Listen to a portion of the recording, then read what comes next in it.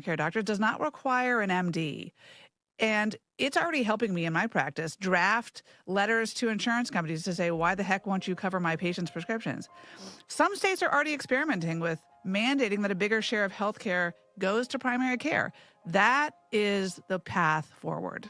That's Dr. Lucy McBride, primary care physician, author of the new book, Beyond the Prescription, A Doctor's Guide to Taking Charge of Your Health. Also with us was Dr. Allison Huffstetler. She's a practicing family physician and medical director at the Robert Graham Center for Policy Studies in Primary Care. She says, finding a doctor, date your doctor. Be willing to push back from the table and move on. And Dr. Zachary Bittinger, he's a family medicine physician at The Ohio State University Wexner Medical Center. I want to thank you all for joining us for this hour. It's been really informative. Well, what should we cover next on Id Good Health? That's up to you. What health issues need more attention? You can email us 1a@wamu.org. You can also talk to us through our app, 1A Vox Pop. Today's producer was Haley Blassingame, and this program comes to you from WAMU, part of American University in Washington, distributed by NPR. I'm Todd Zwillig. Jen will be back with you tomorrow.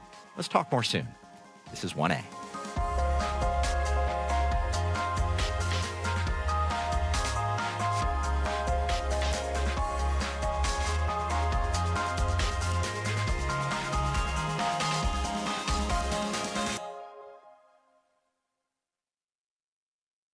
Support for NPR comes from this station and from United States Postal Service, dedicated to putting reliability at the core of USPS Ground Advantage to help businesses operate smoothly.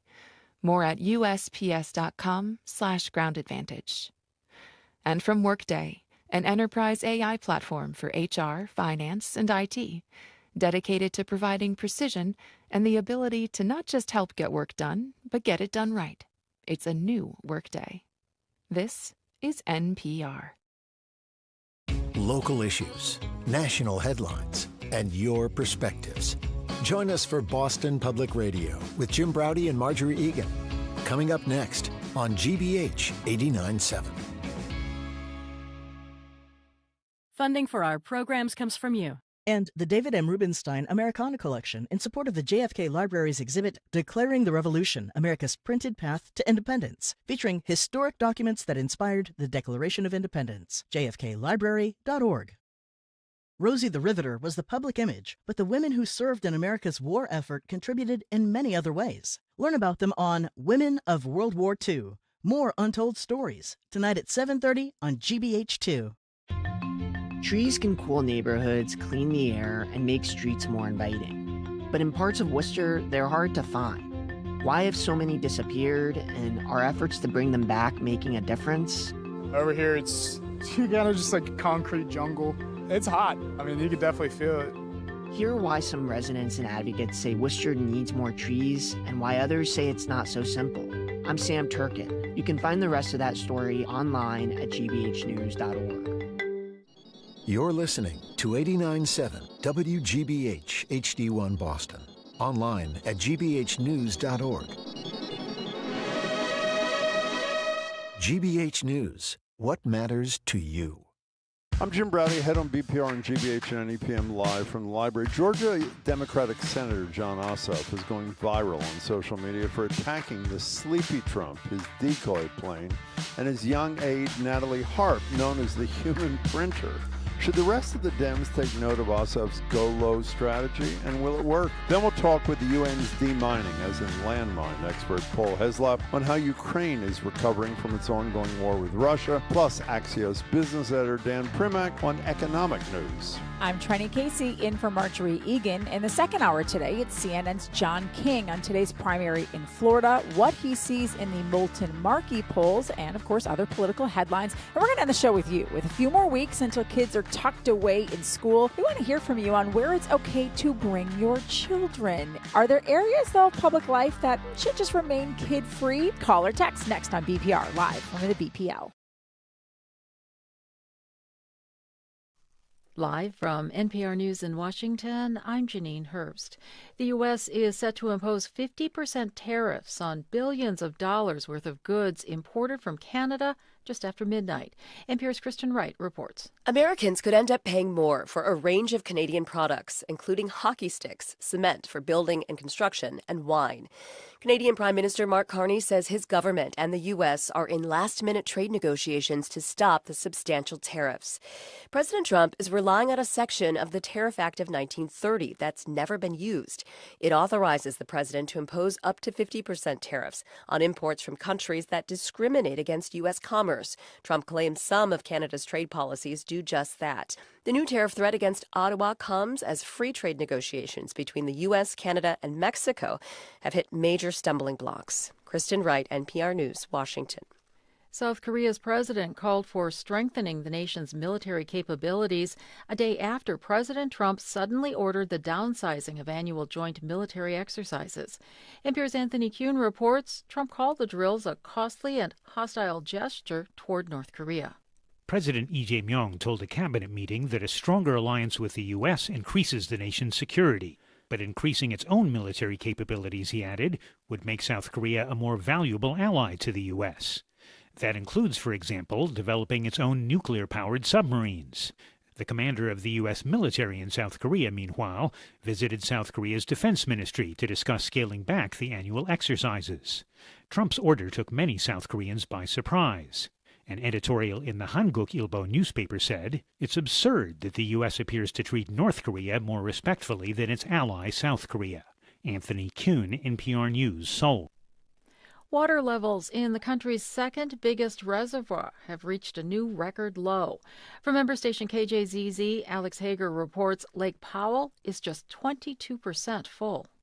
The Colorado River Reservoir covers parts of Utah and northern Arizona. If the water level drops much lower, it could force the shutdown of hydropower turbines that send electricity to about 5 million people.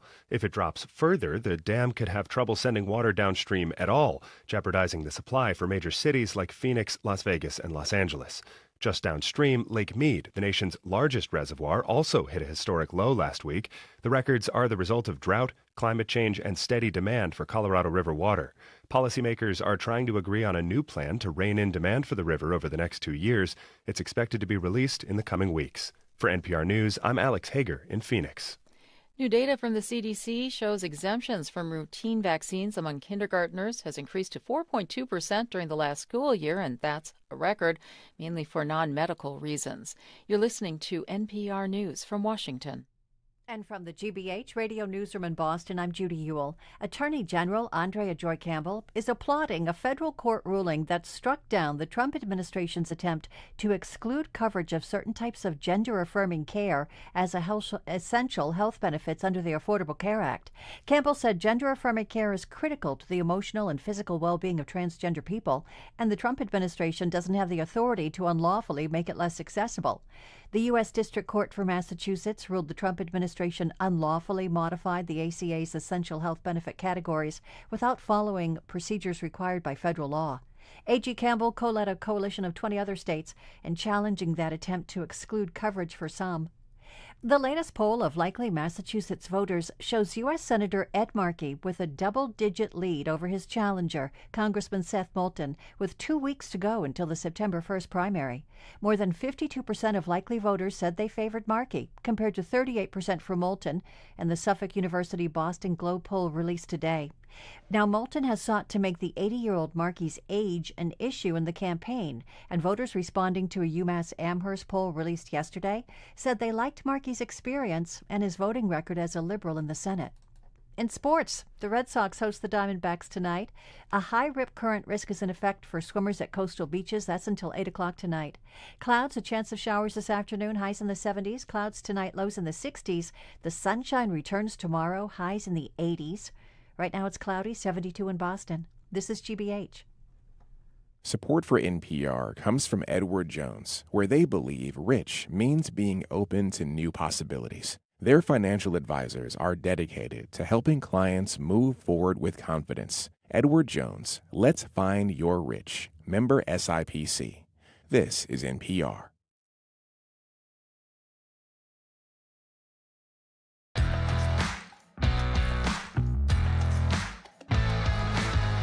You're listening to BPR on GBH and NEPM. I am Jim Braude, which must mean, since I'm speaking first, that Marjorie Egan is not here, which is correct. And in her place is NBC Sports Boston's Trenny Casey. Hi, Trenny. How Jimbo! are you? I'm going to call you Jimbo when I co-host. Have we ever done this before?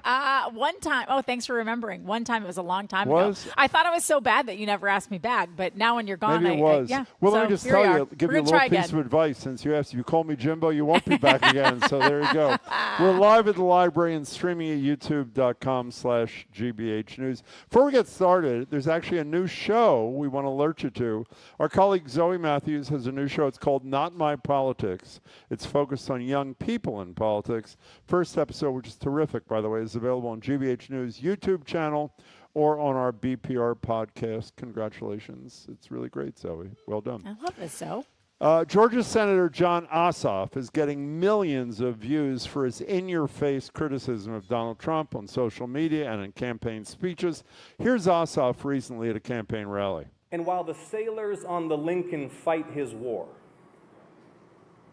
while he fruitlessly drains our munitions and oil reserves, the president sleeps through his meetings. He golfs and trades stocks. See, he doesn't want to do the job. He wants to build his ballroom and travel with Natalie on their apparently defenseless flying palace gifted by the Emir of Qatar.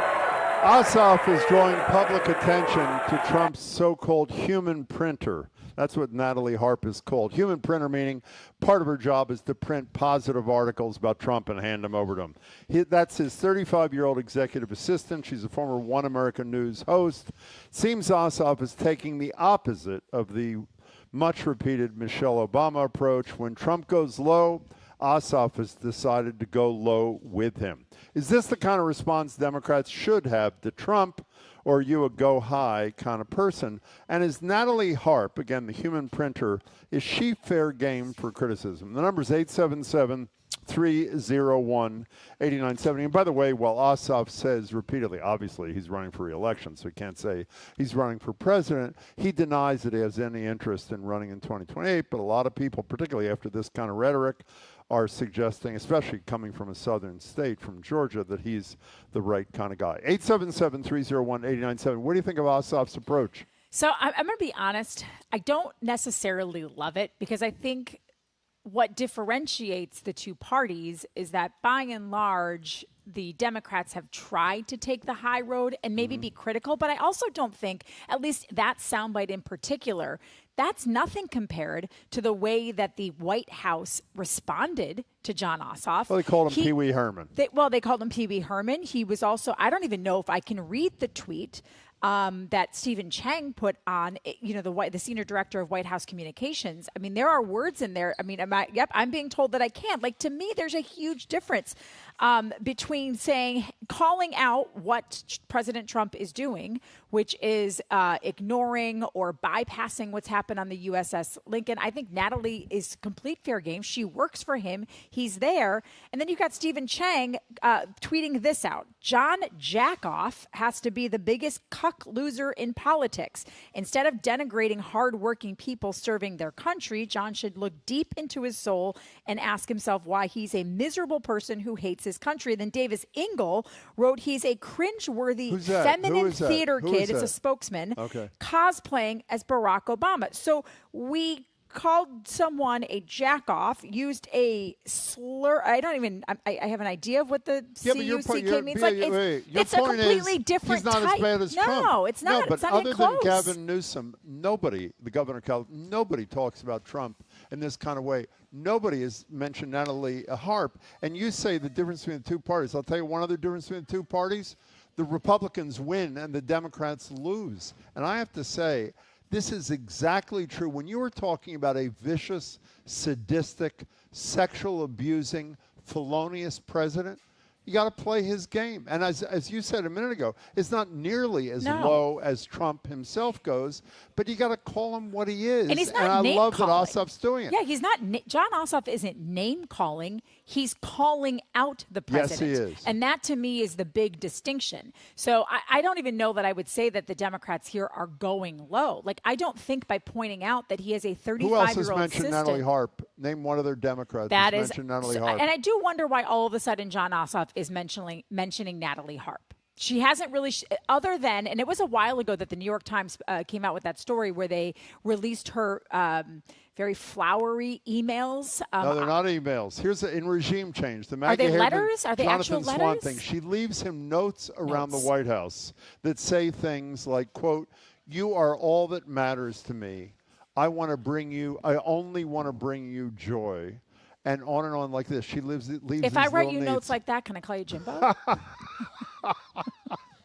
That would not bring me joy. So the answer is no. 877-301-8970. We agree it's not nearly as low as Trump. But I have to say, other than Gavin Newsom, who I don't think has had the same, at least on me, the same sort of impact that Ossoff's recent statements have had, this is a different kind of politicking by a Democrat. Let me play one more sound before we get to the calls.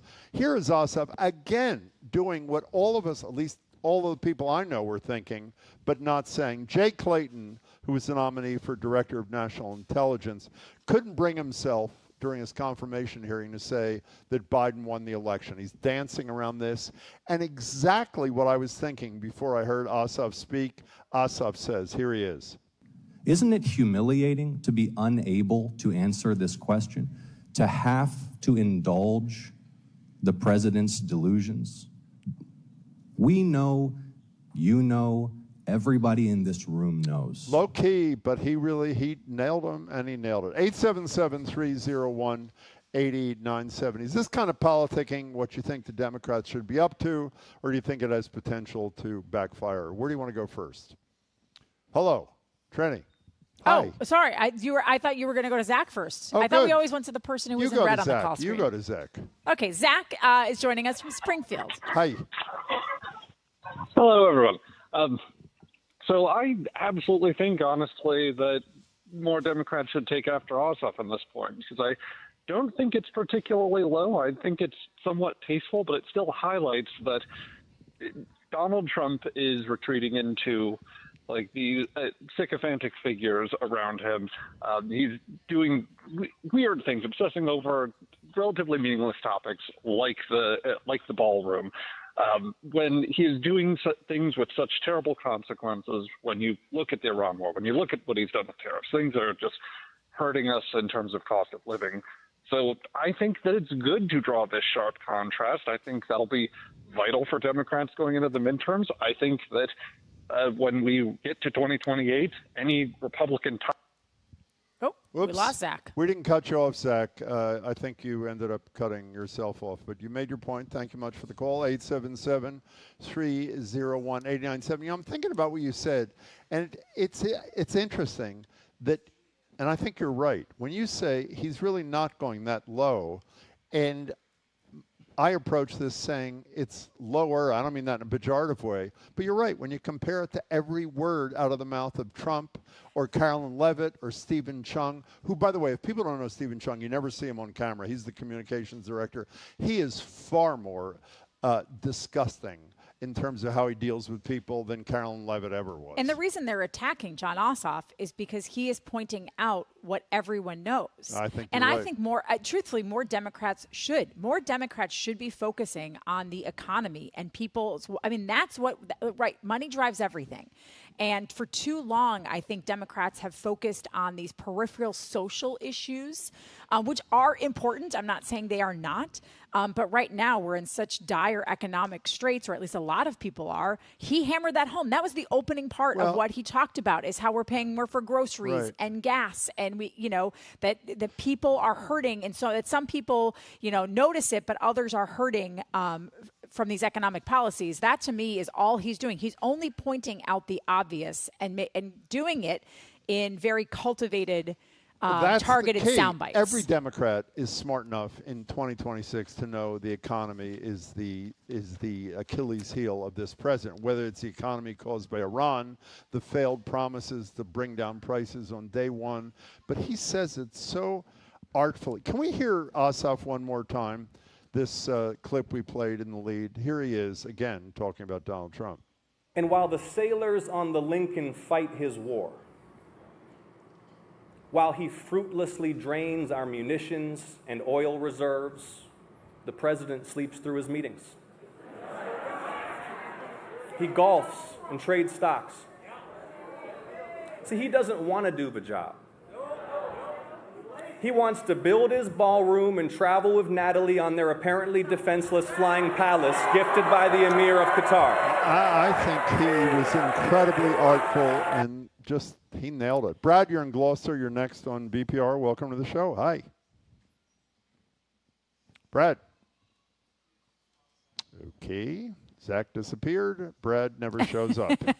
877. It's me. You can blame. Does this happen when Marjorie's here? 81. What did you say? It never happens when Marjorie's here? It happens occasionally. Okay. You try this one. You did better because Zach actually talked to you. Go Okay, ahead. Kim is in the car. Cross your Kim, what do fingers. you think about John Ossoff's approach to going against Trump? Here's what I think. Yeah. I call in all the time. I love the show. Thanks. My name is Tim. I live in New Hampshire. And I think that John Ossoff is the real deal. And I've been paying attention to politics for a really long time. And John Ossoff is the voice that the Democratic Party needs that hasn't had since Obama campaigned. And I hope he goes all the way, and I hope that the Democratic establishment doesn't jump all over him and kill him like they did to Bernie Sanders. John Ossoff is way more effective of a politician than Bernie Sanders, and he could go all the way. I can't say enough about him. I don't have a television in my house. I watched one video of this recent speech. I knew where the position he was in. I knew he was a smart guy. He is one effective communicator, and he put it to them. And I was just telling my kid who works for me, we're driving home from Portsmouth, New Hampshire, what a response he got from the Republicans and the administration. They're pulling their hair out. They're attacking him for wearing makeup. It's like crazy. And they're so unaware and self-absorbed, they don't realize they're just adding fuel to the fire and making him look like a more effective leader. Hey, That's Jim, all. is your name Jim or Kim? It's Jim. T-I-M. Okay, Jim. I always tell the call. Yeah. Okay, so here's your question. You're talking about your young assistant or your young aide. Has your young aide ever left a note for you saying you're all that matters to me? I want to bring you joy. No. I think that John Ossoff is the first Democrat who had the balls to attack Trump personally. As far as Gavin Newsom is concerned, I don't like the guy. John Ossoff is a smart dude, and he uses his brain, and he is one effective communicator. He's the best. Jim, you and I have been talking on the radio for 15 years. We have. He is the best communicator I have heard in 15 years. You've made a huge impact on me today, and I'll remember this for a long time. Jim, thank you for your call. That was great. 877-301-89. We've also gotten some great texts. Can I read a couple of texts from this? We've got Bob and Rehoboth. This is my personal favorite. Yeah. Jimbo, Oh, Natalie's God. a bimbo, not to harp on this. That's not well nice. played. Jeff in Andover, I don't see how speaking the truth is going low, but Cheryl in Boston, I think, really puts it perfectly. Yes and yes. If a Dem was running around with a young girl while married, the GOP and the Dems would be all over it. And Cheryl's completely right. If the roles were reversed, as soon as I saw the story, I immediately thought of Monica Lewinsky and Bill Clinton. And I know it's different because we didn't have social media back then. Well, There's we also obviously have no been nothing. idea We have what no Trump- idea what's going on Exactly. behind the scenes. Right. As we learned later on with Bill Clinton. But because of what happened with Bill Clinton, I think anytime there is an attractive young woman that's around a politician a lot, people take aim. Like they would use the GOP would use her as, if the roles were reversed, the GOP would use her as ammunition against John Ossoff in a second. How would you like to be known as the human printer, by the way? I mean, it's probably nicer than some of the things I've been called, so maybe it's not like the worst thing in the world. I mean, it's just, and by the way, if people who are listening heard her name for the first time, just Google Natalie Harp, and you will see her. She is literally glued to his shoulder. Do you have and any she issue is with him with bringing- him. Let me just finish one thought. She is, when he does these lunatic, middle of the night, vicious Truth Social posts, 2 o'clock in the morning, 4 o'clock in the morning, often she is with him typing away as he's dictating what the deal is. So do you have any problem with Jon Ossoff bringing her into this? If Trump was not president, the answer is I'd have a huge problem with it. But in light of the fact this is the lowest, most vicious, anti-woman human being. I mean, we're going to talk to John King. Yesterday, he once again treated a strong, smart, talented woman reporter for CNN like crap because he can't answer a hard question because he's a fool and he's done all the wrong things. By the way, Jamie just wrote me a note. He said, it's literally my new title at GBH, human printer. I mean, you do print a lot, James. Yeah, but you're not at my house at 1:30 in the morning. Well, as far as I know. Tom in a car. What's up, Tom? I think I'm all for Ossoff. I think he's great. Yeah. But I think you're not running against Trump in this election. You're running against the Republicans. And if the Democrats don't hang all the policies of the Trump administration on the Republicans, then in 4 more years, the Republicans, you've got to discredit them. And stomp on them for being irresponsible. And because otherwise, everybody say, oh, in 4 years, the economy's not so great, we'll go back to Republicans.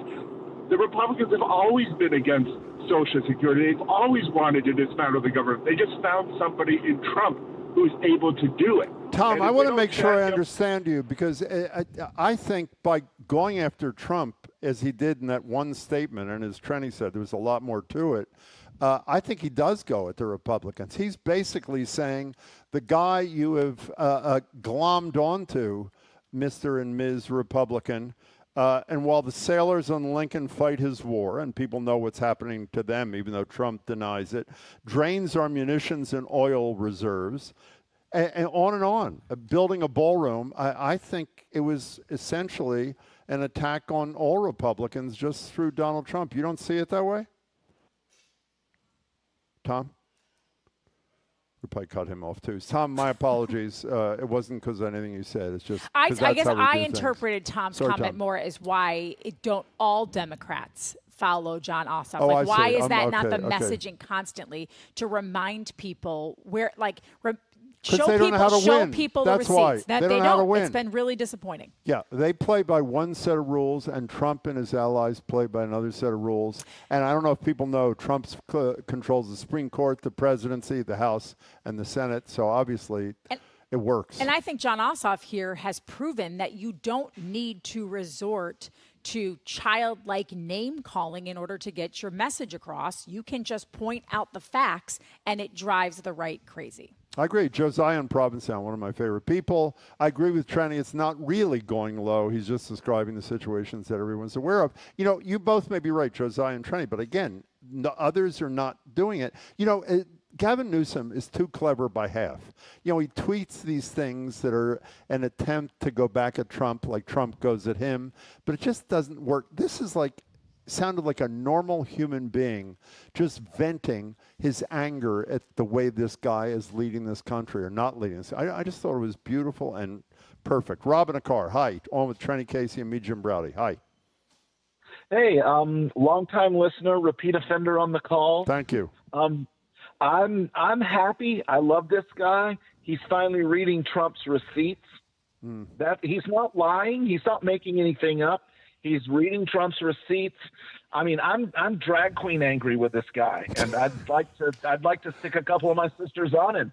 But you know, and about him going after the people that work for Trump, they're supporting Trump. They're valid targets. You don't flush half a toilet.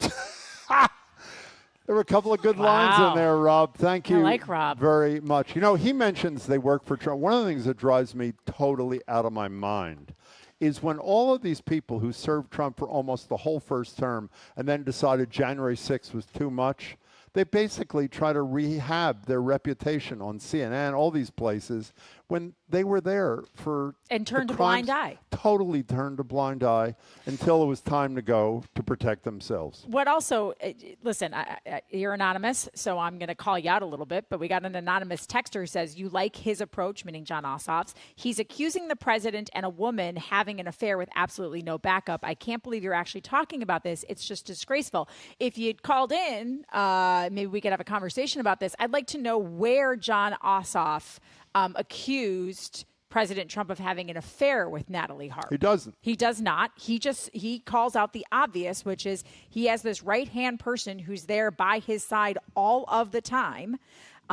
doing his dirty work for him, who is the one who gets to escape the plane while other staffers and journalists are sent up on Air Force One to go back in the air and just hope to God that it doesn't get shot down by an Iranian missile. Like, You're that's totally what right. John Ossoff was doing. Yeah, but by the way, not surprised an anonymous texter won't put his name to that text because that's sort of Or status her quo. name. But Or let me her. just Or say, her. Shouldn't say anonymous it's a guy. Sorry. texter, the other thing, and I agree totally with what Trenny said. He doesn't say that, what you suggest.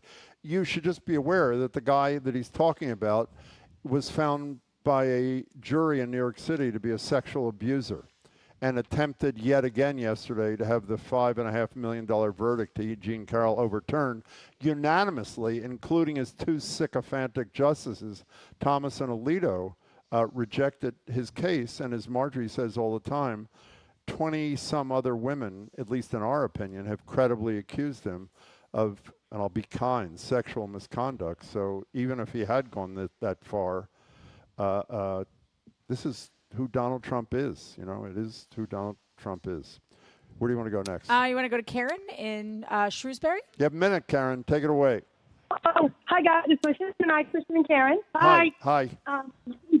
We just want to say, I guess we'd like the media to shout out a little bit more about what he's doing. The Ossoff was absolutely correct. He was just giving the truth. He was saying this is what Trump is up to, and the media should be doing it more as well, because he is doing all that. He is playing golf. He is falling asleep in meetings. It's not like he's not saying something that's not true.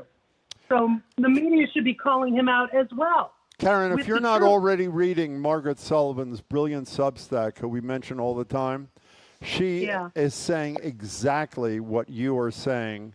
Oh, she's going to be here Thursday. Margaret is? Margaret Sullivan, excellent. who is just terrific. Check out her Substack, Margaret Sullivan, and she is exactly where you are. Karen, thank you much for the call. We appreciate it. What am I supposed to say? What am I here? Actually, that's a good question. The anonymous texter, we're running out of time. Did Natalie go with Trump on the catering van? The answer is yes, isn't it? I believe so. I'm 90% sure that she was in the catering, very small catering van. All right. Sorry, Jim. We're out of time. Can we check that just to make sure I didn't mislead people? Go All ahead. right, we're out of time. Thanks for your calls and texts. A lively discussion coming up after this quick break. We're going to speak with Paul Heslop, the Senior Mine Action Advisor in Ukraine for the United Nations. He is Jim. Don't call him Jimbo Browdy. I'm Trenny Casey in for Marjorie Egan. You're listening to BPR on GBH and NEPM live from the BPL and streaming at youtube.com/GBH News.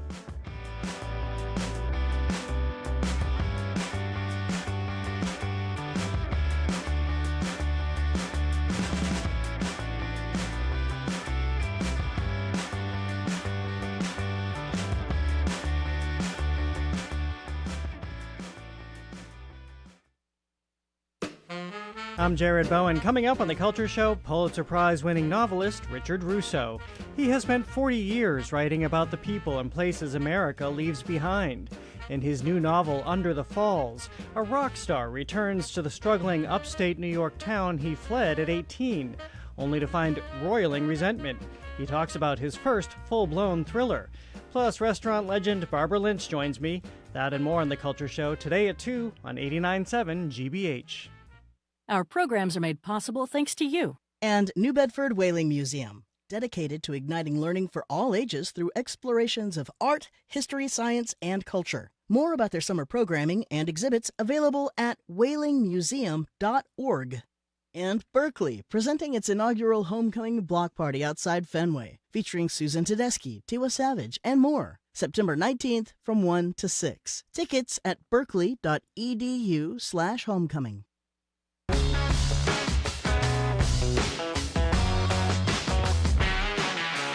Welcome back to BPR and GBH and NEPM. I am Jim Braude. She is NBC Sports Boston's Trenny Casey, sitting in for Marjorie Egan. We're live at the library, streaming at youtube.com/GBH News. And by the way, just to clarify, yes, Natalie Harp was in the catering truck with the President of the United States. We're going to do a check-in on Russia's war on Ukraine with Paul Heslop. He joins us on Zoom. He's the Senior Mine Action Advisor at the UN Resident Coordinator Office in Ukraine. Paul's a former British military officer who started his demining career over 30 years ago.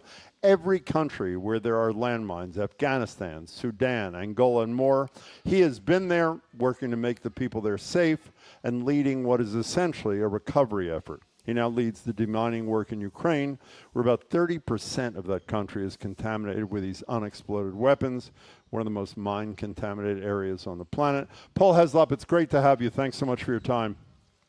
Hi, Jim. Good morning. Morning. Paul, it's great to have you with us. I'm just curious, how does one become, I don't even know if this is the right term, a deminer? Yeah, well, I just rang up and asked for a job. I bumped into a friend who had started working for an organization called the Halo Trust that clears mines around the world. I was looking for something to do in the early 90s while I was waiting actually to go back into the military. And they offered me a job. I was in Mozambique 2 weeks later, and I've been doing it ever since. You know, when I was reading about you the last couple of days, Paul, I'm embarrassed to say I've always looked at what you do as sort of an end goal, removing these landmines so that people don't suffer catastrophic injuries or worse. But you make very clear in everything I've heard you say and read, these aren't your words, but that it's a mean to an end. It's really about recovery and the people in a particular country being able to go to school, hold jobs. Elaborate on that for a couple of seconds if you can, please. Yeah, absolutely. I mean, I think, the world thinks about mines as, mines bad, clearing mines good. But in reality, if we clear the land and it's not used, what was the point? So, one of the things that we're really pushing in Ukraine, and we've been pushing, or the UN's been pushing now for the last 10 years, is to move more from the output orientation of number of mines cleared or number of square meters or even cost per square meter. So how is that land going to be used? So, a great example of this, I think, was, we were clearing a bridge in Fallujah after the conflict in Iraq, and there was only one device on it, and it cost us about $100,000 to clear that device.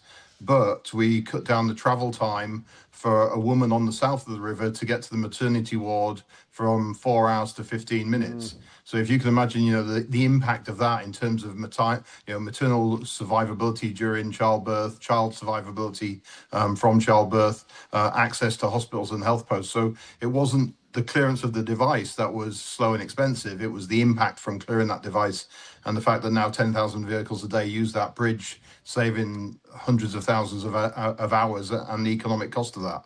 So, and this is what we're trying to do in Ukraine is, find ways that we can keep critical infrastructure working, keep power lines running, give farmers access to their land so that they can produce more crops and bring down global food and energy prices. Paul, you talked about it being slow and expensive, but I know that Ukraine has been on the front lines of creating technology that makes it faster, less expensive, more efficient. What are the mechanics of removing these landmines? Well, I mean, the first thing is, is there actually a threat there, and does it need to be cleared, or could it be fenced and marked? But often, a lot of it is, one of the problems about mines is they're buried and often they're buried and you can't see them. So, you can spend a lot of time clearing land that doesn't have any contamination. So one of the things that we've been finding in Ukraine with the development of AI processing tools, but particularly access to very high resolution imagery that perhaps was only available to the military or governments before through satellites. Now you can mount a very high resolution camera on a drone and fly over the area, and then you can evaluate that, either a human being or using some software to help support that, and very quickly assess, is there clearly no evidence of mines present? Is there suspicion that there may be mines there, or is there direct evidence, even mines laid on the surface or craters, bodies of animals, destroyed vehicles? So, that helps you quickly assess whether that land is contaminated, potentially contaminated, or there's no evidence. And working with the Ukrainian State Emergency Services, we've released 30,000 square kilometers of land that was suspected. That's 30 billion square meters. So, if you were to work out the cost of clearing that at either cents or dollars per square meter, we've saved a lot of money by using new technology to come back and make an assessment that that land is not contaminated and doesn't need an expensive deminer on it. Paul Heslop, is any of the technological advances that have happened in Ukraine, I assume it's replicable elsewhere, and specifically I'm thinking about a mined area that we talk about every single day, the Strait of Hormuz. Is anything that's being done in Ukraine have transferable value there or no?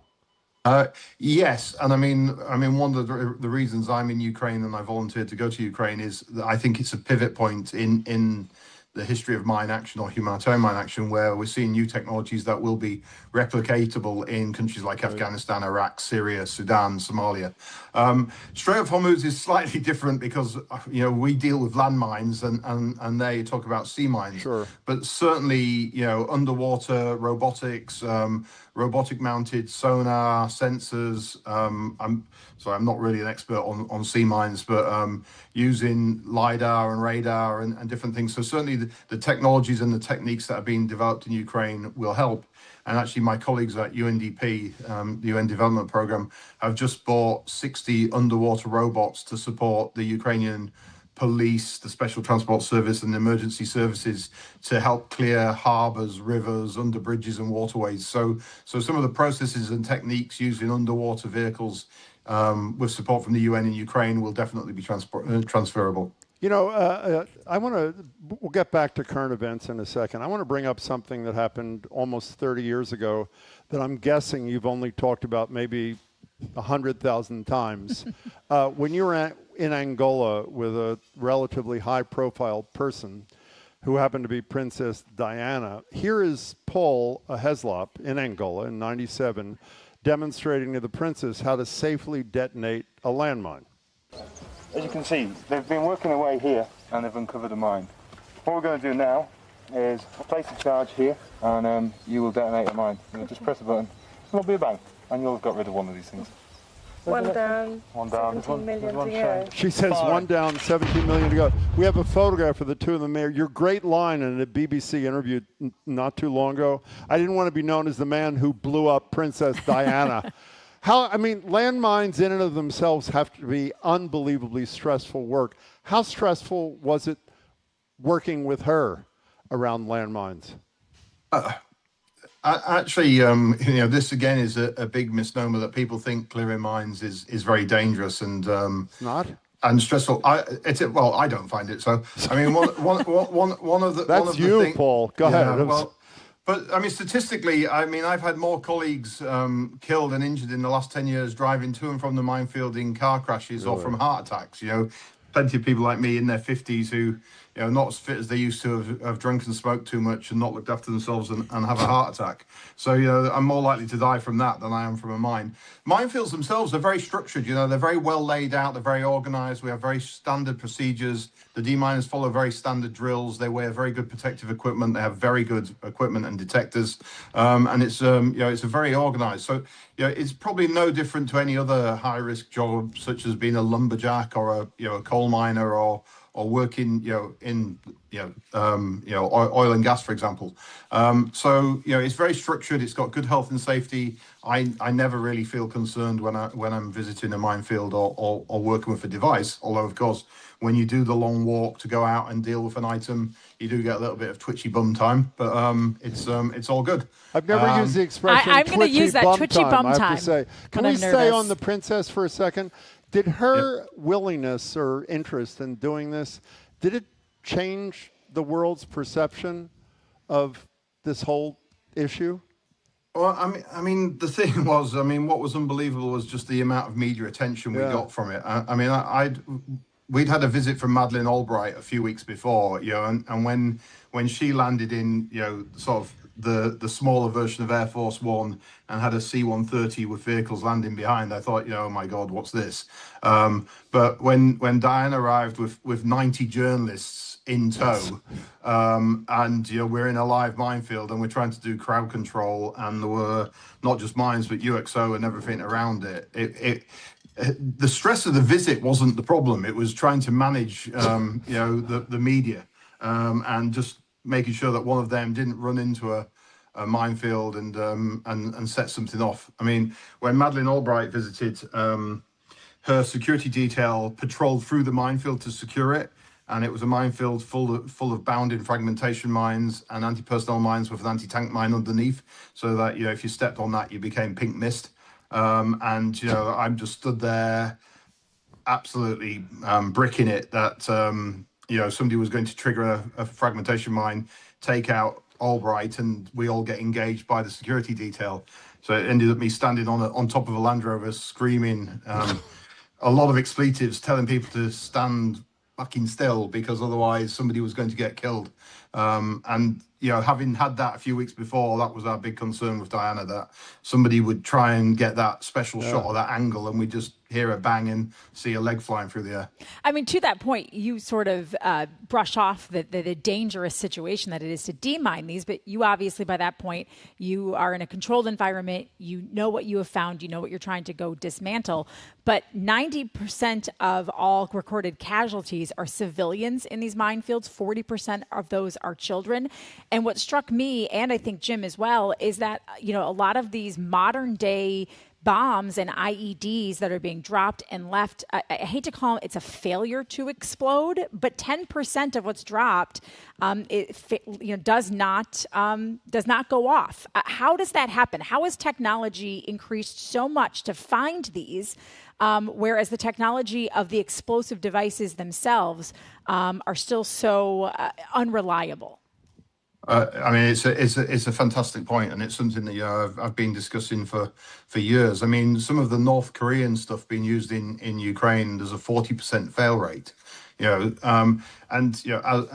somebody who's ex-military, I have no problem with weapons and ammunition being delivered on a military target and it functioning as designed. That's the point. But where the humanitarian side of this, and I find this quite staggering, that those weapon systems, if they don't fail and then don't get cleared up immediately afterwards, can sit for 5, 10, 20 years, even longer. There's still munitions from the First and Second World War out there causing problems.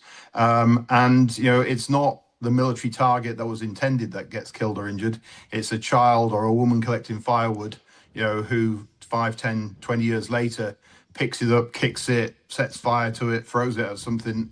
And, the number of times we've investigated accidents where a group of children have thrown something onto a fire or thrown a rock at something and it explodes, and if you think a mortar is an anti-group device, it's designed to attack a section or a platoon, and that goes off and you've got a group of 5 or 6 kids around it, you're looking at 5 or 6 casualties, often very severely injured. So I don't understand how, if Toyota or Sony or General Electric produced fridges or cars where 10 to 20% failed, they'd go out of business. So why is it that arms manufacturers are allowed to continue to produce things that fail at that rate?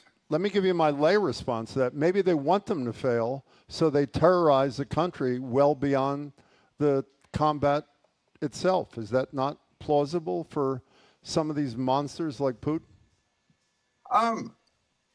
I think the intent of using the weapon system that way, and but you can design a weapon system to be a delay to arm, and we see this in Ukraine where we're now seeing munitions being dropped where you will have a mix of immediate impact, time delay that in effect create a double tap when the first responders go in, and then victim operated in the form of anti-personnel mines. So that's a deliberate design of weapon system. What I'm talking about here are your mortars, your rockets, your RPGs, your grenades that just haven't been produced to a good standard, or the soldiers haven't been trained to use them properly, and then they fail.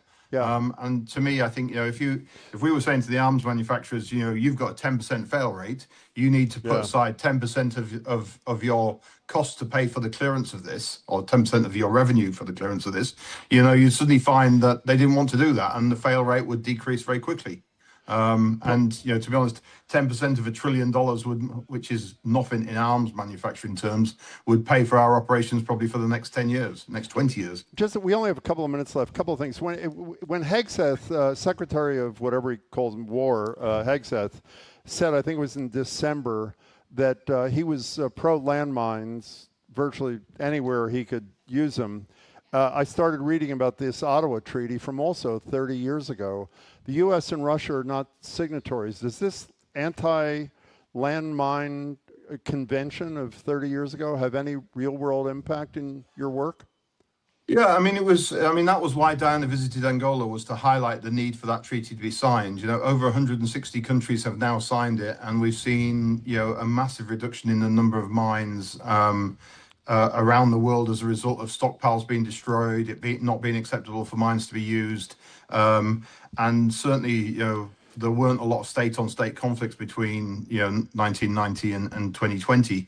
And so, we've seen a big impact. To such an extent, I think the treaty was so successful that, the use of IEDs, particularly pressure plate IEDs in Iraq, Syria, Afghanistan, were insurgents' attempts to replicate an anti-personnel mine at home or in the garage, so to speak, because they are an effective weapon when used indiscriminately as a terror weapon, but they're not very good for the civilian population during or after the conflict. Paul, I just want to mention, by the way, the woman who was kind enough to connect us, Liz Metro, M-E-T-R-A-U-X, has a beautiful piece that's coming out tomorrow about some of the workers in this plant in West Virginia who make these mine locators, and it's really powerful about these incredibly caring, patriotic people. Before you go, tell us why we should care about your work. What's the self-serving importance of this to all the rest of us who aren't in Ukraine or Sudan or Angola?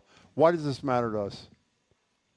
Well, I'd say two things. The first is, and take it back to its simplest, why do people become refugees? Because their homes aren't safe. If you have mines in your garden or in the fields around you or on the way to the school, or if your school or health post is contaminated with UXO, you can't live there.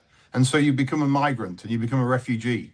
So, so many of the people who've left Iraq, Syria, Afghanistan, and moved into Europe are a result of the presence of mines and UXO and the consequence of war.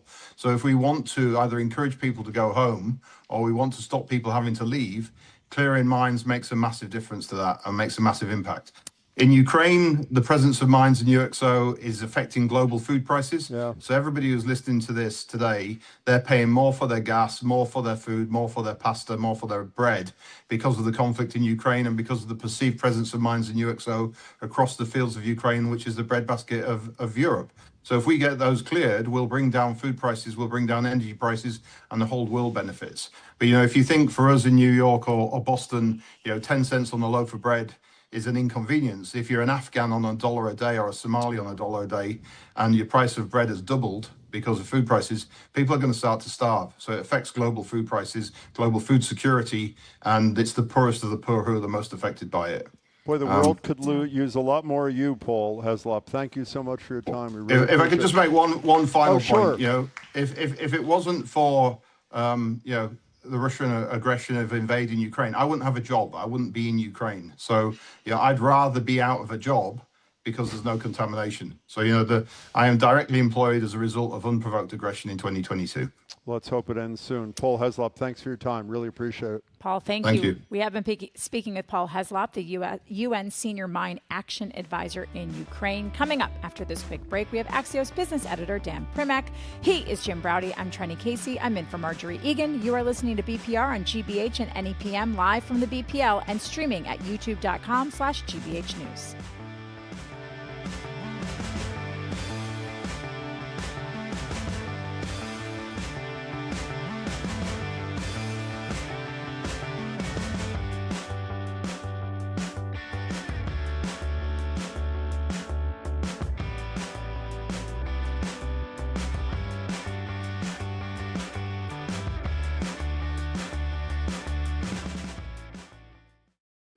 Welcome back to BPR and 89.7 GBH. I'm Jim Browdy. Trenny Casey from NBC Sports Boston is sitting in for Margie. We're live at the library, streaming youtube.com/GBH News. Joined now live at the library by Dan Primack. Dan is the business editor at Axios, author of the daily Axios Pro Rata newsletter, which you can subscribe to at axios.com/sign-up/pro-rata.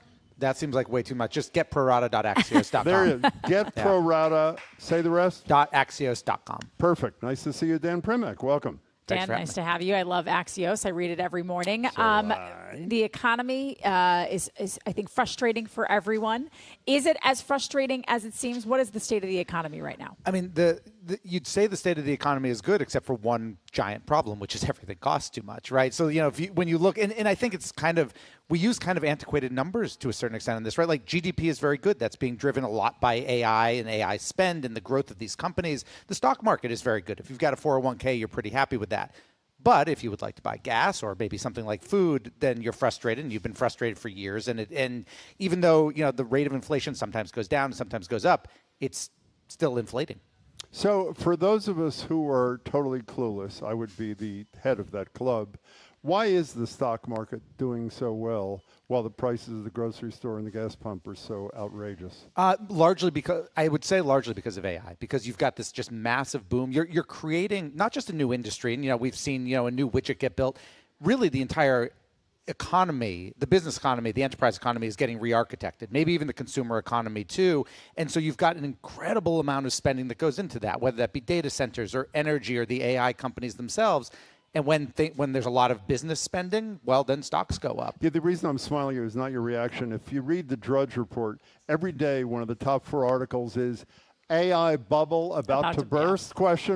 Every single day. Is it about to burst? I mean, individual companies may go down. There could be a burst, but the basic change, just a little bit, maybe you could argue like .com days back in 98, 99, 2000. There was a .com bubble, right? There were certain stocks that were very overvalued. They went way down. Some people lost money. But clearly, what was actually happening under the hood then, right? The internet re-architecting the way we all lived our lives, that was very real. We're talking to Dan Primack. So, Dan, let's quote from a senator in Massachusetts, Elizabeth Warren. Trump's... what's the second? I've got it. I've got it here. Okay. President Trump is now the first president in history to approve, operate, and supervise his own bank. This is the most brazen act of self-dealing our financial system has ever seen. What she's talking about is World Liberty Financial, which is a crypto firm that Trump and his sons founded back in 2024. It's not going to be the kind of bank that we think of, like if we go to Bank of America across the street where you deposit and take out money. But what is it, and why is it being approved when he is in office? Yeah, so the operate part that Liz Warren said, I'm not so sure. But so basically, yeah, it was a crypto project created a couple years ago. There's been a lot of coverage of it. It was basically created by Trump's sons and actually by one of Steve Witkoff's sons, Steve Witkoff, who's kind of the envoy to everything for the Trump administration, former real estate guy. Again, it was a crypto project. There was a lot of talk about self-dealing with it because there was foreign countries that put big investment into it. The thing about getting a bank, a lot of crypto companies try to get bank charters, as you said, not so that we can go and get money out of the ATM or put our savings in it, but really because it provides kind of a little bit of a good housekeeping seal of approval. There's certain things they're allowed to do. It also means they'd be regulated, and in this case, obviously be regulated by the Trump administration. The Trump kids will say 2 things. They'll say, 1, we don't really run it, but more importantly, this will be regulated by whatever the next administration is, and the one after that. Big questions. Will it really still be there at that point? No one knows. But yeah, look, I mean, the self-dealing, the Trump family stuff, it's constant, right? There's so many different projects. The kids have started so many different projects, and there really aren't laws or rules to oversee this. We've just never had it before. By the way, Trump made look, what, $500 million from the crypto enterprise? More, so I believe. More than $500 million while he's president of the United States. It says here $526 million from the sale of cryptocurrency, another $263 million from a sale of equity. So that's like $3/4 of $1 billion. Yeah, plus stuff he's done off his social media company, et cetera. So I don't know if this is oxymoronic. I hope it's not. Do business people who actually care about the country and ethics, are people working behind the scenes for when a new administration comes over to put safeguards in place so that there's not another I mean, every day there's another story. Well, I mean, this wouldn't be businesses that should be putting the safeguards. It, in theory, should be the senators and the Congress. Well, they don't have the courage to do it. They don't have the courage, but there's no safeguards business people can necessarily put in. I didn't mean that. I mean, I didn't mean implement themselves. I mean, propose, since they know the industry, propose to the next Congress. I don't mean that. Well, maybe this one, but clearly the one that starts in 29, because the only reason this hasn't happened is not because of formal, hard, safeguards, but because of tradition. I mean, isn't that right? That is right. I do think that when you talk to business people just about kind of the crony capitalism of the Trump administration, the general response I think you get is that people view this as a one-off, that this is unusual, that if you look at who could be the contenders on both sides, on both parties, you won't have this again because you just don't have this kind of family, this kind of existing wealth. Everyone's kind of writing it off a little bit, and there's not really, it doesn't seem much concern about the next one. But is there no trickle-down effect? Is there no lasting effect of him and his family getting this kind of power over financial institutions or money? Or is it really just a one-off and we have to deal with it for 4 years, and in 4 years it won't matter to anyone anymore? I think that's kind of what the business world thinks. It won't matter to anyone. Obviously, there'll be trickle-downs because of the Trump family legacy. There'll be lots of money, and does Don Jr. run for office, et cetera. So there could be. You would hope or you would think that people would start to put rules in place. But remember, this is a Congress that hasn't passed its own stock trading ban. So the idea that they're going to be able to go and halt executive power, particularly in a country in which the Supreme Court has allowed more and more executive power, it seems unlikely. I'm talking to Dan Primack. On that up note, you wrote a piece about criticizing the Democrats for, I think your line was, Dems' AI strategy is MIA, fairly clever headline. I don't know if you're responsible for it. I'll take credit. It was quite good. Who cares? Why should we care in a midterm election if they don't have an AI strategy? Because to me, it is the single most important technological and economic change that everybody is going to face. When you hear people say, is this going to take jobs away? Is this going to change energy prices? It's extraordinary. And it's this fundamental things that Democrats are just kind of ignoring from a policy perspective. And it seems to me, and I know I'm a little Pollyanna on this, I have some colleagues who have told me the same thing. Who cares? I think it's kind of the job of politicians to, propose the way they're either going to regulate or handle massive change. If this was something about national security, if this was something about taxes, if this was something about the environment, we'd say, well, of course you have to have a position. Same thing. Well, by the way, I should clarify. When I say, okay, I care deeply, but but this is campaign time. So is your position sort of as an ethical thing that if you're running for office on this critical issue about workforce and everything else, you should be straight with the American public? Is that where you're coming from? You should be straight with the American public, and beyond that, Democrats, leaving aside candidates who are running for office now, in office Democrats in both the House and the Senate, there's no unified minority policy on this. And what I get into in the story was an anecdote. Ed Markey, because this is relevant because he's our senator here in Massachusetts. I was at a dinner and he came and he spoke and he just chatted with some folks. We were business folks. And I just said, if Democrats regain any sort of power in Congress, can you name one thing that Democrats would do? It could be big, it could be small, when it comes to AI policy that you would try to push through. His only answer was they would hold hearings. And then he went on a whole talk about telecom deregulation in the 90s. That's it. Hearings. That's it. We've had hearings. Can you identify, I've only quoted this a million times, so why not one more for a new listener? One of my favorite moments in congressional history is when Zuckerberg was testifying before the Senate, 10 years ago, 8 years ago, and Orrin Hatch, who has since died, senator from, I think it was Orrin Hatch, you'll correct me if I'm wrong. I think so. Says to Zuckerberg, how do you make money, Mr. Zuckerberg? And he looks back at Hatch with incredulity and goes, ads, Senator? Is the United States Congress ever proven it has the ability to catch up with a runaway technology? From a pure tech regulation standpoint, no, but I think this is a bigger thing than that. I don't think this is just, how do we regulate social media and the goods or the ills and the consequences. We're talking potentially about technology that could change or eliminate, massive swaths of jobs, including kind of that of probably everybody in this room. Right. So it's like, even if the tech genie is out of the bottle here, there's then consequences that you have to at least be starting to talk about how we as a country will handle that. And are they not talking because they have no idea? I think that's the take I get, yeah. That's good news. Someone who does have an idea is your boss. Axios on the front lines of everything AI.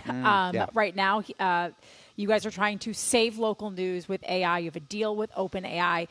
What is the premise behind this, and how does this save journalism jobs? So the premise, so my boss and Axios co-founder Jim Van de Heye sits and plays with AI on a constant basis. His general philosophy on this is, if you ignore this, you will be destroyed by it. So you need to be paying attention to it. On the local news side, so Axios now, and I'm going to screw up the number, I think we have local sites in 38 cities, I think at this point, including Boston. So this is not about replacing journalists. We have physical human beings on the ground, including here in Boston, and in all of those cities, some more, some less. The idea on the AI side, though, is there's certain things within kind of local journalism that really are kind of data monkey jobs, right? Like, theater listings or events happening around the city, things like that we can be using AI to save reporters time on. And I'll go a step further, which is, and people have started talking about this, we haven't really started employing it internally. One of the big problems with local news, no organization really has the manpower to sit at every school board meeting, every planning board meeting, et cetera.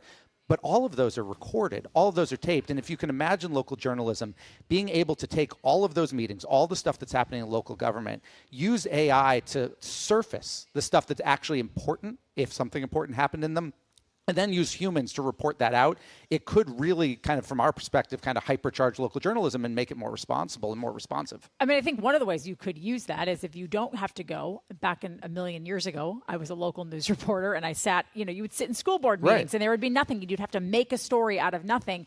You could theoretically flag certain words or certain topics and then see it as being important to cover. The downside of it, though, and I think Jim says this, is that sometimes AI can write better stories than a human can. Like, what's stopping companies like all of ours that we work for from using either AI-generated humans or AI-generated articles? From a journalism standpoint right now, internally, just policy. Because there are certain organizations that are doing that. We're not. Everything's written by a human, edited by a human. At some point, you could see it happen, but I do think that the real journalism, which is that second piece, which is, okay, something interesting gets said at the school board meeting. If all you're looking to do is highlight that and transcribe it, per school committee member X said this, you're right, then probably AI could write that and it would work fine. But the real goal is to see, okay, they said this, now let's report that out. Let's talk to teachers, parents, students in that case, or whatever it is. And for that, you still need a person to do it. So maybe not forever, but right now. One last AI thing. We mentioned this the other day, and I just read more about it in anticipation of you coming. Amazon is buying up books.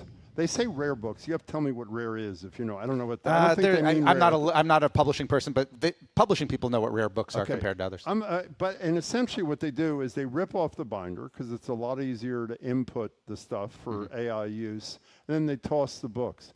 Is this ultimately going to lead to a book shortage, or is this? I'm serious. I mean, no, they're doing this to be able to train on the books. The funny thing about this is Google tried to do this like 30 years ago, and they tried to do it by hand. There are stories of Marissa Mayer, who was a very early Google employee, who talks about for weeks they would go to, I think it was Barnes & Noble or wherever their local bookstore in Palo Alto was. They would buy books, and they were doing it by scan page by hand, page after page, because the idea of Google originally was to be the world's repository of all information.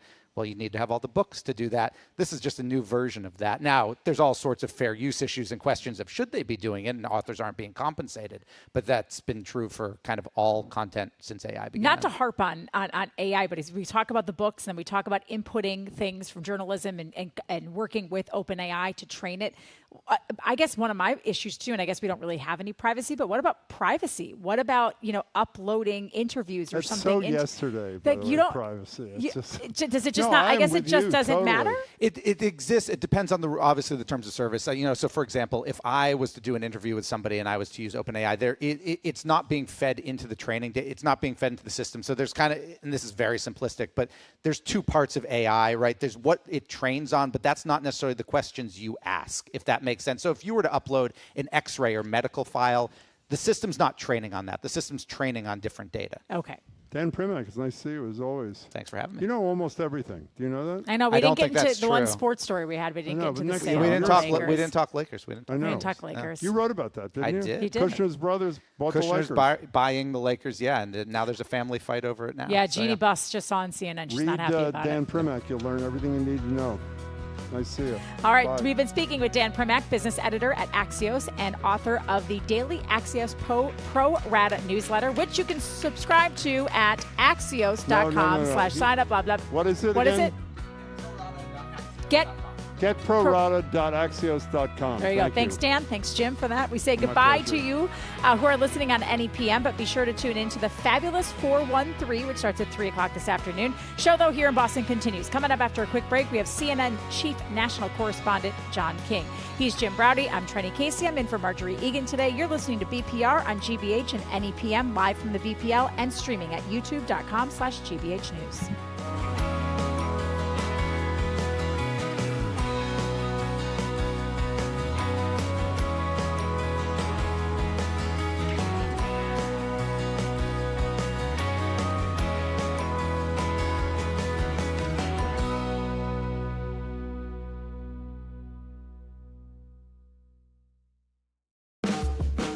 If it matters in Massachusetts, it's on In Common. This weekend in Northampton, a little bit off the beaten path, on the outskirts of Salem, from across Massachusetts and around New England. With reporting from 3 newsrooms across the Commonwealth, you'll get a statewide perspective you won't find anywhere else. What's happening, why it matters, and how it connects us, from the Berkshires to the Bay. Listen to In Common, Saturdays at 2 on GBH 89.7. Support for GBH comes from you. And PNC Bank, who believes when you pay attention to the details, amazing things can happen. Like when you check the pockets of a jacket you haven't worn since last fall and find $20. PNC Bank, brilliantly boring since 1865. And MIT Federal Credit Union, banking built on innovation, guided by real people. Memberships open to the public. More at mitfcu.org, federally insured by NCUA. And Brookmeadow at Cobb Corner, an assisted living community offering wellness, care, and support services, including an on-site fitness specialist to help seniors stay physically active. More at brookmeadowslr.com. And Newbury Court, serving Concord, Massachusetts for 30 years as a not-for-profit continuing care retirement community dedicated to older adults. More at newburycourt.org. If you're a GBH sustainer and you received a new bank or credit card in the mail recently, there's an easy way to update your information. Just visit gbh.org/update and keep your membership up to date. That's gbh.org/update. You're listening to 89.7 WGBH HD1 Boston. Online at gbhnews.org.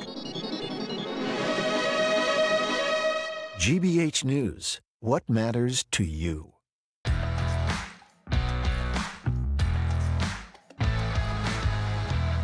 Welcome back to hour number 2 of BPR on 89.7 GBH. He is Jim Browdy. I am NBC Sports Boston's Trenny Casey. I'm in for Marjorie Egan today. We are live from the BPL, streaming at youtube.com/GBH News. Jim, how are you? I'm well. Hello again, Trenny. Hello. By the way, I want to remind you again, one of our colleagues, Zoe Matthews, has a new show. It's called Not My Politics, focused on young people in politics. First episode, which is terrific, is available on GBH News' YouTube channel or on our BPR podcast feed. Check it out. Joined now on Zoom by John King. John, of course, is Chief National Correspondent at CNN, host of the reporting project All Over the Map. John, good to see you. I'm the old people in politics. Well, you don't know old, my friend, but welcome. It's good to see you. You listen to the young people, John. That's all that matters. We're gonna hear your take on this in just a second. But once again, President Trump making news after lashing out at a female reporter. This time, it's one of your colleagues, CNN reporter Kristen Holmes, after being asked a question yesterday on the Jon Ossoff. Who are you with? I'm with CNN. Fake news. I just wanted to follow up on the South Korea question. You're a loud, boisterous person. You're fake news. I was trying to find out if you had been talking to Kim Jong-un, if he had asked you to scale back on those military exercises. And he goes on to say, quiet, be quiet, be quiet. Totally disrespectful, as he loves to be, to strong women reporters. Yeah, just what do you think about this continually happening? It doesn't seem like any sort of public humiliation stops President Trump from doing this to women. But I guess on the plus side, it also doesn't stop women from asking difficult questions. I think you ended on the correct point where I'll begin. Number one, amen to the White House press corps when they do ask tough questions. And I think more often than not, if you look at it, as someone who covered the White House for 10 years, in this White House press corps, it is often the women leading the charge there, asking relevant questions of the president, not disrespectful questions of the president, questions about the economy, questions about what Democrats say about him, questions about the war, questions about his own unpopularity, which is profoundly low right now. What you hear there, and what people around the country might not understand as much about just the reprehensible conduct of the president, forgive me, is that he knows Kristen Holmes. She has covered him for years. He says, "Who are you? Who are you with?" He knows her. That's all part of his act and part of his shtick and part of the contempt he shows for the news media, but especially for women who stand up to him. And look, it's very clear in every dynamic of the president's life, we see this. He does not like to have strong women around him. He had a very dysfunctional relationship with Nancy Pelosi when she was Speaker, and he has a very combative relationship with tough, principled journalists who cover the White House, especially the women who are not afraid to stand there, knowing what's coming and knowing what's going to happen to them on social media and knowing the threats they're going to receive and knowing the mocking, horrible comments they're going to receive both publicly and privately from people loyal to this president. So amen to my colleague, Kristen. He goes after my colleague, Caitlin. But there are a number of other fierce, strong, great women reporters covering this White House, and God bless them.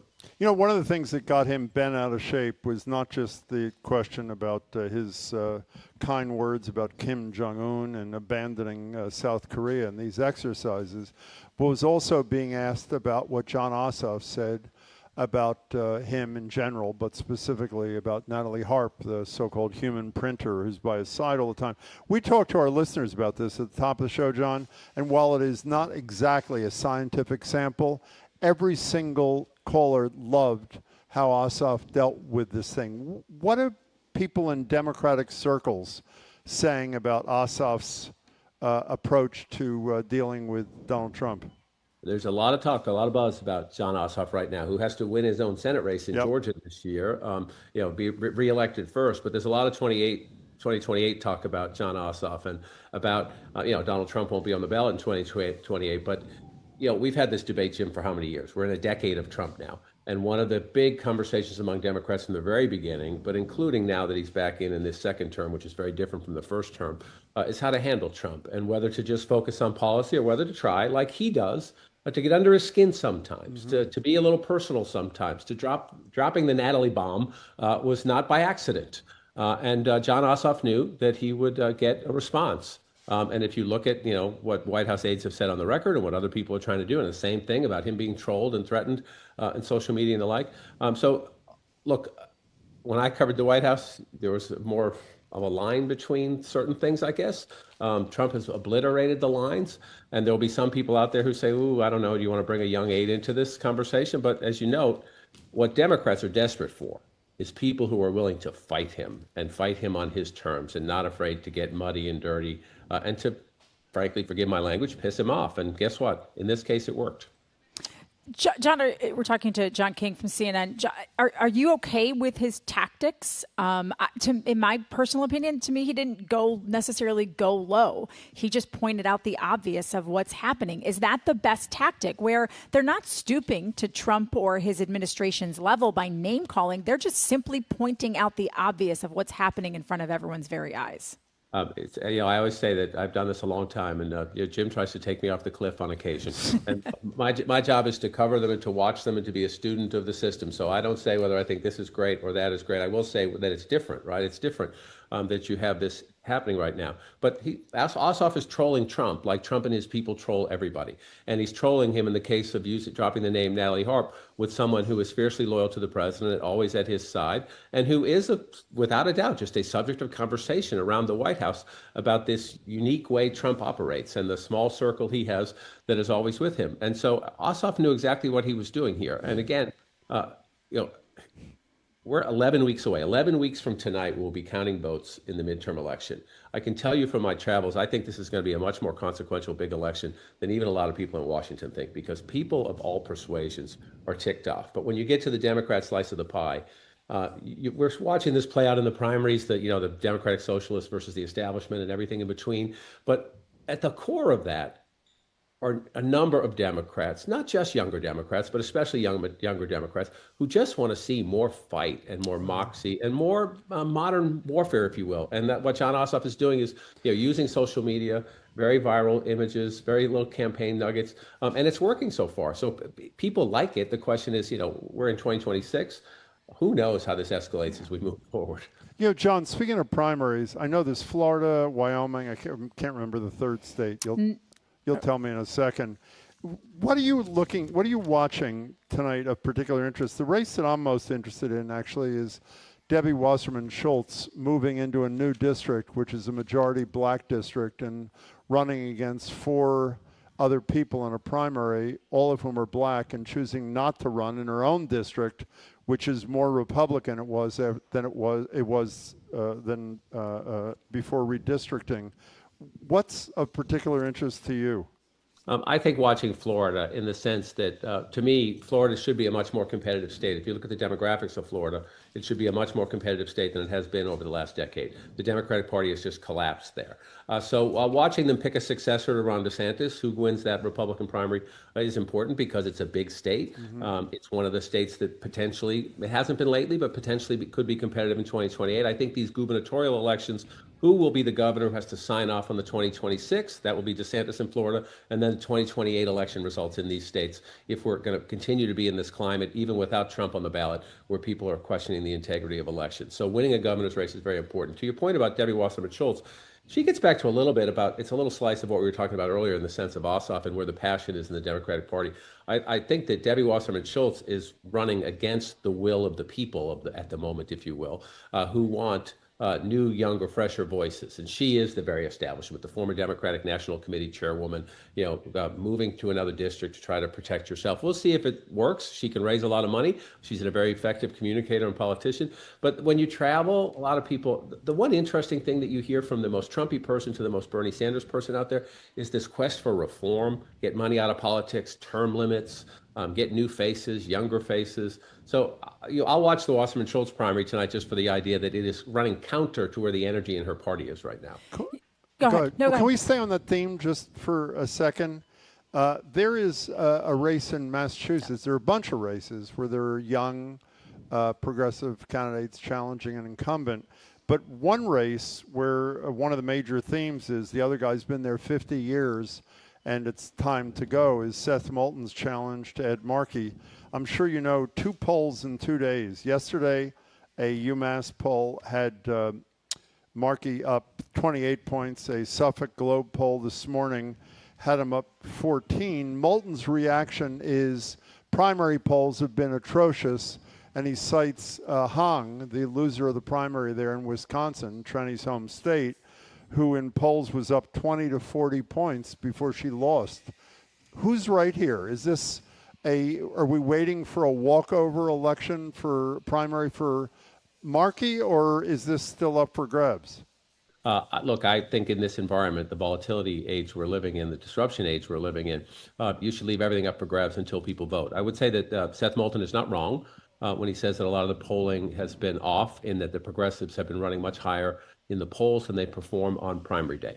I would also say that the polls in this, not just these 2 new ones, if you go back for quite some time, Senator Markey has had a consistent lead. I would say this: there is no question that the passion in the party, the energy in the party, look at the turnout in the Democratic primaries. It's across the party, but it is especially among the progressive movements, which Senator Markey, he's sort of running into 2. Last thing, based on what you said, why are polls showing progressives doing better in the polling than they actually do on primary day, John King? What's the analysis of that? Been trying to sort this out. Number one, younger, more progressive, Bernie Sanders types, not all Democratic socialists, but those types of voters are more engaged right now. They're more likely to take that phone call.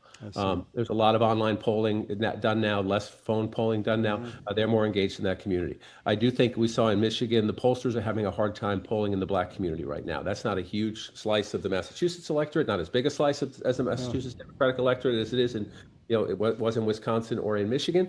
But there is an issue there polling working class people. The biggest problem right now is when you talk to pollsters is on the Republican side, where they say their base is so demoralized that they can't get them to participate in the polls. Or a lot of Republicans who, if they were calling from voter lists, they're Republicans, are now identifying themselves as independents because they're alienated with the war or something, and they don't even want to be called Republicans right now. But we have seen, in Michigan and Wisconsin, there's no doubt I would also say this, though, that a lot of the polling you saw in those places, you didn't see on CNN because it doesn't meet our standards. There's a lot of private polling going on. There's a lot of online polling going on that has shown these big progressive leads, I think for some of the reasons I articulated and for some mysterious reasons probably. But be careful about these polls because, where do you see them? What's the methodology? Because it's easy to swing data too, if you will, if you want to, and stay away completely from these prediction markets, which I think is just ridiculous. No one should be calling political races or handicapping political races, based on these predictive markets because they can be rigged or heavily influenced. We're talking to John King from CNN. Who also has a great show called All Over the Map. You were recently in Iowa. And, in my lifetime, Iowa has always been the place that every politician goes. It's where the election cycle begins. Doesn't seem like it's going to be that way, at least on the Democratic side. What are you finding? What are some interesting things you found out on your trip to Iowa, close to my own home state? Yeah, I have I have an affinity for Iowa because it's the first place I was sent with Michael Dukakis back in 1987. When I was a young AP reporter, and they asked me if I want to cover the guy running for president. So I love going back to Iowa. Back then, Michael Dukakis only won 10 states. One of them was Iowa. And one of them was West Virginia. Think about that. Think about that. In 36 years, 38 years, how heavily Republican those states have become. Iowa, to me, is two big things. Number one, like Ohio in the Midwest, Republicans have been in charge for a very long time, and yet Democrats have a shot for governor. Democrats have a shot for United States Senate. Democrats have a shot in Iowa of flipping maybe 2. Some Democrats think even 3 of the House seats. I would think 2 is probably a safer target. But think about that. The Republicans have had the governor's office in Iowa for 15 years. They haven't elected a Democratic senator in a long time. What does that tell you? Trump's unpopular. The Midwest especially, you're dealing with these big rural states. You have to drive a lot. You have a farm. You use diesel, fertilizer, your combine, your trailers. So there's a Trump drag out in rural America and in middle America where the Democrats have a chance to rebound. I think one of the defining questions in this election, especially as we use it as a springboard into 2028, is can Democrats begin to make just a modest comeback in rural America? They've been getting pummeled in the age of Trump. They were losing in rural America even before Trump, but he has put it on steroids. And how can you be competitive in Ohio, in Iowa, in a North Carolina, in a Texas, in a lot of other places, even up in Maine, right above you guys, unless you can compete in these heavily rural areas? The Democrats have almost surrendered rural America in the last decade, but there are some signs of a modest comeback. And Iowa is one of the places, Ohio another. There's a couple of congressional races in Tennessee and North Carolina I'm keeping an eye on. Obviously, the Texas Senate race. Can the Democrats begin to have a comeback in rural America? They're farmers. They're people who work with their hands. The Democrats have lost them for well more than a decade. And there's a possibility there. If that's the case this year, forgive me for rambling, it will mean a lot about the electoral college map is beginning to trend away from the Democrats because of the population shifts in the country. And if they want to be competitive in not only in 2028, but beyond that at the presidential level, they have to start to rebuild in rural America. Which for me then begs the question, why would the Democrats sort of abandon Iowa early? To me, that doesn't feel like a necessarily prudent political move. I think that, can they find a sweet spot, right? Because Iowa and New Hampshire, they're stubborn, they're pride, it's their thing, right? Republicans have not yet, so we'll see what happens there. The argument that Democrats make is that Iowa is 90% white. It's more than that. It's 95, 96% white, and that's not the base of the Democratic Party, and it's disrespectful to the diversity of the Democratic Party to give Iowa so much influence over winnowing the field. Because, 10 people are running, and after Iowa, 2, 3, or 4 drop out. That has been the history of it. So the Democrats want to have South Carolina, they want to have Nevada, they want to have Michigan, bigger, more diverse states move up. Is there a way? Could there have been a way to massage the Iowa, New Hampshire thing? They tried for several years, so there's some bad blood in the Democratic Party. So I get it from a base of the party, demographics of the party question. I think you raised a key point. Now, there's a lot of rural parts of South Carolina. There's a lot of rural parts of Nevada, for that matter. But it's different, and I do think that the Democrats, should be aware that they've hurt some feelings in Iowa. Speaking of the presidential presidential nominating calendar for the Democrats, obviously New Hampshire is no longer first, as you and Trenny were discussing. They're now into the second round. And I think we've all memorized the fact that there's a state law in New Hampshire that says they have to be the first primary by at least 7 days. So if they comply with their law and hold a primary 7 days before South Carolina, does the Democratic Party disqualify all the delegates who were elected in New Hampshire? Here we go again, right? This has been a conversation for some time. Do you penalize them, right? There have been in the past where you only get a partial number of delegates. The party could say you don't get any delegates to the convention. Yeah. The party could say you get some delegates to the convention. You're paying some kind of a penalty for it, or you come up with a process where you have that first primary, which is a showcase. It's symbolic, and then you pick the delegates at a convention or some other event later. There are ways around it that New Hampshire Democrats are going to have to decide, and then conceivably in negotiations with national party officials about, is there a way we can work this out where we can have our primary and then maybe do something later, or maybe the New Hampshire Democrats will just say, no, we're just to hell with you. We're going to have our primary. And if you want to penalize us, then go for it. John, speaking of the states that are not on the top of the list, I am obsessed with this Mitch McConnell thing. And, it's one thing to hear every one of his allies say, well, he's a private person. I mean, arguably one of the most powerful leaders of the Senate. Just look at the Supreme Court of the United States in our lifetime. Andy Beshear is the Marjorie's favorite governor, I think, or pretty close to her favorite governor from Kentucky, has been saying repeatedly, say something to somebody other than one of your friends. Call a reporter. Call me on the phone. Call into a television show, even Fox News. The governor of the state has no information on the health or life, for that matter, of Mitch McConnell. Do you have any insight as to what the hell's going on there? None. And it's look, I have a great respect for privacy. We talked about this in the context of Tom Kaine, the Republican congressman in New Jersey, being treated for severe depression. On the one hand, you want to give as wide a lane of grace as you can to somebody like that who's dealing with a profound mental health crisis. However, they're also paid by the taxpayers. And so there has to be a better, reporters will never be happy because we want to know everything. But there has to be a better spot where you come down on the transparency piece of it, where you have to disclose more information. To your point about Mitch McConnell, he's not the Senate Republican leader anymore. If he were, I think there would be more outrage about this, but he's still very, very influential. You're absolutely right. And so, look, I think it is just a failure of leadership. It's not a political thing. It's not Republican or Democrat. It's a failure of leadership. You're elected to a position. You owe the taxpayers who support you more of an explanation than we've essentially gotten nothing from Senator McConnell. John, can we have one more? Do you mind if we bring up one more depressing note before the you USS Abraham Lincoln? You want to do that, or do you want to do something? You pick whatever you want. They're all depressing. Yeah, they are all depressing. What is going on the USS Abraham Lincoln? And maybe, thankfully, because it's gotten so much media attention, will these men and women serving our country finally get suitable living conditions and get off the boat? Well, it's having been on aircraft carriers and been on naval vessels, it's been a long time, but some of those vessels were back there too. I spent a lot of time on naval vessels back in the first Persian Gulf War, back when George H.W. Bush was president of the United States.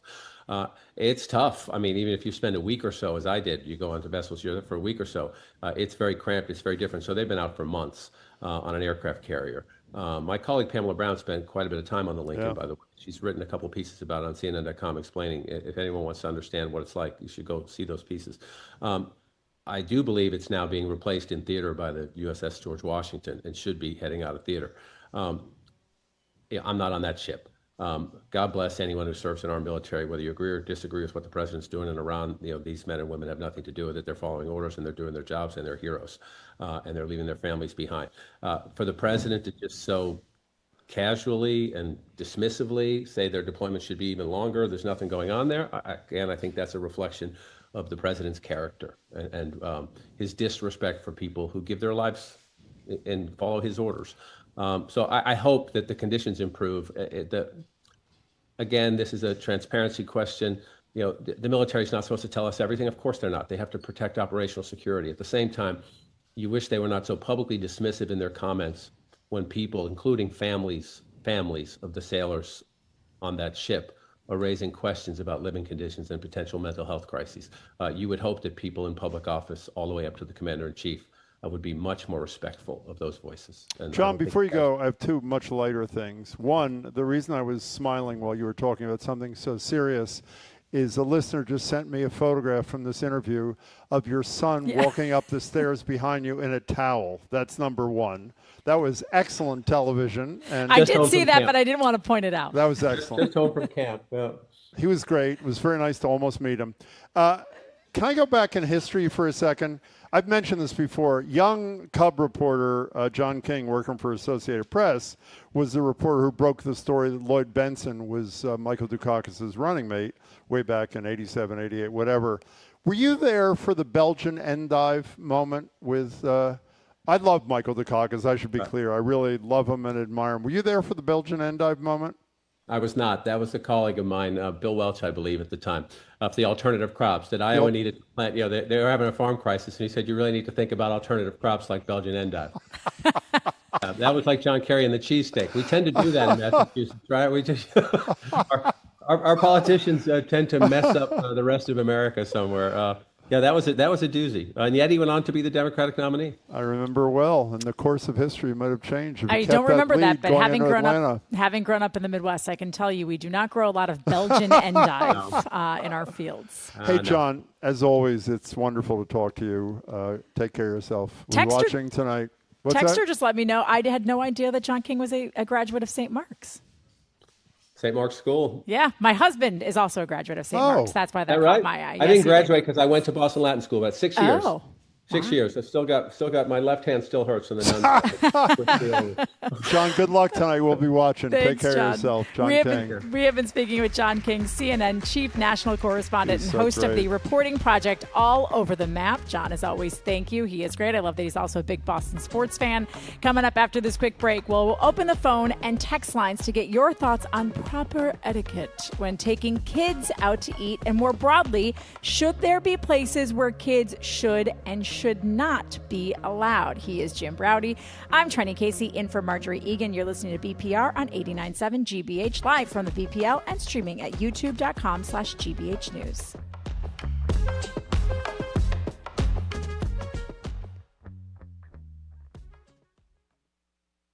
Funding for our programs comes from you. I'm Edgar B. Harwick III. Today on the Curiosity Desk, not feeling your usual perky self this summer? Heat waves and mosquitoes got you down? Turns out, seasonal affective disorder isn't just a wintertime affliction. I guess Lana Del Rey was actually onto something. We'll see if we can't pick you up on the Curiosity Desk. Today at 1 on GBH 89.7. Support for our programs comes from you. And Boston Medical Center, regionally ranked 4th for cancer care in Massachusetts by U.S. News and World Report, dedicated to meeting patients where they're needed most for over 30 years. And Newport Mansions, presenting Revolution Reimagined, a new exhibit at Rosecliff exploring Newport, Rhode Island's role in the American Revolution and how later generations reshaped the city's collective memory. NewportMansions.org.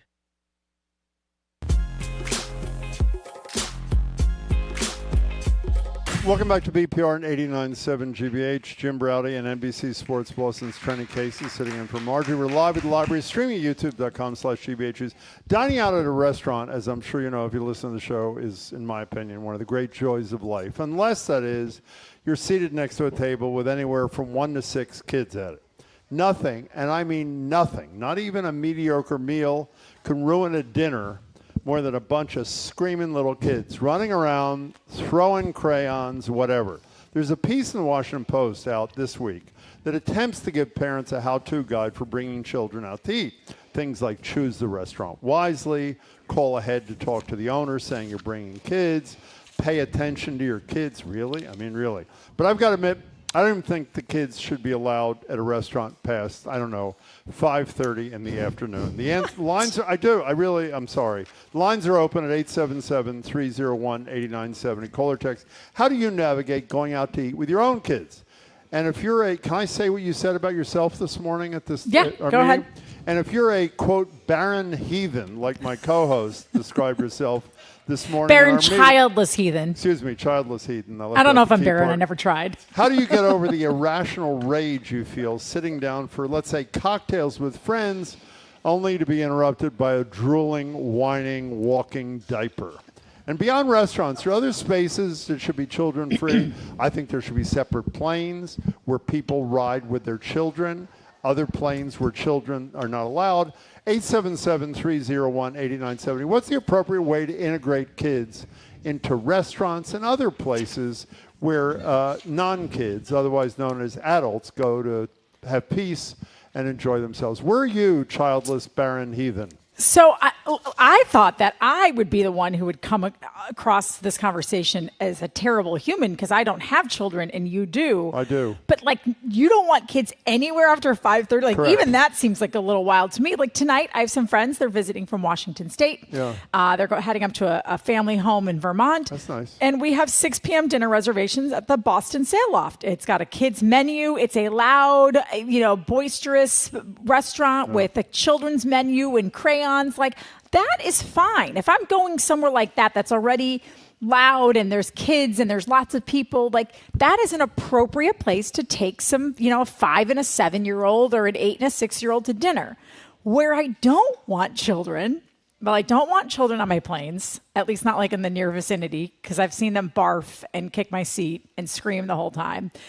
So I'm all for childless planes and flights, and I would pay a premium. I do want to point out, I would pay, if you gave me the option to take a flight and it was $100 or $200 more for that flight, for that peace of mind, I would 100% pay it. Heck, I probably wouldn't even stop at $200. I'd probably be like $1,000 more to not have a screaming child on my flight. I feel like really nice restaurants. Like, if you go eat we're in the Back Bay, we just ate here with another couple a few weeks ago, so I'm going to throw the name out, Sorolina. It's a lovely, beautiful, like, my scallops were like $64. Like, if I'm paying $64 for scallops. How many scallops do you get? I think we got 4. Oh, my God. I know, woe is right. But listen, like, slowly. hey, prices have gone up. Leanne and I shared some scallops and another thing. It was fine, whatever. We're all dinks. We're all dual income, no kids, so we can afford to have $64 scallops.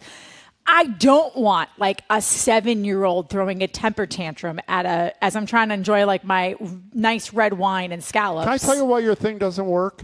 You have decided that the sail loft is an appropriate place to have kids.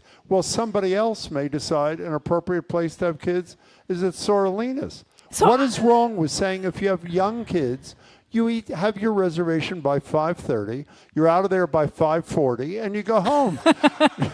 Well, maybe not. You know what I mean? I'm totally serious about this. Young kids I'm not talking about teenagers and that sort of thing.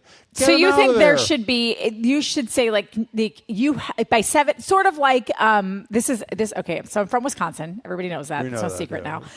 In Wisconsin, you can bring kids to bars. They can sit at bars. In fact, there is a rule in Wisconsin that you can drink. My parents could legally order a drink for me up to the age of 18. But after you turn 18, you're an adult, so you can't anymore. So, like, we can go to a bar and give my 16-year-old niece, like, a beer if she wants a beer. I come from the wildest West weird state. But if you're 18 by yourself, But if you're 18, you can't, because then you're an adult and your parents can't consent for you anymore. Anyway, it's a wild, weird thing. But most bars and places there will say no children after 7 p.m. But if we want to go day drink, we can take the kids to day drink. Like, I see that as a viable solution, like a kind of a cutoff time. One of the things, you don't work with me enough to know that one of my great skills is I listen math. to you almost every day, though, so I know. Well, you didn't hear me say this. I just did the math. Based on what you're going to get for filling in for Marjorie today, you can buy 1 scallop at Sorolina's. Well, I'm getting someone in here is like, red wine with scallops. I'm like, oh, we also had other things, okay? And my friend who's into wine picked it, so just calm down. It was a light-bodied red. Can I tell you, you don't know the show well enough. When you say something like $64 for scallops, you could be on the show in 20 years, and people will be talking about your scallops. By the way, Derek, our buddy over there who keeps us safe, said we should have children in the old smoking sections of the restaurant. I am totally with you, Derek. Derek's got some hot takes today. You're I like totally right. 877-301-8970. And by the way, would you be okay with a children's section at a restaurant? Because, like, for those of us of a certain age, like when I worked at Chi-Chi's, there was a smoking section. You okay with the smoking section at the back of an airplane? Well, no, not anymore. Obviously not. It's the same thing. If they're screaming, they're screaming. No, is the answer to the question. Okay, wow. And by the way, what I'm not going to do, and I'm not doing this in honor of Marjorie, because if I did it with Marjorie here, she'd yell at me. I'm not going to tell the whole story about being told that if I don't stop pushing the seat up, a little 4-foot 8-year-old kid in front of me coming back from London. The air marshals would greet me at Logan. One of the worst experiences of my whole life. They shouldn't be on the same plane. And by the way, let me be clear. I'm not saying they can't fly. Why can't airlines have flights where families go? That's flight A. Flight B is for adults. Listen, again, I don't have kids, but I have heard from parents who say they wouldn't mind that because of the stress of and I think you could have an age restriction on it as well. Like children 10 and over can fly on 10 and over, you tie them to the wing. Other than 10, you put them on the separate. I mean, by 10 years old, although my nephew is 11 and he can have about? some. But I really did not think I was going to be the more accepting of this. No, I by the way, and again, I have kids. But here's how I feel about too. If you can bring, I can't bring my well-trained, well-behaved, well, Wally's not well-behaved, but Winnie, my first dogs, our dogs. I can't bring Winnie on a plane. Winnie would lay at my feet the whole entire time and sleep, and I can't bring her on a plane. But you can bring your screaming 4-year-old who's going to kick my seat and then barf all over me. Can I tell you something? On. You can bring a dog on my plane before you can bring a kid on my plane. Thanks, Jim. I can't wait to fly on your plane. Let's go to John, who's in his car. He's first with Trenny Casey and me, Jim Browdy. Hi. Hey, Jim and Trenny. How are you? We're good. Trenny, love you on the show. You're doing fantastic. Thanks, John. She is, actually. She's great. Actually. I didn't mean actually. I knew when I made a mistake there. Sorry, John. Go ahead. Wait, John, before you go ahead, what do you think of her having 4 scallops for $64? What do you think? You know, she doesn't have kids. She can afford that. Okay. There you go, John. Obviously Thank you very much. Go Dink ahead. flies. Take it away, John. Go ahead. So my kids are grown now, 28 and 23. But my wife and I, our biggest thing was we always like to go to dinner. We still do. Yep. And we brought the kids from when they were very, very young. They get used to the noise right away. And we never had an issue. They color with crayons and coloring books they gave them, and they stay entertained. And we never had an issue. And we would go to, not McDonald's or stuff, and not Capitol Grill, but in between, Burton's Grill and, Carrabba's and Bertucci's, places like that. And they were fantastic. You get them used to it at an early age, and as they get a little older, they know their manners, and we never had a problem at all. It was always a joy. Okay, John, before you go, and you're an excellent caller, it doesn't, if you're going out to a nice meal, and you're sitting there with your wife, hopefully for a romantic dinner, and there's 3 little kids sitting at the next table, even if they're well-behaved, that doesn't destroy the mood for you? Well, I'll tell you, here's the other thing. My wife is a kindergarten teacher. And, Okay. And if they're misbehaving at the table nearby, she goes bananas because she deals with it all day, and she likes the discipline in the classroom and everything, so she sees that. That kind of woman. Bringing these kids in. Where are these parents? John, that was a great call. Thank you very much for the call. We appreciate it. I mean, to John's point, I have a friend who just had a baby. Yeah. I think she's about 18. She'll be 2 years in December, so whatever that makes her now. And our friends have been taking her places since she was little. Now, she's an only child. It's the only kid they're going to have. But their theory is get her exposed to different things so that she knows how, even at a young age. And if she starts to act up, scooped up, like I remember going to dinner with her. She was like a 2-month-old baby, and she had the teeniest, tiniest little cry. And my friend Sarah was mortified, and I was like, Sarah, you can't even hear her crying. So I think that there is different. It's sort of like people always say there are no bad dogs. There are just bad dog owners. I think there's not a lot of bad kids. There's just bad parents. Yeah, but again, if you want to train them, and you should, is train them a decent word? I think it is. That's, well, whatever. Maybe raise them What's the well word? to Teach. behave. Thank you, Jamie. It's not train. Slap a collar on them. Okay, if you want to teach them, why can't I mean this? Teach them at 4:30 in the afternoon. I'm not fair. Obviously, get them ready, and then when they're like 30, they can go to a restaurant with adults. Okay. No, take Dan, and then I got a question for you. Dan in Dorchester. Hello there. Hey, so my wife and I are child-free. Many of our friends are child-free. Yeah. And we were out at a restaurant recently, and this poor waitress, this table had a bunch of adults and a bunch of children. And the children... Oh, that was the call I was waiting for. Oh, wait, we lost you. Say it again. The children what? They're running all around the table. They're grabbing the fire extinguisher off the wall. I go to look over to the parents, and my buddy looks at me, and he goes, don't, because if you complain, I'm going to complain. It was horrendous. You guys actually just made a great idea. We need to have child zones, like the old cigarette zones. That was Derek. That wasn't me. Yeah, that was a good. Dan, you are excellent. You have exactly the right attitude about life. Thank you very much for your call. What do you want to ask? Well, I wanted to ask. So I'm sure you guys have talked about this, but the influencers on Nantucket, right? These people who everywhere you go, whether it's in the city or at a restaurant, they're taking pictures of everything, and they've got their tripods and their lights. Would you rather sit next to a group of 24-year-olds who are taking pictures of everything they do, vis-a-vis that means you're in their picture, or a 5- and 7-year-old who are like coloring and sitting there quietly? Why do I have to choose? The answer is none of the above. I mean, you just don't. Well, By the I'm way, just throwing you're it out, talking you to know? somebody. There is nothing in the world that I enjoy more than a nice meal. Oh, I love eating out. At a decent or better than decent restaurant. And it's a wonderful experience, and you don't want it ruined. We got to take a break, Trenny, if you want to. I got to read this? Okay. Time for a quick break. We'll be right back, taking more of your calls and texts. 877-301-8970. Fully filling the Marjorie role here today. He's Jim Browdy. I'm Trenny Casey in for Marjorie Egan. You're listening to BPR on 89.7 GBH, live from the BPL and streaming at youtube.com/GBH News.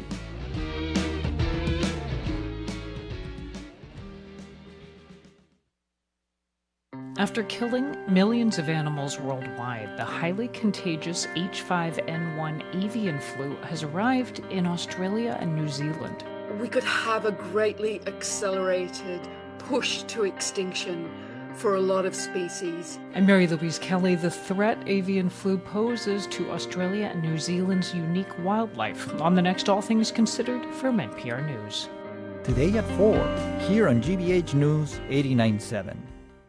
Our programs are made possible thanks to you. And Boston Ski and Tennis, offering indoor skiing and snowboarding this summer with Boston Metro's only immersive simulator experience. Available in the Newton location. Learn more online at bostonskiandtennis.com. And the Museum of Science. From live science demonstrations to hands-on exhibits, families can explore the wonders of Earth's evolution and the frontiers of space this summer. Learn more at mos.org.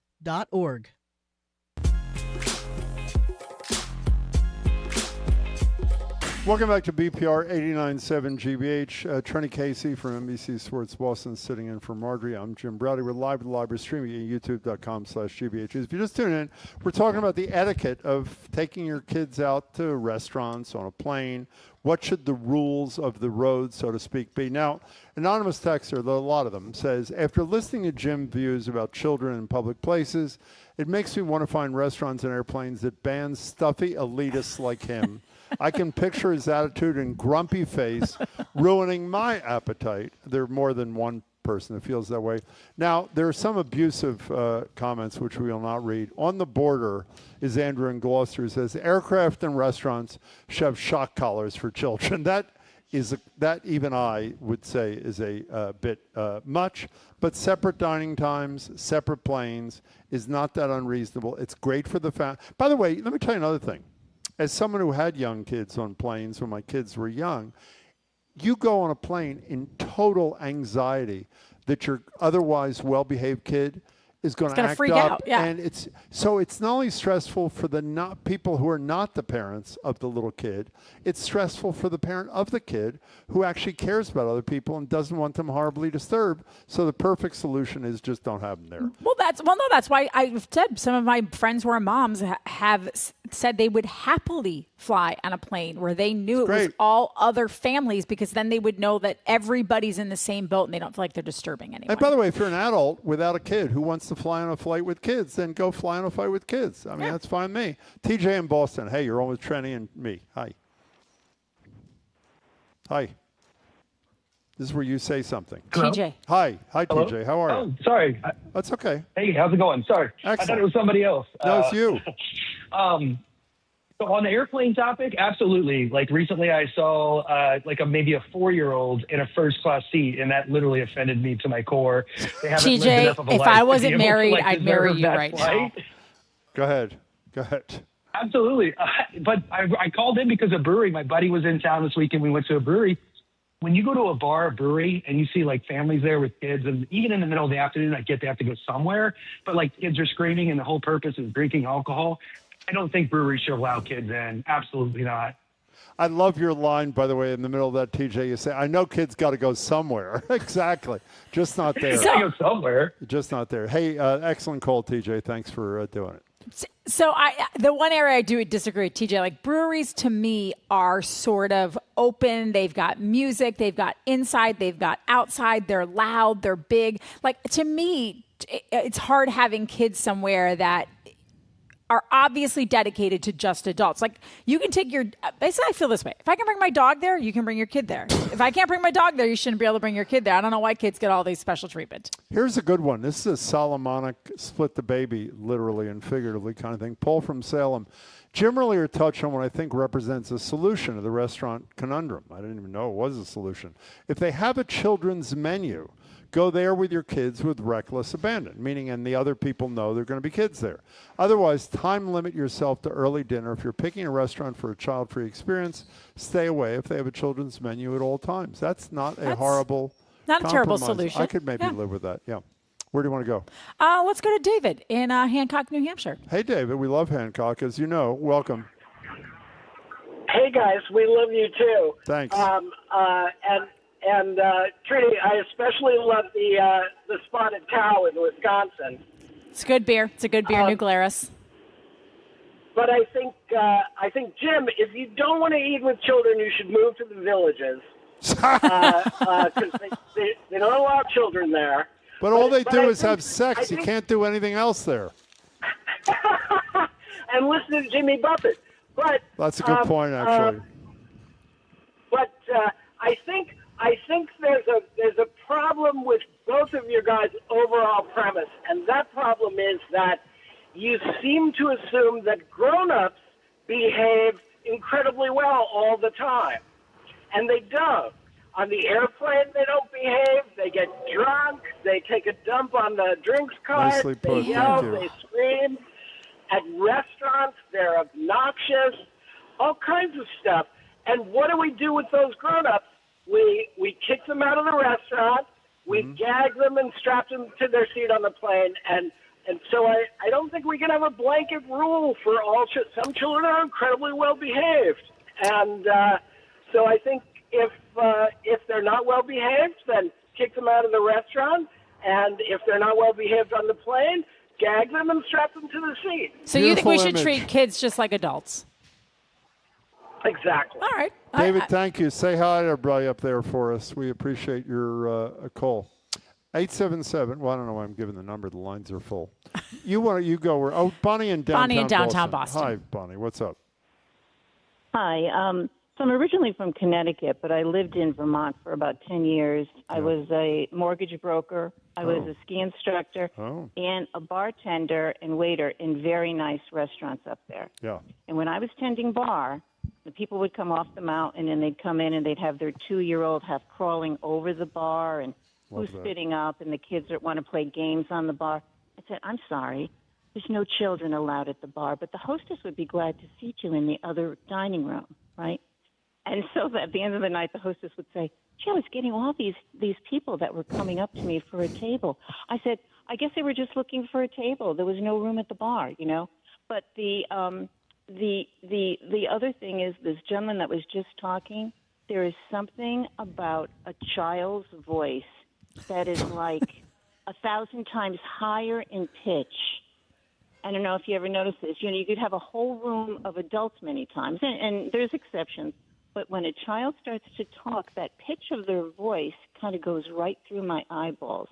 And my mother was all Italian, and she would say before we went out to dinner, you will act like little young ladies. You will be polite, and you will put your napkin on your lap. And there is no high voices. And people in the restaurant would come over and they'd say, your girls are so well behaved. And my mother said, oh, thank you so much. And then the woman would leave. She goes, you see how people notice this. So my mother, all she had to do was give us the look. By the way, that's what Marjorie says. Marjorie says her mom just a look. had the look thing. Oh, all and moms she have and her the sister look. knew right away. Act right. Hey, Bonnie, that was Bonnie, excellent. great call. Thank you. She's almost as misanthropic as I am, actually. And an anonymous texter says, and I got to pronounce this right, Jim, because we're getting taken to task for how we pronounce scallops. I guess you guys call them. Someone called us scummy out-of-towners because we're not from here. Wait, what did we say? Even though we've both been here probably for like almost 20 years. I've been here almost as long as you've lived. Been alive. How long have you been here? I've been here 40 years, I think. I'm 49, so close. Whatever. I've been here 14 years. I can Okay, pronounce so what do we say scallops however I wrong? want. Anyway, scallops. They said we say scallops wrong. It's not scallops, it's scallops. I meant to say scallop. The high-end restaurant should have a sign out saying scallops for adults only. I like that. Is Edgar with us? Okay, Edgar's not quite with us. I would bet that Edgar has a very strong opinion about this. I would too. Do you know, we did not allow, what did you we say, did not John? invite... He's running into the studio. We did not invite. it's This only was live sort of radio show. controversial, but we did not invite children to our wedding. You did not? We did not You invite. explicitly said, if someone called you and said, want to bring the kid, you'd We say said no? no. The only children we allowed at our, and there were reasons for it. One, Yeah, 'cause they're you don't get kids. to eat for free just because you're under 12. It's not the ground round. Like it still was like $60 or $70 a head for a Who little do you know kid. at a wedding at the ground round? Well, no one. But I'm saying it's people. Our thing Got was it. I did not Got it. want. Fine. We did not I. It was I got married to another person. We did not want children taking over the dance floor and taking over the wedding. So the only children we allowed at our wedding were I had a niece and a nephew. My husband had a nephew who were under 18. Those were the only children we allowed. And it was a hard conversation to have with some friends and family members. Blame But it I on was the like, husband. I was like, no, we're not doing it. No Hey, kids. Edgar, what do you think of this extreme position of This is trannies? what is wrong with everybody? tranny. These are children. They Yeah. are children. They're going to be paying all of our Social Security. I think hope. they're going to pay I'll our be Social dead, Security. and there won't be Social Security anymore. You know what we Edgar. should do? We should stop spending all that money on public schools to teach these children and I mean these are kids. What are we talking about? So you like here? to go to a really nice quiet restaurant and have a 4 and 6-year-old next to you, one throwing a temper tantrum halfway through your very expensive shrimp cocktail and martini? I am literally going to ask the question: how often does that really happen? Honestly, and Not if it that does, often, it's a fair. couple of kids. Edgar, they are I'm kids sorry being you're on the show kids. today. Okay, enough out of you. What do we do? What are you doing on the show thing? All right. Well, I'll ask you a question. Have you ever been driving? So, do you drive anywhere regularly, Jim? It's all I do. Yeah. Okay. I so walk to my car. Tried That's to take the about T today, couldn't longest get on walk, it. I It was think. packed. So I drive Yeah, everywhere. around Go here ahead. everybody drives. But What's the question? you ever you're commuting to work, you're not even thinking about where you're going, your mind wanders away, and yet you still get there, right? Yep. How does that work? That is actually, I have thought about. That is a really interesting topic. I So mean that. we're going to get into it. That is excellent. We'll be listening. You know who doesn't drive, Edgar? Kids. Kids, yeah. Thanks for listening to Edgar another. wants kids to drive, I'm sure. Yeah, I'm sure he He's fine does. with that. Yeah, Kids are people too. You can drive Good. an ATV in That's the your state of opinion. Wisconsin at age 12, everybody. Don't worry. Okay. All right, thanks for listening to another edition of BPR at 89.7 GBH. Thanks to everyone who came down to see the show at the Thank you BPL. all. Keep up with us 24/7 by way of our podcast. Check out our TikTok page, Boston Public Radio. Tune in tomorrow. Jim and Juliet Kayam are going to be here. They're going to speak. They'll be right here at the BPL, by the way. They're going to speak with the people behind the new Boston Globe newsletter, College Town, all about higher ed, plus travel writer Christopher Muther and e-bike safety panel with MGH pediatric surgeon Dr. Cornelia Griggs and State Rep James Arcerio, chair of the Joint Committee on Transportation. Crew, Zoe Matthews, Hannah Loss, Ariana Gonzalez, our engineer John the Claw Parker, our executive producers Jamie Bologna. I'm trying to get this done in 42 seconds. Special thanks to our BPL staff, Maddie Geyer, Patrick Lally, Glenn Heath, and Juan Jose Cadena. Thanks to our security team, Darius and Derek, and our hosts at the Newspeak Cafe and across the street at the Lennox Hotel. Stay tuned to the Curiosity Desk starting immediately after us at 89.7 GBH and the Culture Show with Jared starting at 2. He'll speak with Pulitzer. Okay. Enough. You were fabulous. You were really. I was really just trying. I was almost to the Have we whole really thing. worked together before? We done this before, really? Do we get to do it again? I think we actually might. Oh, that's sweet. Just don't call me Jimbo. She's Trendy. I'm Jim. Thanks so much for being here. See you tomorrow. Bye. I picked the wrong week to quit sniffing glue.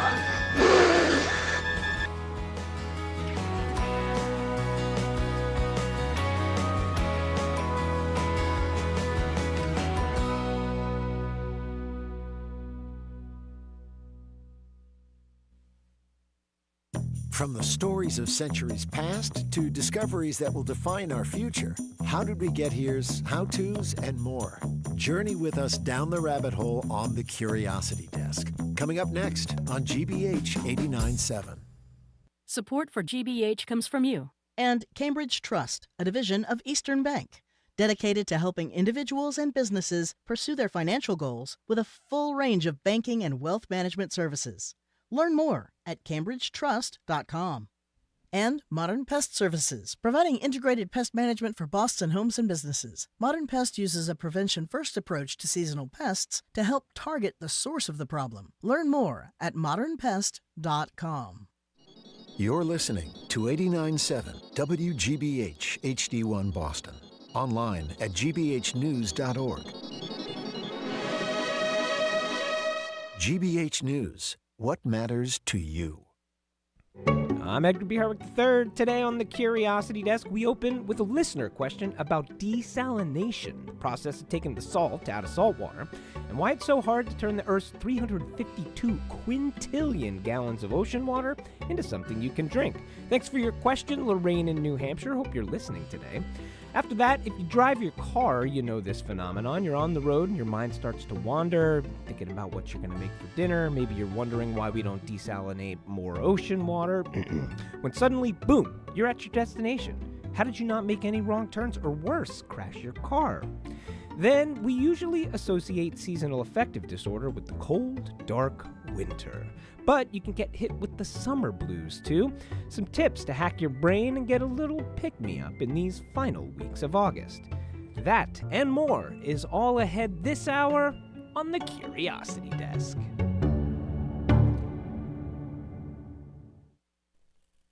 Live from NPR News in Washington, I'm Lakshmi Singh. Jared Kushner, President Trump's son-in-law and special envoy, is calling on Hamas to lay down their weapons as a condition for ending the war in Gaza. Kushner has held back-to-back discussions with the Palestinian militant group and Israeli Prime Minister Benjamin Netanyahu, who has said Israeli forces will not withdraw without full Hamas disarmament. We have more from NPR's Daniel Estrin. He said it's, quote, hard to trust a terrorist organization that committed what he called terrible atrocities, but he said the Hamas officials said all the right things. Then Kushner went to Israel and met Netanyahu. He said the meeting lasted nearly 4 hours. They pored over the details of a new U.S.-backed roadmap for how to move forward in Gaza. Netanyahu initially rejected that roadmap for Israeli withdrawal from Gaza alongside Hamas disarmament. But Kushner said he sat with Netanyahu and his team and talked through what he called misunderstandings and misinformation about the plan. NPR's Daniel Estrin reporting. The ABC network is suing the Federal Communications Commission in a case with major First Amendment implications, arguing that the Trump administration has violated its free speech rights by launching investigations and challenging its broadcast licenses. ABC and its corporate parent, the Walt Disney Company, argue that the FCC has taken these actions to please President Trump. We have more from NPR's David Folkenflik. The network's lawsuit cites Trump's own social media posts, which condemn ABC's news coverage, its talk show The View, and late-night comedian Jimmy Kimmel, who has frequently mocked the president. Trump has openly called for ABC to be stripped of its broadcast licenses. ABC and Disney own 8 local TV stations. They require federal licenses because they rely on the public airwaves. They are also in 6 of the nation's largest markets and contribute significantly to ABC's bottom line. FCC Chair Brendan Carr says he's making sure broadcasters operate in the public interest, a legal requirement, and don't violate Trump's orders on DEI. David Folkenflik, NPR News. Opening arguments are set to begin today in California against Meta over the harms its social media platforms have allegedly caused children and teenagers. California, Colorado, Kentucky, and New Jersey will argue the case, but 29 state attorneys general sued the tech giant over child safety and privacy in 2023. Earlier this month, New Mexico successfully fought to force Meta to implement changes on its platforms and pay nearly $1 billion. Meta disputes the allegation, saying it has adopted a number of child safety measures, and the evidence, it says, will reflect that. U.S. stocks are trading lower this hour. The Nasdaq is down 325 points. It's NPR. And from the GBH Radio Newsroom in Boston, I'm Judy Ewell. A former Girl Scout camp in New Hampshire that's part of a public trust in Arlington, Massachusetts, is mired in a multi-state legal battle. Camp Monotony on Lake Winnipesaukee is at the center of a legal dispute involving the Arlington Girl Scouts, the land trustees, and the Attorney General's office.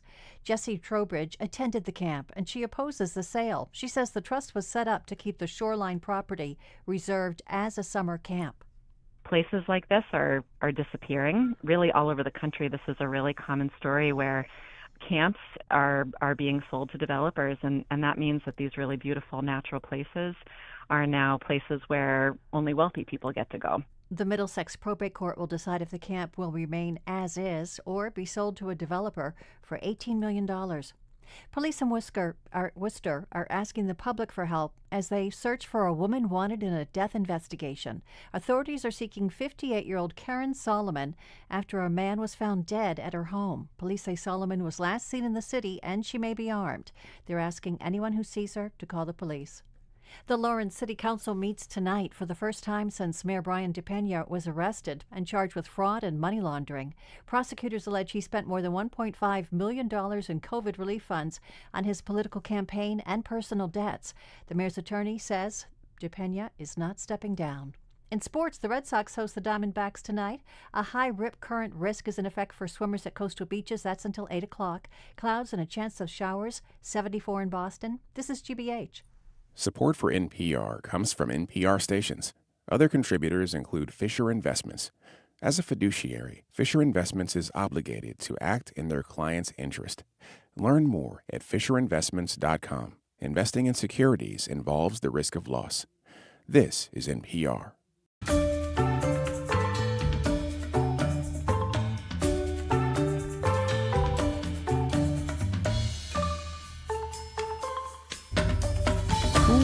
Welcome to the Curiosity Desk on GBH 89.7. I'm Edgar B. Herwick III. We're streaming live at youtube.com/GBH News. Why don't you join us there? Well, we're going to start our Tuesday with a listener question. This one came our way from Lorraine in Temple, New Hampshire. Lorraine wrote, why isn't desalination possible on a worldwide scale? With droughts, wildfires, and lack of decent drinking water around the world, it would seem that there should be a way to do it. Is it the expense, or is it something else? Is it just not feasible? It's a great question, Lorraine, and a good reminder that if there's ever something you are curious about, you can fill out that questionnaire form on the Curiosity Desk landing page. Well, from the coasts of San Francisco to the heart of India, desalination is used in many places to produce water for drinking, bathing, agriculture. The technique involves removing salt from brackish groundwater or ocean water to create something fresh and a little more potable. Now, most communities, including here in Massachusetts, still rely pretty much mostly on ground and surface water. The town of Brockton, though, they built a desalination plant almost 20 years ago, but it hasn't been used much since, because it's too expensive. But as fresh water becomes increasingly scarce, maybe desalination will be the best route forward in many places. We're going to talk about that and more right now with Amos Winter, a professor of mechanical engineering at MIT. He also has a new book out. It's called Global by Design: How to Create Innovations That Scale, Travel, and Transform.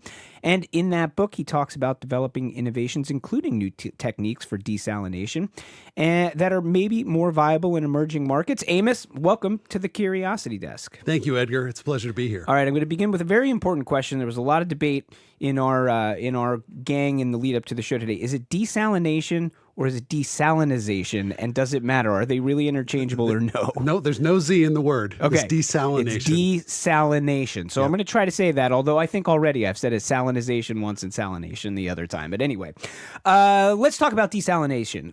Is it sort of all the same thing? Is there only one way to do it? Or are there multiple ways to do it? Where's the technology stand now? Well, there's many different ways to do it out there. The market leader is called reverse osmosis. Yeah. Where you push the water through a membrane and it catches the salt on one side and the clean water goes through the other. That's most of the global market. But there's other technologies too. Why is the reverse osmosis sort of the leading technology? Is it the cheapest? Is it the quickest? Is it the one that works best? Yeah, largely it's the cheapest. It's a commodity at this point, and it's also quite flexible. It can deal with many different types of water contaminants. Okay, so that and How common is desalination now? I mean, we sort of, I was surprised to learn with researching for this, there are far more desalination plants in the U.S. than I thought there were. There's something like 400 of them in the U.S. If people are following, the war in the Mideast, we're hearing about desalination and it's being used there. Like around the world, is it common? Is it not common? It really depends on where you live. So you can go to Home Depot right now and buy a small desal system to put under your kitchen sink. Yep. If you live in more water-stressed areas of the world, including the American Southwest, it's going to be a lot more common. Or in San Diego, where they get a lot of water from a big seawater desal plant in Carlsbad. And then particularly in very water-stressed areas of the world, like India, the Middle East, North Africa, it's very common and getting all the more common. You listen to Curiositas. We're talking with Professor Amos Winter about desalination with no Z. This is thanks to a listener question from Lorraine in New Hampshire. Well, let's go to Lorraine's question, which is essentially Lorraine is saying, like, we hear a lot about, issues around people getting clean and drinkable water. Why do we not have desalination everywhere? Is that a potential solution for everybody on the planet to have potable water? Yeah, it's a simple question with a multifaceted answer. Let's get into it. So it really depends on where you live. So in a place like New England, where we get a lot of rainfall and a lot of people have access to groundwater, groundwater is a really cheap way to get fresh water. It gets filtered as it goes through the rock, through the ground, and you pump it up, and it's basically drinkable. So really all the energy you're expending is to lift it out of the ground. And we don't even have deep aquifers, so you don't even have to expend that much energy to lift it out. Yeah. So if you're in a place, though, like in the Middle East, you may not have those freshwater resources on the surface or in the ground, and so you have to do something else. So if you look at, particularly wealthier Middle Eastern countries like Israel or the UAE, they have invested heavily in desalination. And so most of the municipal water you'll find in those countries is desalinated. Yeah. So it all depends. And then cost is certainly a big factor, both energy costs, but also capital investment costs. Yeah. But another big factor is, what do you do with the waste salty brine after you desalinate? Is it waste? Can you not just be like, and now we have some salt too? It all depends on what's in the water. You might have some nastier stuff. Right, there's more than just arsenic, the salt in uranium, the water. There's all kinds of stuff. So seawater desalination is the one that's been, I'd say, much more largely adopted for large populations and large scales of water production. Yeah. And one of the conveniences there is that you have the ocean where you can put the waste brine just back out in the ocean. Oh. This makes inland desalination particularly challenging, because what do you do with the brine?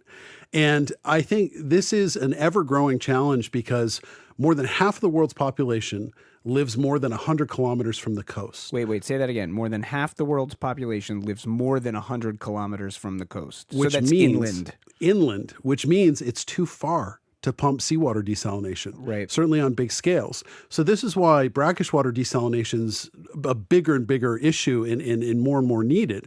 Also, brackish water is more prevalent than fresh water. So brackish water is just is fresh water that's kind of salty. Is it that simple, or is it more complicated than that? It's usually around 1/10 as salty as seawater. Okay, but it's still too salty to drink safely. Got it. Okay, so brackish water far more available than seawater, and it's actually far more. No, it's not more available than seawater. Seawater, the oceans, but available it's far to more people.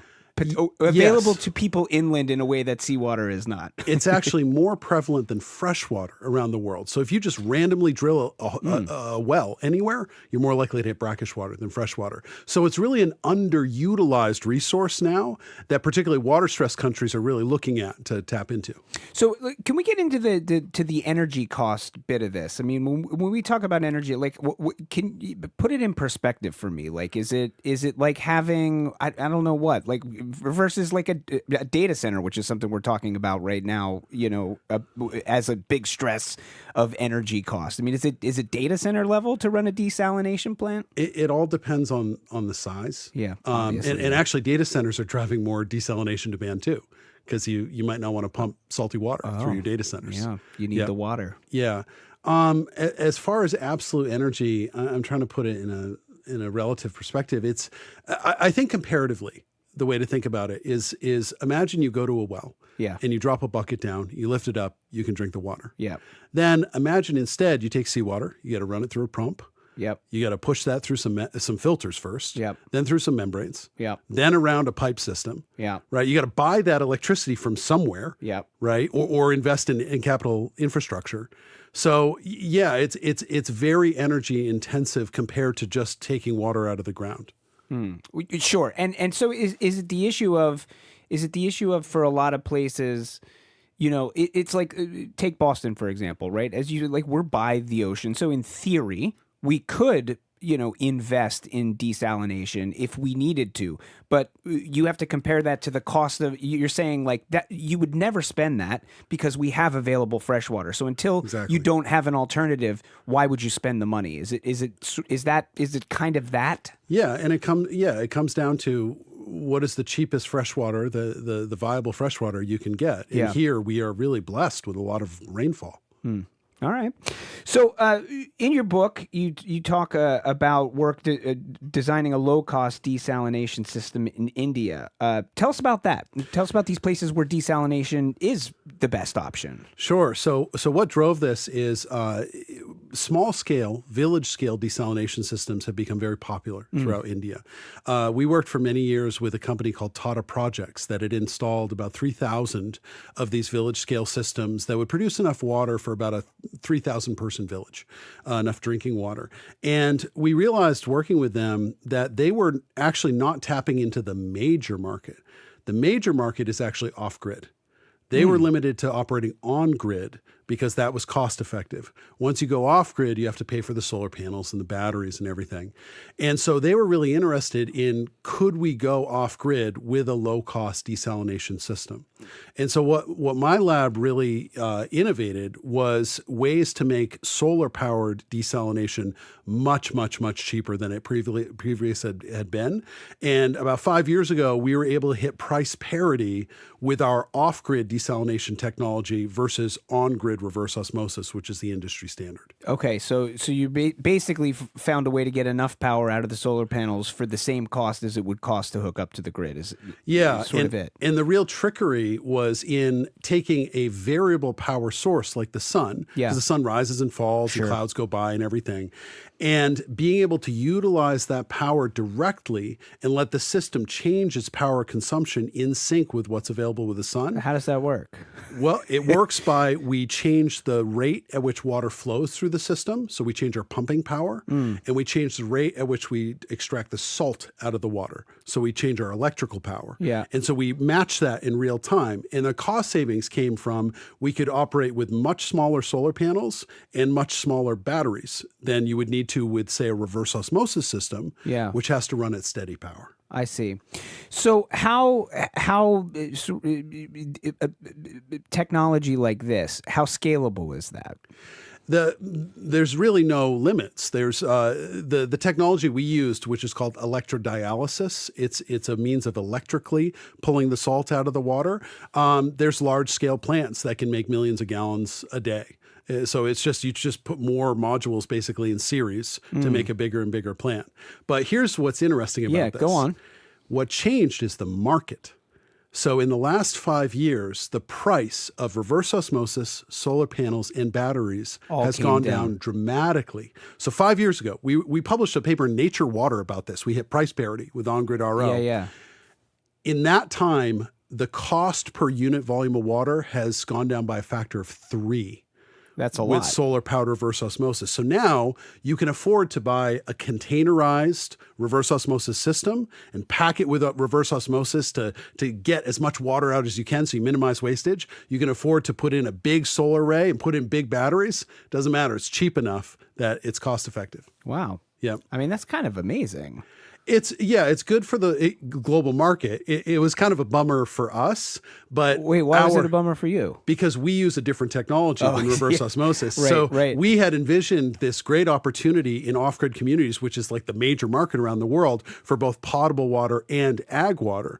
But it's not all is lost because we figured out a lot of great tricks of how to use variable power to do valuable things. So we're still working on using our power controllers to integrate integrate desalination with irrigation.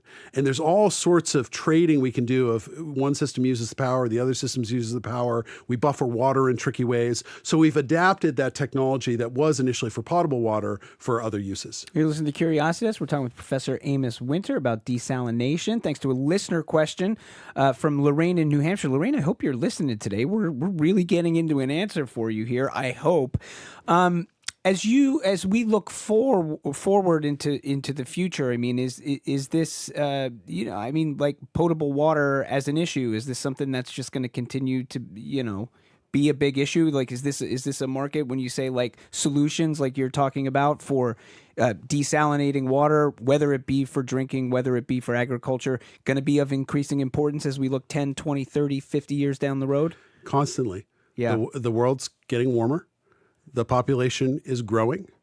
We work with a lot of water-stressed, arid places that also want more security, national security, by having food supply that's grown internally. Yeah. So the UAE is a great example, right? With the war in Iran, that disrupted their supply chain of foods. Yeah. And so the UAE actually has this big desert expanse in Abu Dhabi where they could conceivably grow stuff. There's a lot of sun, a lot of land area. Yeah. What do you do about the water? Right. Yeah, but there's a lot of brackish water in the ground. That's an opportunity. Or you look at Egypt, right? Egypt's this huge country, too big to do seawater desalination all over the country. Sure. But they have these big land expanses off the Nile floodplain where they could grow more water, and the country's aggressively pursuing that. Wow. It's interesting, very interesting stuff. Can we talk a little bit about the book? I mean, this, Sure. This sort of test case, this example in India is just a small piece of your book. What led you to write the book? What's the book about? So the book's about creating products and technologies that are high performance and low cost and can be successful in emerging markets and developing countries, but are such high performance and low cost that they deliver high value and can disrupt products in wealthy countries. So give me an example. So one example is a technology we just created in my lab on drip irrigation. Okay. So this is a drip irrigation is a means of dripping out water on plants so you minimize water lost to evaporation and drainage. So we created a drip emitter that requires half the pumping power of existing technologies by diving into the math and physics. And the market driver there is that if you cut pumping power in half, you cut energy costs to farmers. Yeah. So it takes away a big recurring cost for adopting drip irrigation. And if you want to go off the grid for many farmers, cuts the capital cost by 40% of the whole drip system. Wow. But that same theory Yeah. could also be used to make smaller drip emitters, which is advantageous to the producer, our corporate partner Toro, Yeah. and to make emitters that clog less easily, which is desirable to American farmers. So we very actively assessed these requirements in the global market to understand what would be attractive to developing country and emerging market farmers and what would be attractive to American farmers, and created this theory that could satisfy all those needs. Wow. Interesting stuff. What is the chief challenge in that? What is the chief challenge in sort of serving two masters, so to speak, when you're looking at product development or technological innovation? I think the biggest challenge is understanding what requirements are different between markets. Yeah. And why that's challenging for companies is, say you're a company that's been successful selling products in the US and Europe for decades, right? Coca-Cola. Yeah. You may just assume, well, Coca-Cola does sell successfully globally, but fair. let's say you're a consumer product company. And you could assume, oh, these products are great here. They'll sell They'll probably work everywhere. Like a good idea is a good idea everywhere. And it's not necessarily. And why is that? It can be cost, it can be robustness, it can be repairability. It can be just cultural differences. And I think the other side of this book, so there's two motivators. There's the economic opportunity of emerging markets. Sure. That's where all the economic action's happening. They're growing twice as fast as wealthy markets. The other driver is humanitarian. All the most compelling problems affecting humanity are in poor countries around water, energy, healthcare, housing, you name it, right? Yeah. And what's so interesting about that is we have solutions to all those problems, and have had them for many years in wealthy countries. So if it was just a matter of waiting and adapting them over to poor countries, it would have happened. It would have happened by now. Even though the problem looks similar, the requirements are different. So a big part of this book is trying to broaden the innovator's perspective. So even though I'm a guy from New Hampshire. Yeah. I may be designing for a mother of 5 in Kenya, Yeah. right? I need to somehow see the world through her eyes, right? And I need to broaden my perspective to also see through the eyes of the producer and maybe the government subsidizer and the repair guy, right? And if you can collect that comprehensive set of requirements, you're much more likely to create a successful solution. Because the only reason designs fail is because they didn't meet requirements. Right. So if you just blindly go in blazing trying to innovate something, you're going to create a hammer and then go looking for nails, but it may be the wrong hammer. Right. So how do you do that? How do you see through so many people's eyes, as you're developing a product? So you got to go there. Yeah. You have to actively recognize your own ignorance and your own limits on your perspective and worldview.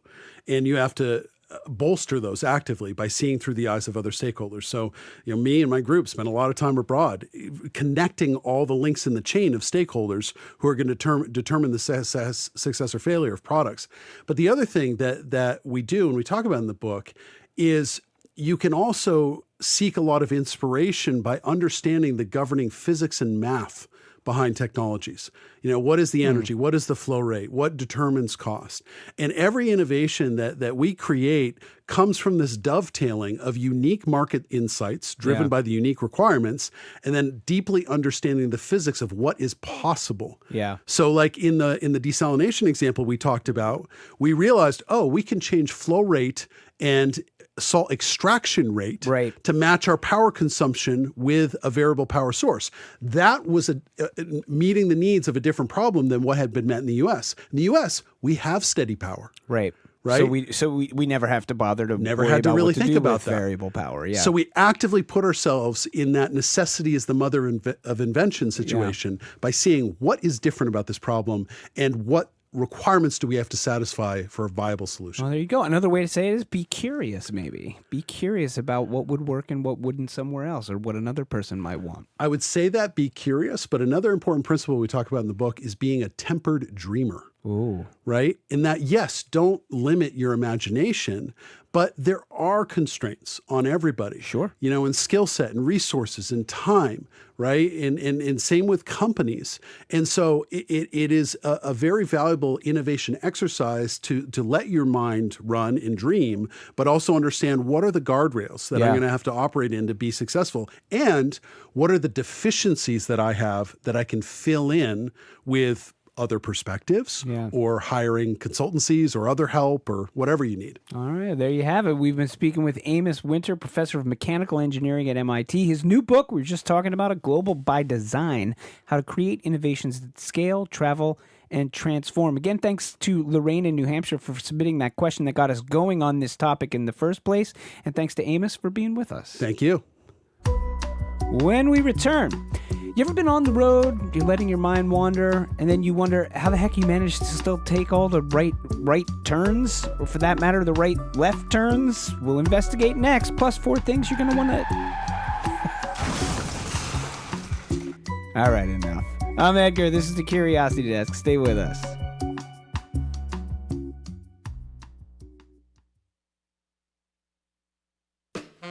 I'm Jared Bowen. Coming up on The Culture Show, Pulitzer Prize-winning novelist Richard Russo.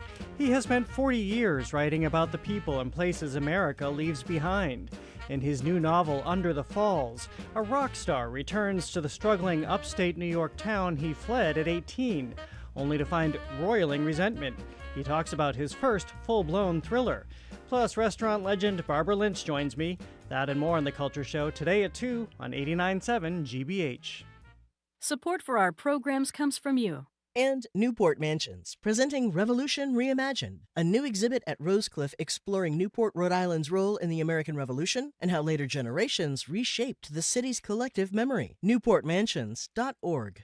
And Heights Crossing, an assisted living and memory support community offering residents experiences aimed at promoting independence, inspiring curiosity, and encouraging connection with others. More at heightscrossing.com.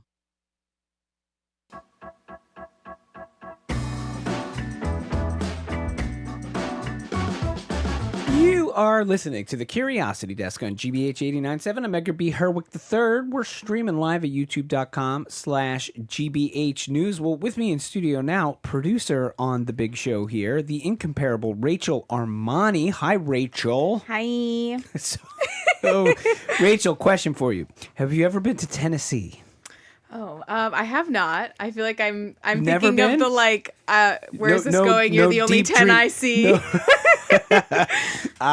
No deep dream to visit Dollywood. I would like to go. Love Wait, what Dolly. about Graceland? Would you be more is Elvis or Dolly Parton for you? Obviously Dolly. Yeah. We love her. I would like to go. I'd like to go to Nashville. I love the music history. There's Smoky Nashville. Mountains. Smoky Mountains. Yes, Do you I'm like definitely into it. Have you ever had Mountain Dew? It's a beverage.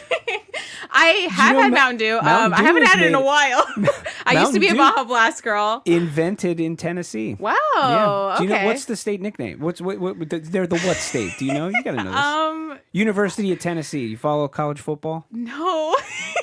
This is like a lack They're of knowledge for the me. Volunteers. The volunteer state. Tennessee, Oh. the volunteer state. You know what the Okay. state bird of Tennessee is? Really? Is It's it the mockingbird. Oh, okay. Very Hunger Games. Okay, so I feel like there's a reason why we keep talking about Tennessee. I would like to know. Oh, this is So you can please stop get asking me to the questions. point, Edgar. Yeah, well, there is a reason why we are talking about Tennessee, because it is a big day today in history. It's a big day for Tennessee and nice. for women. Oh. So Tennessee Hello. was actually the state that put women's suffrage over the line. So Oh. on this day, August 18th, back in 1920, Tennessee ratified the 19th Amendment to the U.S. Constitution, which is the amendment that gave women the right to vote. They were the 36th state to do it, and at that point, that meant that 3/4 of the states had ratified, and that was the last thing that needed to happen for it to become the law of the land. So Tennessee did it Thank today, you, Tennessee. on this day back in 1920. Yeah. What about the other quarter of the Yeah, state? actually, the other quarter of the states did eventually ratify, although it must be said, once it's ratified by 3/4 of the states, it is a federal Yeah, law. it doesn't matter anymore. However, but the last state, this is crazy, the last state to ratify the 19th Amendment, it was symbolic at this point, right, was Mississippi, and they did it in, wait for this, 1984. Which is crazy. Why am I not surprised by that? 1984. That is crazy. Well, that's a really long time to wait. It is. Sometimes waiting is a good thing, but It you know is. what I do not want to wait for? What's that, Rachel? I want a little dose of what's happening on this day in news in 2026. I see. And for that, I know where to turn. Doll Tziperman, Lotan. Hello. Hi, Call. Just enjoy Dolly for a minute. Yes, love a little boost of Dolly Parton in the middle of the day. That's good for everybody, Good really. for our soul, yeah. You got some news for us? Yes, absolutely. Very So we're going to start today trying to read some political tea leaves. Yeah, we're exactly Spill the tea. Leaves. we're exactly 2 weeks away from the primaries on September 1st, Yeah, and it's one of coming the up. things we've been watching is the Senate race between Senator Ed Markey and Representative Us and a lot Seth of Moulton. people, indeed. Yeah. Exactly. So now a UMass Amherst and WCVB poll of likely Democratic voters puts Markey in the lead by 28 points. 28? Yeah, 60% of the voters said they'd go for him and 32 for Moulton. Wow. Yeah. So what do we know about these numbers? Yeah. Other than that's pretty big It's top a significant line. top line, yes. So it looks like women surveyed are favoring Markey more. Here's what UMass Amherst poli-sci professor Tatish Inteta told our colleague Diana Dame. We see that women support Markey 65 to 24 over Moulton. This large level of support for Senator Markey among women is really, I think, at the heart of the lead or the margin that he has at this point. He also noted that these two candidates have another debate this week, and things can really still change. But early voting starts on Saturday. Nice. All right. I mean, we'll keep following that. Mhm. Definitely, we'll keep posted on that. What else is happening today? Yeah, let's go over to Brockton. Okay. Clerk magistrate there found that there is enough probable cause for the criminal assault and battery case against Mayor Moses Rodriguez to proceed.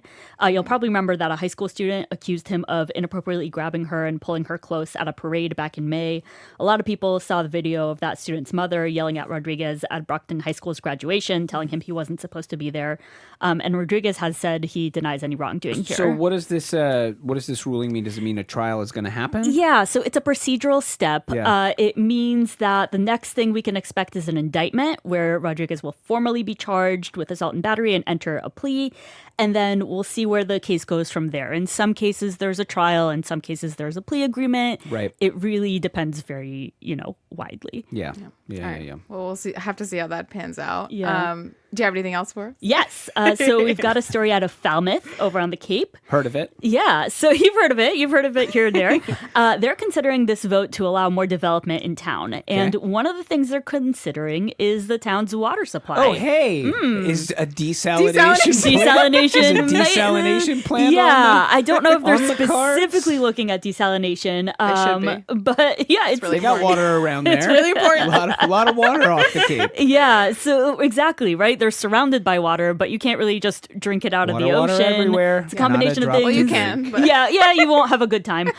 But right now they have more people using up more water, especially in the summer. Sure. And there is a drought, right? So they were very clear that they still have water sources they can go to, but the reserves they usually use in Long Pond aren't being replenished as much as they usually are. All right. Well, if you're in Falmouth, consider desalination. Absolutely. That's all I'm saying. This is something I learned. We just had a really good today. segment all about it. It can be expensive. We'll have to look at the town budget. Exactly. I don't know if they can fit that in. So, Gall, the newsletter, you do 4 things that people ought to know. I think we've talked about 3. So this leads me to believe that you have one more thing that you can tell us about. Edgar, you are a very strong counter. I am yes. good at math. I'm very good at math. So yes, we have one more. Go on. This is a fun one. There's a herd of wooden elephants on the Commonwealth Avenue Mall right now. Yeah, nice. That's the stretch of Comm Ave, like in the Back Bay, right outside the Public Garden. And these are giant sculptures that were carved in India, and they're part of a traveling art exhibit called The Great Elephant Migration. It's free to visit, and they'll be there through September 13th. I've seen pictures of them. They look really cool. Have you guys seen them in person? I have not seen them in person. I saw them on my way down to the library to do the show last Friday. Were they majestic? I mean, they were, I don't know if they're majestic. They're free. They're free and they're cool. Yes. Like that walk along Commonwealth Avenue, I mean, all these, like wooden elephants, it's cool. Yeah, our colleague Jared Bowen from the Culture Show said it made him think about like the interaction between humans and wildlife and how we can kind of coexist. So it seems pretty cool, pretty like thought-provoking. Yeah, I like it. That's awesome. I'll have to check it out. Yeah. Well, that is Gall Tziperman Lotan with our newsletter, GBH Daily. You can subscribe for free at gbh.org/daily. Rachel, Gall, thank you both. Thank you. Thank you.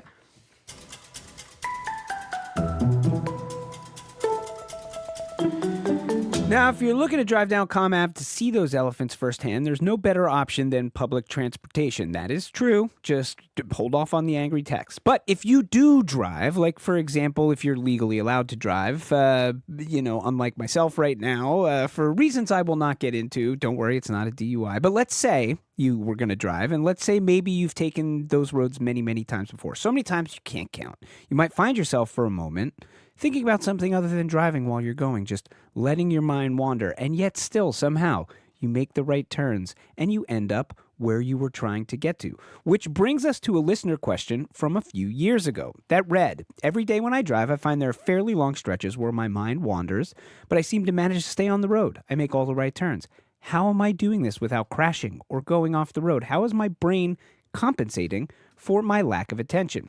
Well, we're going to dip into the Curiosity Desk archives for this. Here's what we found. Take it away, Edgar. What better way to get an understanding of what's happening in the brain when we get behind the wheel than to go for a ride in my trusty 2007 manual transmission Toyota Yaris with a neuroscientist. You are Edgar. I am Edgar. I'm Howard. Howard, nice to meet you. Come on in. Good, thank you. Boston University professor Howard Eichenbaum, to be precise. I study the brain and how it accomplishes the phenomenology of memory. Great, let's drive. Let's go. Drive and talk. Now, it turns out when you have a neuroscientist in your car, you quickly realize just how complex driving is. I mean, it's kind of miraculous. I'm talking, listening, watching the road, signaling, steering, working the pedals, all at the same time. Now, much to my dismay, Eichenbaum explained that it's not because I'm a particularly skilled driver, but simply that I'm lucky enough to have a fully functioning human brain. There are multiple systems in the brain that accomplish memory and cognition and can do so basically independently of one another. It's 2 memory systems in particular that are key to answering today's question.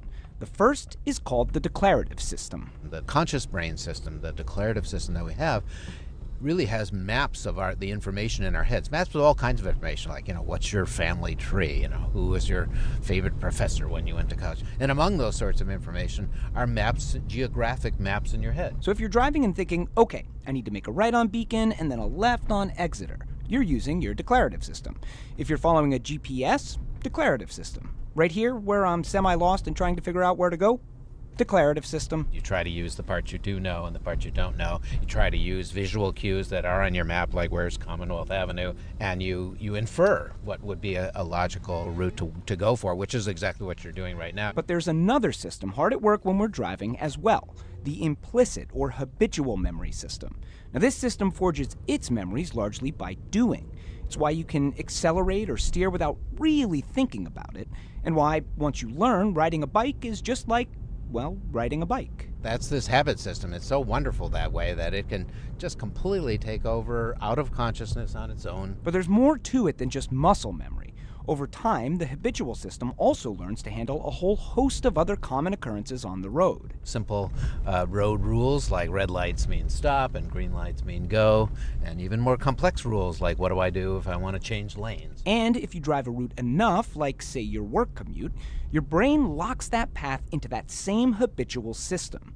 That frees up the declarative system to do other things, even get lost in thought for long stretches while you cruise along essentially on autopilot. So we can talk and think, wow, this other system in the background in this implicit way performs its function of remembering everything from driving the car to the route you're taking without having to explicitly think about or express your memories for how to get from one place to another. Eichenbaum says that in general, the brain favors the habitual system when it's available. He points out a real-life example that might sound familiar to you. Here's the scene. You're going out to dinner, you hop in the car, and the first leg of your route to the restaurant is the same as your work commute. And then your mind drifts off and you start thinking about, who am I going to meet at dinner or whatever. And suddenly you've passed up the exit to go to dinner and you found yourself at work. Yeah. Yeah. Now, crucially, the declarative system still remains available. This is important when, for example, there's a detour on your route and you have to decide now how do you get where you're going. Or when you, say, notice an ambulance heading toward you. I need full declarative system right now. That's right. We need to now engage. I got to really be paying attention to what's happening. Eichenbaum stresses that just because large parts of your driving experience are guided by your habitual system, it does not mean you can take your eyes off the road. Distracted driving is still distracted driving, so keep that cell phone out of reach. Besides, wouldn't you rather use that declarative system brain power to take in all that interesting stuff on the radio? All right, when we return, summer in New England is marketed as a time of fun and sunshine, but not all people experience the season equally. We'll learn about a variant of seasonal affective disorder that comes around specifically in the summertime. This is the Curiosity Desk on GBH 89.7. Don't go anywhere. This year, we're getting to know each of the 26 gateway cities in Massachusetts. We're calling it 26 and 26. I'm Megan Smith. If you're in Malden, Quincy, Salem, Peabody, or Haverhill, I want to hear from you. What issues matter most? What concerns do you have? And what are you proud of in your neighborhood? Visit gbhnews.org/gateway cities and fill out our questionnaire. That's gbhnews.org/gateway cities. Support for GBH comes from you. And MIT Federal Credit Union, believing the right home starts with the right support. More at mitfcu.org. Federally insured by NCUA, Equal Housing Lender, NMLS number 699225. And the Boston Symphony Orchestra, this fall, presenting beloved classics and new music that invite curiosity and ask deep questions on creation, creativity, and technology. More at bso.org.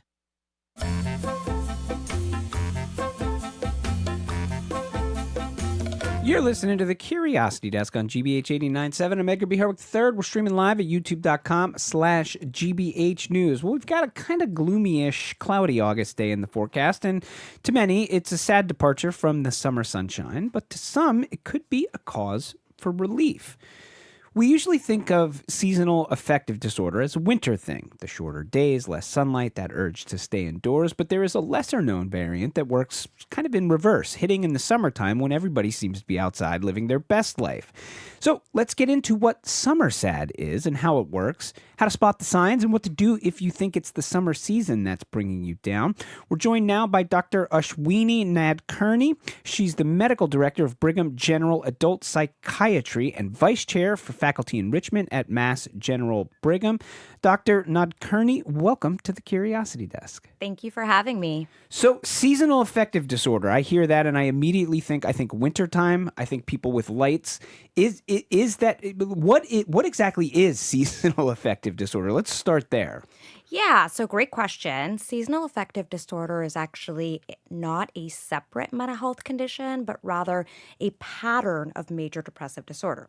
So in major depressive disorder, people will have for at least a period of 2 weeks an episode in which they feel particularly depressed with low mood or an inability to enjoy their usual activities. Okay. And with that, people will notice changes in their sleep, their energy, their appetite, their focus, and they'll feel a sense of functional impairment because of that. They'll notice that they can't function at work or at school or at home, and they withdraw. They can feel significant hopelessness or helplessness.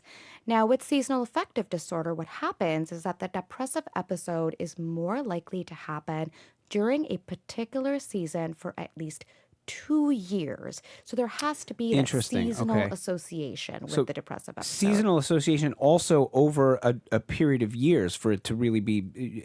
And is it something that gets diagnosed as, or is it like, would you say I'm diagnosed with seasonal affective disorder?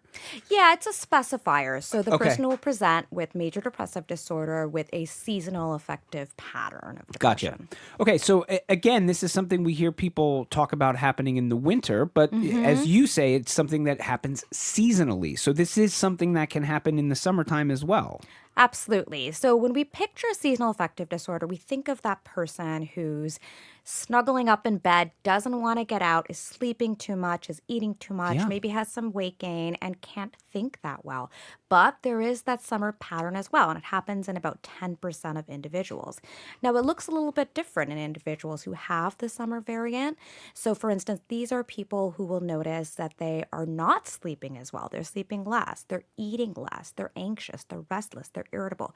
So the characteristics are actually a little bit different in individuals who have the summer pattern of seasonal affective disorder. One of the things we hear people talk about, or certainly I think a lot of people know somebody who, is impacted by seasonal affective disorder in the wintertime, is, those lights. It's like this is one of the treatments, like people like kind of throw that light on, and you hear people kind of, I guess people who are not qualified, not somebody like you, but they'll be like, yeah, it's like the lack of sunlight that's causing the winter blues, the seasonal affective disorder in the winter. But when we think about the summertime, there's plenty of sunlight, right? So in terms of like treatment or what's available for somebody who's impacted by summer seasonal affective disorder. Yeah, so to understand this, you have to go back to understanding the cause. There's a neurobiological cause of that summer pattern of seasonal affective disorder. Which is what? It has to do with our exposure to light and light duration and changes in our sleep. So it still is the light. Yeah, go ahead, continue. Yeah. So with that increase in duration of light, right, our brains aren't just seeing a change in weather, they're also seeing a change in that exposure to light. And what that does is that it can produce disruption in what we call our circadian rhythm. Our circadian rhythm is our 24-hour biological internal clock. It tells us when to go to sleep, and we go to sleep. And it tells us when we feel awake and we wake up.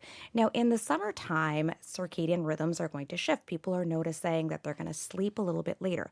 That disruption of our sleep schedule is such an important regulator of our moods. And so there are people out there with that summer pattern of seasonal affective disorder who will notice that disruption in their sleep and will consequently have an impact on their mood. But part of this also has to do with heat. Heat is its own physiological stressor, especially for anyone who has a pre-existing mental health condition. Heat can actually activate our hormonal system. We call it the hypothalamic pituitary adrenal axis. Okay, wait, say it again? The hypothalamic pituitary adrenal axis. Do we have a shorthand for that? No, The HPA. Okay. Yeah. Okay, there we go. The HPA. Yes, that's right. And when you activate the HPA axis, it can actually release something we call cortisol. It's a stress hormone. Now, cortisol can be an important regulator of people's moods. So that's another neurobiological explanation for why people can experience that summer pattern. You talk about sleep as an important mood regulator. Is it just? Can I just force myself to stay on? Does it help if I just force myself to stay on a better sleep schedule, or is it am I fighting against the tide by just trying to do it that way? Do you know what I'm saying? I do. Protecting your biological rhythms does protect your mood. And there are things you can do. So, for instance, if you're a person who's noticing your circadian rhythms are shifting in the spring or summertime, it is worth it to buy those blackout curtains, put them on your windows, and still go to sleep at the same time, wake up at the same time. Yes. So protecting that is a key piece. But, there's a psychological piece here too, right? There's a happiness mandate attached to the summertime. Yeah, I was just going to ask about that. So talk more about that, because there it is, right? Like the expectation of it's summer, I got to take advantage of it, I got to get on vacation, I got to do all of this stuff. That's a lot of pressure. It is. And oftentimes when there's that discrepancy between what we think we should feel and what we really feel, that can be a real psychological source of emotional pain for people. Your friends are traveling, your extended family are traveling, right? We lose the structure of our typical days. We're losing our support systems. And of course, nowadays, everyone is posting about their trip to Ibiza on social media, right? So when we expose ourselves constantly to that upward social comparison, that too can drive the challenges people experience in the summertime. How do we make a distinction, whether we're talking about, summertime or wintertime, or really any time? How do we draw a distinction between I'm just a little down, or, I kind of get down in the summer, or I kind of get down in the winter, and actually something that I need to say, wait a minute, I got to go talk to somebody, I got to take action here. Where is that line? Yeah, great question. So we define a major depressive episode based on the persistence, the intensity, and the way that it keeps us from functioning in our lives. So with the depressive episode, right, people really have that intensity of low mood or inability to experience joy. They're withdrawing from their friends. They're withdrawing from work. They feel that sense of lack of hope, and they may also have thoughts of wanting to die. So that intensity and that persistence is notable, and the way in which people feel like they can no longer live their lives the way that they want to. It is the case, that we can have these seasonal changes in our mood. Does it mean you've got a depressive episode? Absolutely not. But there is a reason to continue to try to protect your rhythms, even if you don't have the actual disorder. So there's always a reason to recognize that, light can affect our sleep, light can affect our mood, and to try to think about ways to restore that sense of mood regulation. You listen to the Curiosity Desk. We're talking with Dr. Ashwini Nadkarni about summer seasonal affective disorder. When you talk about impacting your ability to function, how severe are we talking about here? Is it I'm having a really hard time getting up and dragging myself to work, or does it have to go all the way to I called out of work? Do you know what I mean? I do. When we talk about impact, how much impact in function are we talking about for us to say, hey, maybe this is starting to become problematic? Yeah. So that does depend on the individual. Yeah. People have their own perception of what it means for their functioning to be impaired. I will tell you, we've got some great scales that have a statistical accuracy and predictability that help us rate how people are experiencing these symptoms in terms of mild to moderate to severe intensity.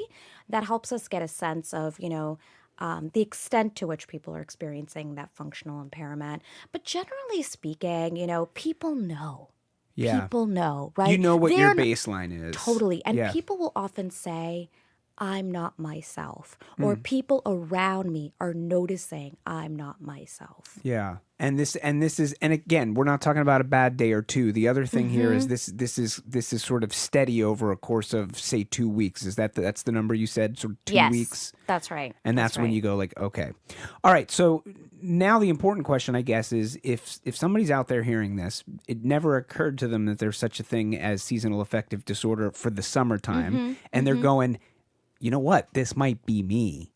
Like, what do they do if you start to see or recognize the signs of summer sad? What ought you do?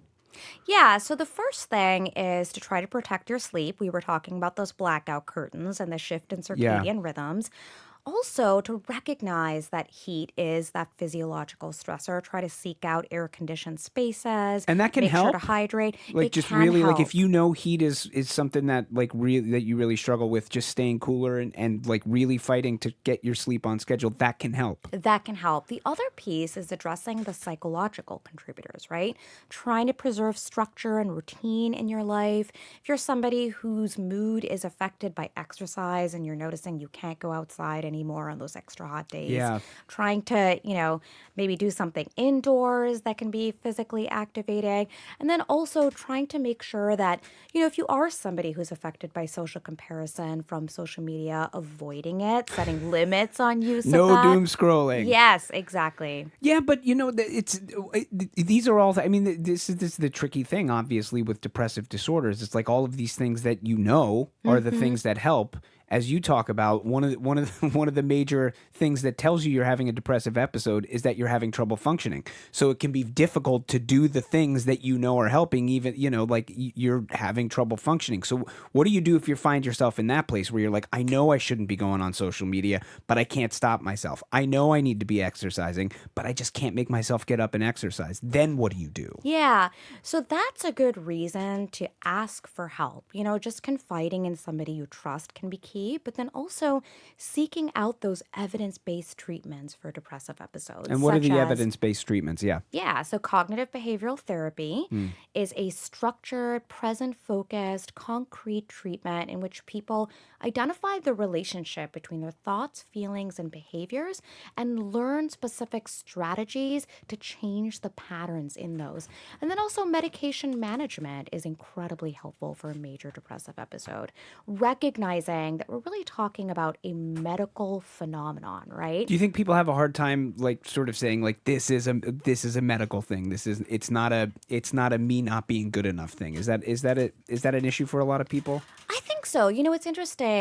More than a couple hundred years ago, Freud believed that Parkinson's was something that you could address with therapy, or multiple sclerosis was something you could address with therapy. Now we know how far modern medicine has come. And it's actually something I always say to people, don't swim to Paris when you can fly. There you go. Don't swim to Paris when you can fly, everybody. We've been speaking with Dr. Ashwini Nadkarni. Thank you so much for being with us today on the Curiosity Desk. My pleasure. Speaking of sunny times and sunny dispositions, Jared Bowen, host of The Culture Show. Welcome to the studio, Jared. Good to see you. Thanks for having me, Edgar. You're welcome. What's on the show today? We are starting off with Pulitzer Prize-winning novelist Richard Russo. His stories that often look at America and the America that time has forgotten, with people left behind and class divides. But he's switching things up. There are still those themes, but this new book, Under the Falls, is a thriller, so we'll talk about that. Nice. And then Barbara Lynch is here. Of course, she is one of the culinary pioneers in this country, certainly the architect of among few of really fine dining and excellent food experiences and restaurant experiences here in the Boston area. So she's talking about new ventures. And then Imari Paris Jeffries is here to talk about how we can continue our summer of fun in Boston that we had between the tall ships and the World Cup, and how to keep that going. The elephants. The elephants, exactly. We are keeping it going, and we're doing it through culture largely. Yeah. And he's just the person, as the head of Embrace Boston, primed to weigh in on that conversation. Well, that sounds like another excellent show coming your way. Jared Bowen and The Culture Show in just about 2 minutes, so you are not want to go anywhere. You're not going to want to go anywhere. As for us, that does it For now, the Curiosity Desk is produced by Aidan Connolly, Rachel Armani, Olivia Corcio, and Hannah Loss. Our intern is Mukta Dharmapurkar. Patty Daniels and Jamie Bologna always keep us from getting down, no matter the season. Our engineer today, the one and only John the Claw Parker. Special thanks too to Andrew Massawa. We will be right back here in 23 short hours on GBH 89.7 and streaming on YouTube. If you can't wait that long, we got a podcast version of the show you can check out. You can check that out wherever it is you get your podcasts. Took on a couple of listener questions in the hour today. We'd love to do more of that. If you've got a question, send it our way. You can email us at curiositydesk@wgbh.org, or we got the handy-dandy form that you can fill out on our webpage. Easy way to get there, just Google Curiosity Desk GBH. You'll find us. All right, be well out there. Until next time, I'm Edgar B. Herwick III. I hope you will stay curious out there.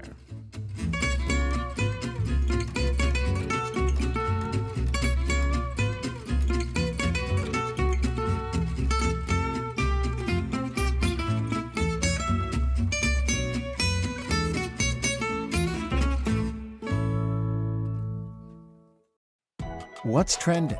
What's interesting? What's going on around town? We're talking all things arts and culture on The Culture Show, next on GBH 89.7. Funding for our programs comes from you. And the Museum of Science. From live science demonstrations to hands-on exhibits, families can explore the wonders of Earth's evolution and the frontiers of space this summer. Learn more at MOS.org. Rosie the Riveter was the public image, but the women who served in America's war effort contributed in many other ways. Learn about them on Women of World War II. More untold stories, tonight at 7:30 on GBH2. You're listening to 89.7 WGBH HD1 Boston. Online at gbhnews.org. GBH News. What matters to you? I'm Jared Bowen. Coming up on The Culture Show, Pulitzer Prize-winning novelist Richard Russo. He has spent decades writing about class, loyalty, and the often troublesome tethers to home. In his new novel, Under the Falls, a rock star returns to the struggling upstate New York town he thought he'd left behind. Russo turns his old tensions into something new for him, a thriller. Then James Beard Award-winning chef Barbara Lynch. She has moved from a restaurant empire to a quieter course of intimate dinners, culinary exploration, and painting. She joins me to talk about life ahead and the turbulence behind her. And a farewell to the Scots and a farewell to a Celtic. But the World Cup turning sleepy Boston into a hub for nightlife. How do we carry on the spirit of camaraderie after the final goal? And even though Jaylen Brown has left the seas, he's recently promised to continue his commitment to local nonprofits. We'll look at how his dream of a Black Wall Street in Boston lives on. Imari Paris Jeffries joins us for that and more.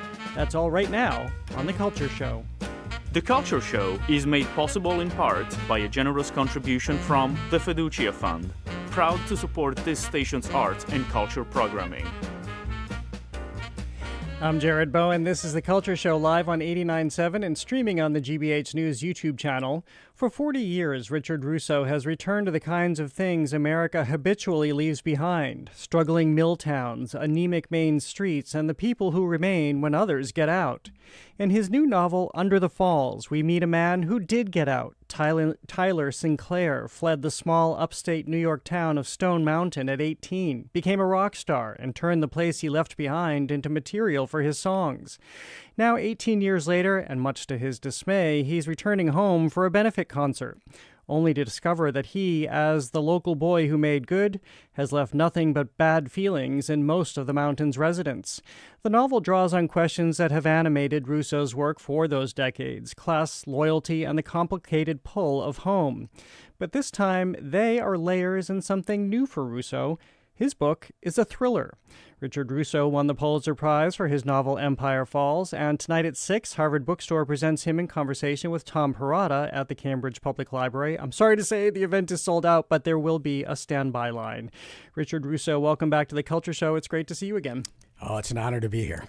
Well, let's talk about this story. There's so many layers to this story, but you literally set the stage for us at the beginning of this novel, giving us this understanding of Stone Mountain, and I'm smiling already because you introduce us to the amusement park that's there, which is a bellwether for places, which I'd never really thought about.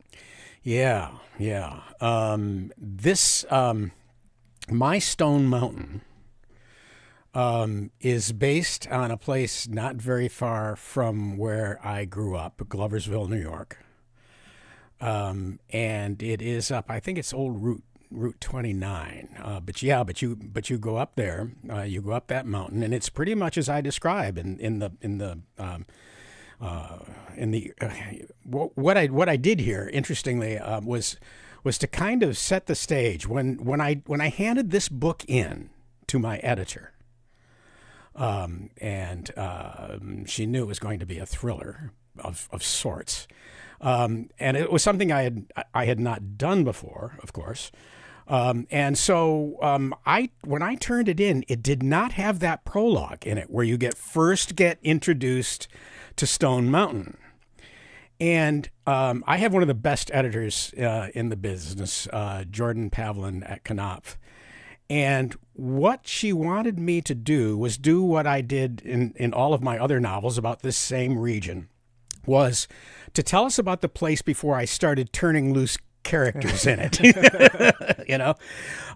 And that could not have been better advice, because what she wanted me to, what I was doing and what she didn't want me to do, was to kind of bend my knee to the thriller form, which I had not done before. I thought, well, why not take some lessons from writers who have done that sort of thing? And she said, no, what I would like you to go back to your first 3 Fool novels. Go back to Nobody's Fool, Everybody's Fool, Somebody's Fool, and look at what you did in the first 5 pages or so of each of those books, and do it again. Let us get acclimated to the place before you turn your characters loose in it. And that was the best advice I could have got. She was saying, don't bend your knee to the thriller. Make the thriller bend its knee to you. Make sure that more than anything else, people feel comfortable in the world that I have been writing about for a very long time. Well, I have to say, it's also, Jordan, brilliant advice, because it immediately puts us in the town, so that when Tyler Sinclair comes home, as this man who's pretty flashy, you can assume, I have to tell you this. I pictured him as, I once saw Steven Tyler in Sunapee, New Hampshire, in the harbor. And Sunapee's not a downtrodden town, but to see a rock star in that quaint harbor, it was incongruous. Yeah. So here we have Tyler Sinclair coming home, and a lot of people are looking at him, even though he's a man of this town, a boy of this town, this resentment, because he did make good, and they can't embrace that. Yeah, Jason Isbell, strangely enough, was probably the musician that I had in mind, because he and his wife still, I think, on the 400 unit, have that kind of relationship that my character has with his songwriting partner in this book. But his going back and discovering that not everybody is all that glad to see him. I think a lot of my readers, probably wouldn't recognize just how autobiographical that is for me. Yeah. In the beginning, when I was writing my early novels, I was treated so well by the people of Gloversville, New York. I called it Mohawk. I called it Thomaston. I made a fictional world. But of course, people who lived in that town knew exactly what I was writing about. Knew exactly all those Rust Belt towns going up and down the New York State Thruway. So they knew all of that going in. But now, sorry, I lost my train of thought there. Well, it's about the man, the successful man coming home, and going home when the town hasn't evolved. Yeah. What happened to me was that about midway through my career, I did something I had never done before. I wrote a memoir.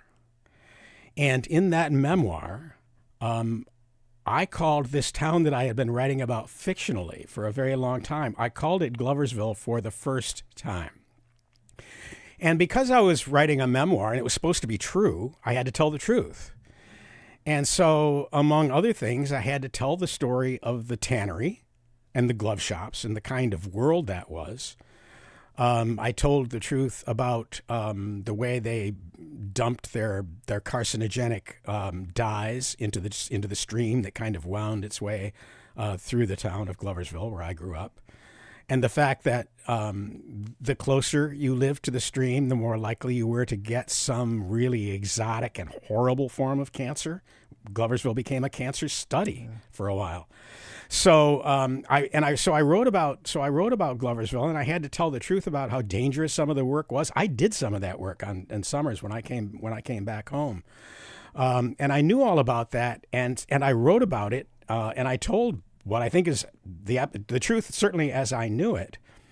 And the blowback that I got for the first time was it was very clear. And what people were saying, in essence, was, you know what, Russo, you've done pretty well for yourself, haven't you?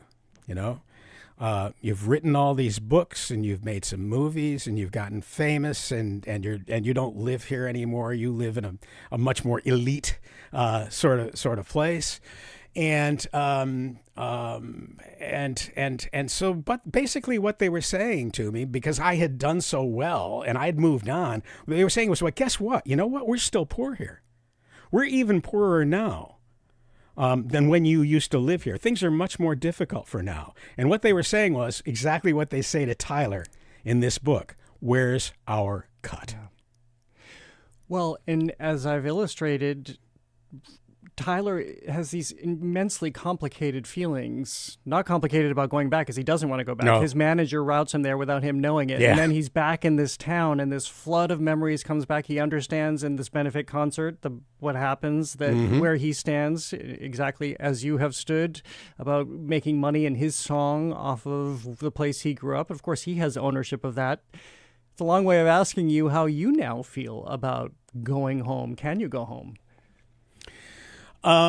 Yeah, I have still very strong feelings about this place that I've been writing about fictionally for all these years. As a matter of fact, a couple of nights ago, my first stop on this book tour was in Saratoga Springs, which is just up the road.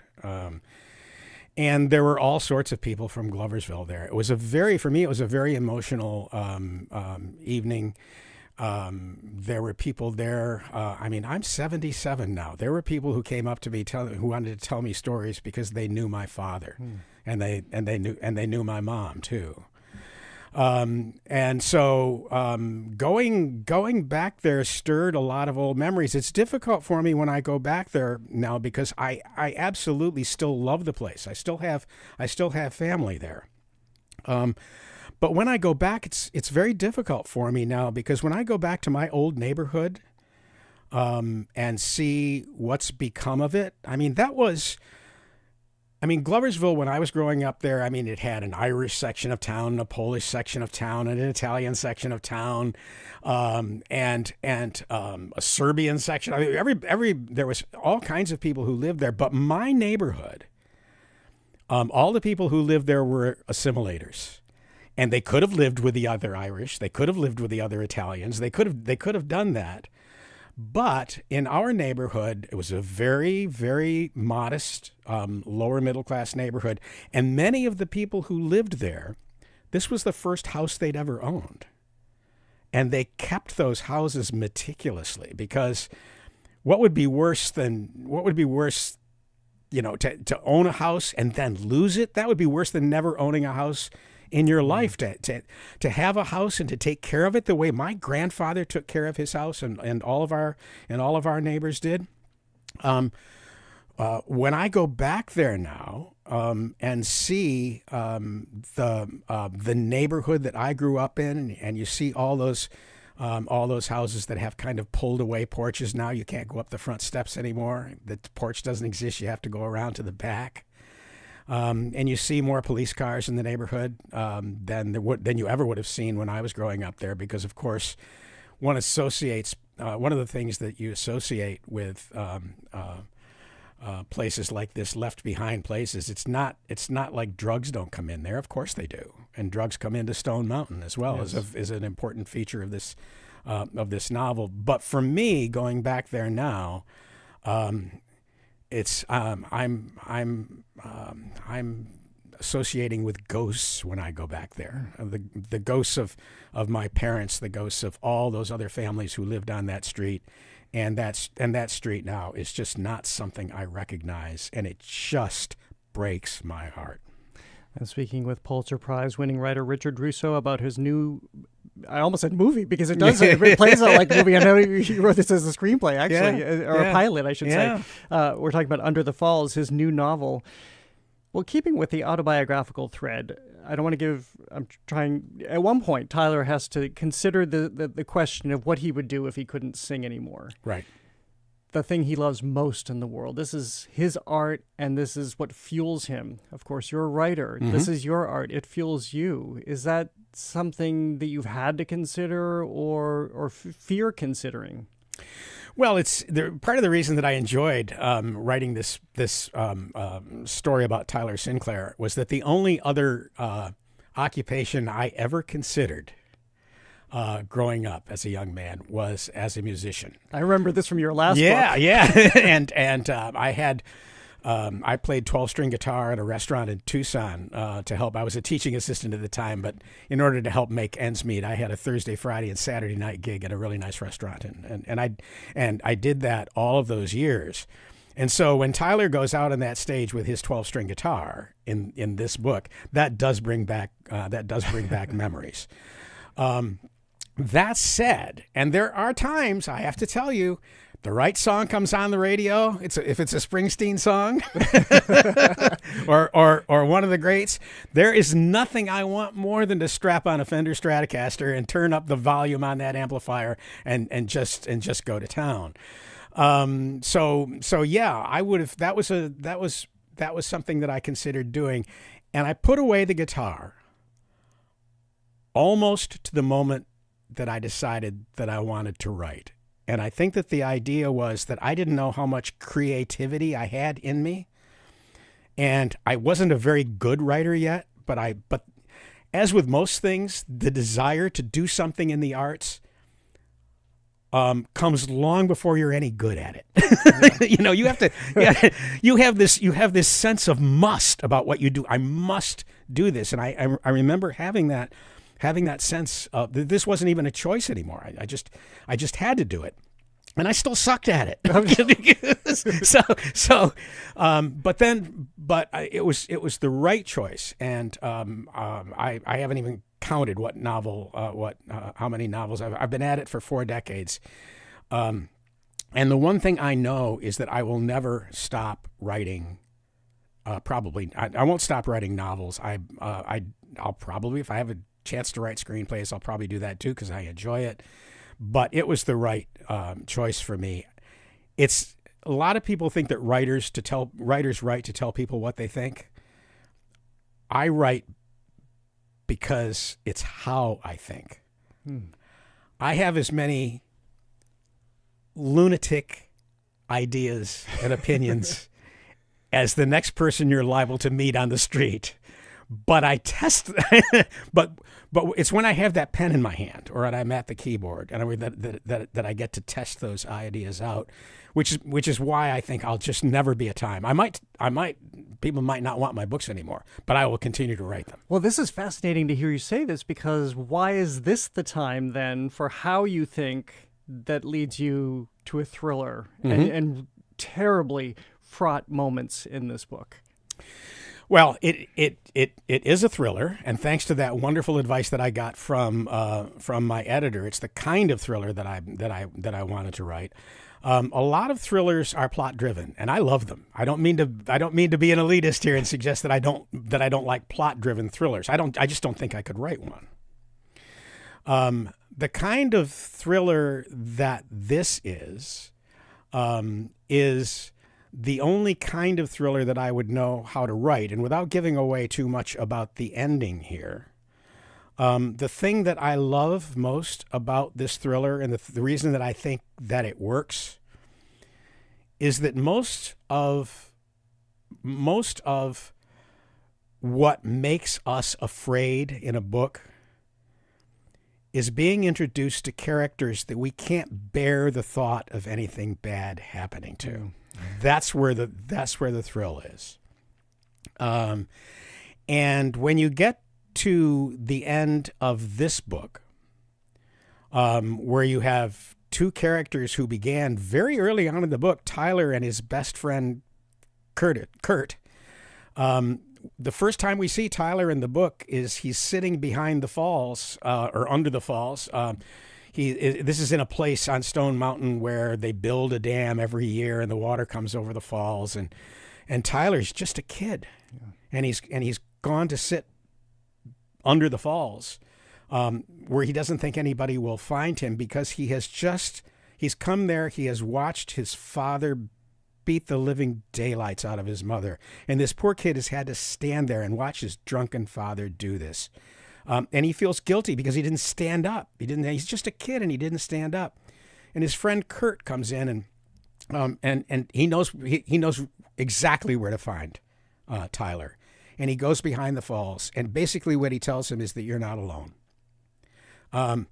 And with that kind of beginning, what I loved most about writing this thriller was that at the end, I got to let these two characters, now much older, they're approaching middle-aged. Kurt has lived a fraught life. Yeah. Tyler has lived a fraught life. But at the end of all of this, after all the things that have gone terribly wrong, there's a scene between the two of them that I thought was heartbreaking, mostly because it broke my heart. And that's the only kind of thriller that I have any interest in writing, or that I'd be any good at in writing, put it that way. Well, and this is what you're especially so successful at in this novel, is bringing us into Tyler, who our conception of a rock star is somebody who's spoiled and has all the trappings. And this is just a man who has so much dimension and sympathy and empathy, and he's a great protagonist in your book. And some of the antagonists too are people that also broke my heart. Freddie broke my heart in this book. The girl that Tyler and Kurt were both in love with when they were kids back in Stone Mountain. And I think the moral center of the book is actually Officer Deb, yes. who she devotes so much of her life to making men look good. She didn't want to be a police officer. She just didn't have the money to do anything else. So she finds herself doing a job that she doesn't want to do necessarily. But Kurt is her boss, and she loves the guy. She's not in love with him, but she's broken. He hires her, and she's kind of brokenhearted because she has a pretty good idea what he's up to, but she can't face the possibility that he is not as good a man as she needs him to be. So again, it's heartbreak is what you're after here, I think, more than anything. Well, everything you just brought back brings me back to childhood. It'll bring everybody back. I only have 30 seconds left, but I have to ask, do you go to your high school reunions? My high school doesn't exist anymore. Oh, well, that takes care of that. Yeah, I went to a Catholic high school in Gloversville, and when I was in Saratoga, people were talking about I graduated from Gloversville High School too, and I was saying, well, I didn't. Yeah. So you're one. So you're working out your experiences of what they would be. That's right. in your novel. Richard Russo, always great to see you. Have fun with Tom Perrotta tonight. I will indeed. He and I are old buddies, and I'm really looking forward to it. And this has been a joy and an honor. Thank you so much. Well, thank you. Richard Russo's new novel is Under the Falls. Tonight at 6, he'll be in conversation with Tom Perrotta at an event presented by Harvard Bookstore at the Cambridge Public Library. The event is sold out, but there is a standby line to check out. To learn more, check out Harvard Bookstore's website. Well, coming up, Barbara Lynch was one of the chefs who transformed Boston dining. Then her restaurant empire collapsed, but now she's charting a very different course with intimate dinners, culinary travel, and a new way of sharing what she's learned over 3 decades in the kitchen. She's next on The Culture Show. Stay with us. The Culture Show is made possible in part by a generous contribution from the Fiducia Fund. proud to support this station's arts and culture programming.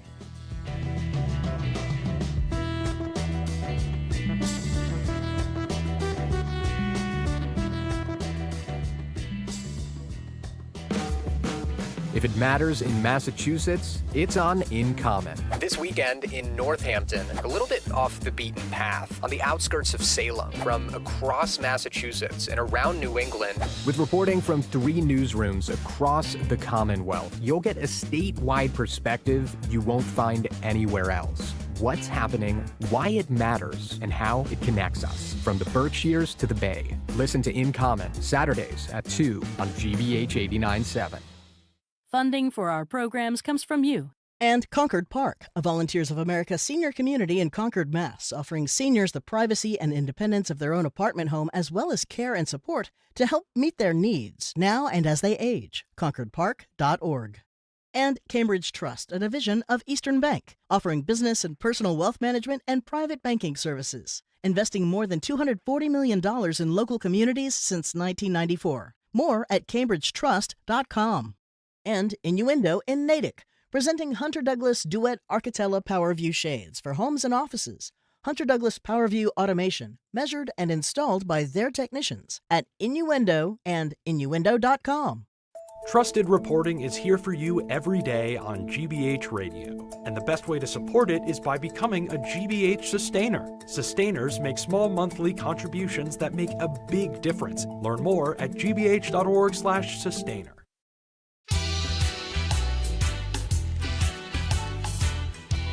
I'm Jared Bowen. This is The Culture Show, live on 89.7 and streaming on the GBH News YouTube channel. For decades, Barbara Lynch was one of the defining figures and architects of Boston dining. The self-taught South Boston chef built a restaurant empire that included No. 9 Park, B&G Oysters, and Menton, and more, earning James Beard Awards and national acclaim along the way.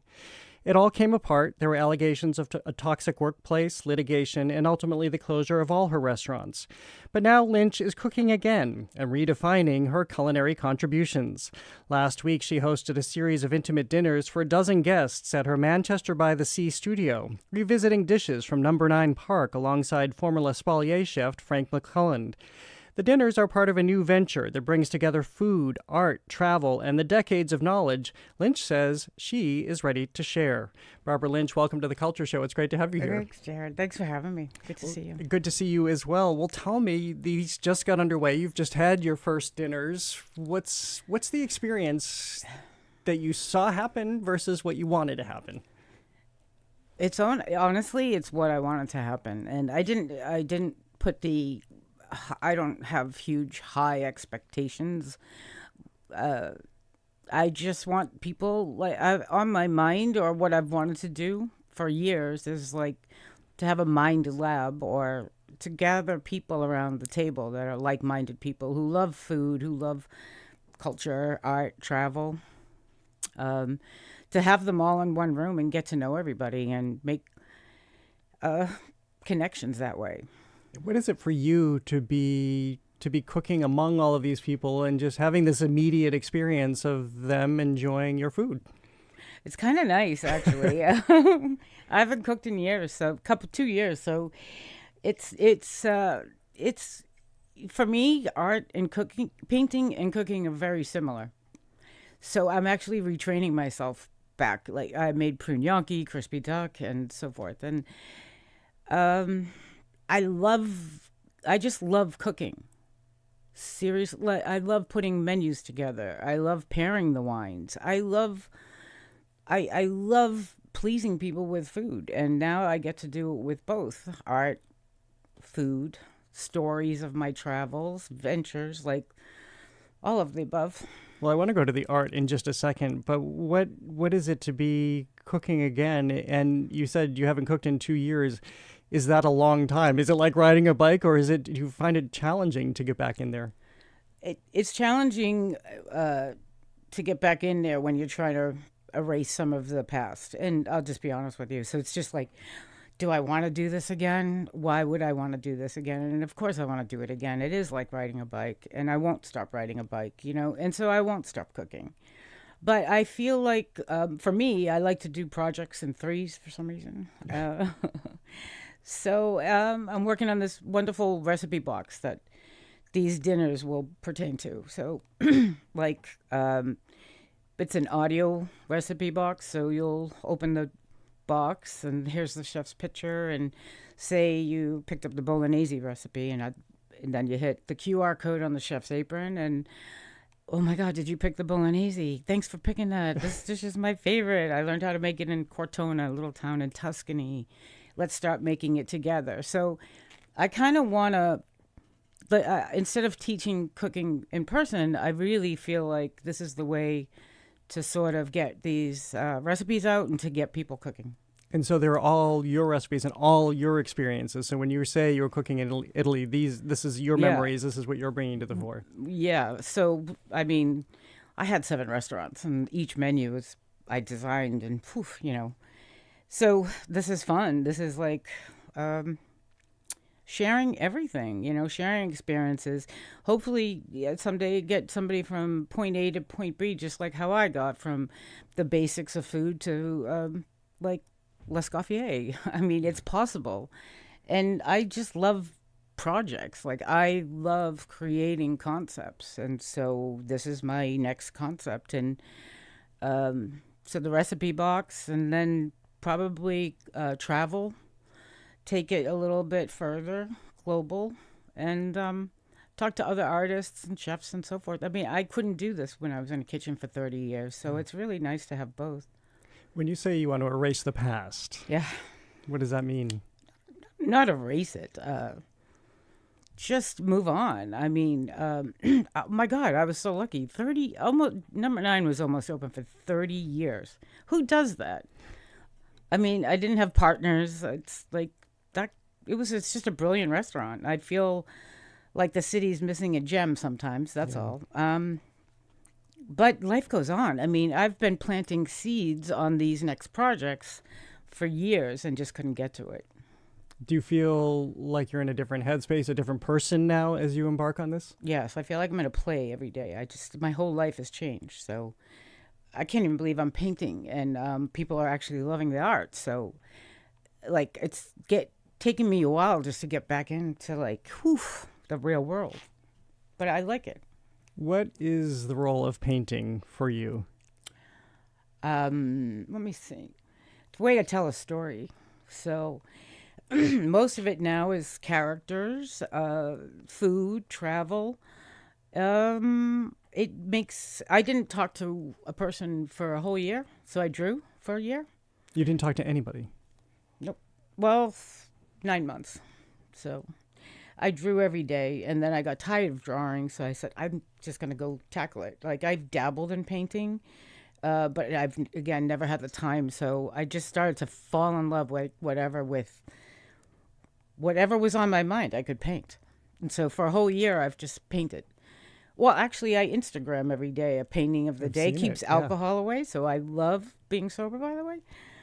I love it. And so I just have a whole new chance, I guess. What was behind not talking to anybody for 9 months? I don't know. No one was calling me. So, you just have to find yourself. I had to find myself inside and just say, woof, let it go. It needed to change, like the world is changing. We're in such turbulent times, I think, sometimes. And so everything has a life. And I think it was really the time for me to close these restaurants.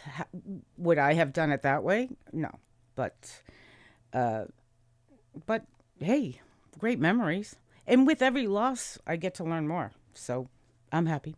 I would say, from my standpoint, it takes extraordinary strength to understand that and to go through that process. Is that, to what degree do you see it that way? It took a lot of strength. I don't know. Sorry. Yeah. To go back to the painting, you, I know, are particularly struck by Milton Avery as a painter, and we see a lot of his forms in what you create. Did you see the show? The Cape Ann Museum show? Absolutely. I was going to ask you the same thing. There you are on the North Shore. Oh, my God. There's this beautiful painting, the show of Milton Avery as this mentor to Mark Rothko and Ada Gottlieb. I thought that was one of the more brilliant show. It was the most brilliant show I've seen in a while. I felt like the Cape Ann Museum shined, and just it was an incredible show. Yeah, I fell in love with Sally Michael Avery. I didn't even know about Milton Avery yet, and then I find out, it's Milton too that I love mostly, but he also lived in Rocky Neck where the Rudder was, 73 Rocky Neck Ave, and Milton Avery was painting there with his wife. I couldn't believe it. So part of me feels like this is my journey. This is where I should be. This is my purpose. Yeah. To teach, not really teaching, but just to share knowledge and keep growing. For people just tuning in, I'm speaking with Barbara Lynch, who is curating a whole new culinary experience with private dinners and recipes and culinary travel and painting that you can find on her Instagram page. But you also come by this by way of the Isabella Stewart Gardner Museum. I had forgotten that you were the first culinary artist in residence there. How did that fuel and or shape your painting experience? I didn't paint it. I didn't even paint there. I just, I wasn't painting then, but I was drawing and sketching, and, this was an amazing, a month. I stayed there for a month. This was an amazing opportunity. I asked, what should I be doing? They said, absolutely nothing. Whatever So I spent, the days in the library, the conserving room, and late night, midnight tours with Arthur. And so it was incredible experience just to live there and have all this time to really take in the tapestry room, learn about the Persian. It was just, and the fact that she saved all this art and was an incredible woman for Boston. I think it was just an incredible opportunity. Then in the end, I put on a dinner for the trustees, which was incredible. Like Taylor from the garden, she was growing all the herbs for me, the lettuces, and we just had a fabulous room, like foie gras terrine for the tapestry room, and she had barberries and all of this stuff for us, and it was a great experience. It was I drew a lot, but no painting. So when did the painting start for you? Right after drawing. No, I started painting probably maybe 12 years ago. Like, just one was Sally Michael Avery, It's Mother-Daughter on a Beach, and then I picked it up again. I mean, honestly, I didn't even know what size a canvas was. So my first canvases that I ordered online, they were very big. So I tackled it. So from there, I fell in love with Jean Dubuffet, and then went into Avery and Matisse and Picasso-y, and I love Manet. So I love the process of painting. It's actually similar to cooking. I love pigments too. Pigments are like, you can actually make a color instead of having it come out of the tube. Yeah. And you mix the powder with an egg yolk, add a little touch of wine so the egg doesn't oxidize, and you can start to create your own colors. So I've been doing a little research on oyster white, clamshell white, stuff like that. I mean, I feel like this is going to be a great opportunity to try a lot of things. So have you taken any classes, or is this all self-taught as well? I did take one class probably about 8 years ago in P-Town with Megan Hilton at PAM. No, not Megan Hilton, but at PAM, where the Provincetown Art Association and Museum. Yes, amazing place. I love Chris McCarthy. Yeah, she's the director. I just had her on the PBS NewsHour for this fabulous show. They just closed, unfortunately. Avital Sagalan, this woman who painted her entire life, created her entire life, but never wanted to be out in the world until the end of her life. Wow. And Christine had a great line that you can never see another pier in Provincetown without thinking it's a Sagalan pier for just the way she rendered it. Oh my God! It changes everything. Right. But so I interrupted you. You said I forget where we were. You took one class, but most of this is self-taught. Yes. Yeah. So I took a class on colors and shapes and trying to learn value, but I'm so dyslexic. It's just crazy. So a lot of my paintings, you'll see two left legs, or it's just what it is. And I still am learning, and I'm you know, some days on YouTube I'm like, you know, perspectives. But I think the art just, it's funny how I start painting, and I'll start working on like 5 of them, and then hang them up on the wall, and then all of a sudden in a month, like this huge, beautiful new story starts to come out. It's just hanging on the wall. So then I'll start to gather them and say, okay, when's the next show? Which leads me to, I am having a show coming in September with Robert Ellis Orville at my studio in Manchester by the sea. It's awesome. It's in a boatyard, no neighbors. It's pretty desolate. That sounds like heaven. You're talking about Robert Ellis Orville, who worked with Taylor Swift. Yeah. Oh my goodness. Oh, so he's retired now. Yeah. So we had him on the show not too long ago. Oh, you did? Oh my God. All right. So- He's like my neighbor. And he came to my first show, and they bought some paintings. And when I went to go see him, he asked me to come over and talk about a show together a couple of weeks ago. And I saw one of my first paintings on the wall. I was like, "Is that one of mine?" I feel like every day it seems like it's getting a little better, the art. But yeah, I'm excited with him because he's just up my alley. I adore him. He's a great guy. People can listen to that interview on our podcast. Well, with all the travels you've done over all these decades for food, were you also going to museums at the same time? A few of them I did with, I forget her name off the top of my head, but I know you'll know her. She worked at the MFA in the Dutch art room. Yes, we did some food traveling, actually, with Anna Sortorn and myself. We did a lot in Italy, in the museums, Caciovallos, all of that stuff. And so I would like to do that again. And I think we will be doing it in 27. I really want to go back to like south of France. And I want to go back there and work with some of their artists. And I want to go to Italy with Fabrizia Lanza, who owns a cooking school up in Sicily. She paints as well and draws. So it's really interesting. I mean, we should get Jacques Pepin too to have a show because he paints as well. So like painting is new, and I love learning about all of it. I still am learning every day, mediums, garnish, varnish, but come to think of it, you can really paint on anything, which I love. And it's so invigorating to hear you talk about this and the passion that you're bringing to it. Yeah. Well, finally, for people who are visiting your studio or people who are going to these private dinners, how do you integrate art into it? How do I integrate art into the dinners? Well, they enter the room, and I start them in the gallery. And a lot of it is actually some of the famous dishes, like the butter soup from Monton and halibut Veronique from the Rudder. So we go through that. We have hors d'oeuvres, past hors d'oeuvres, champagne, and we just start to get to know everybody. And then the art part is everyone leaves with a little painting, a little passport blank book to take sketches and notes. It's my third one, and this one was really special. So our next one is in September.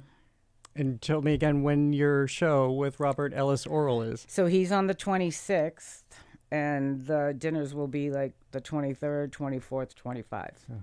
And then the show's going to be at the gallery, and I love the topic, the lobster. Oh.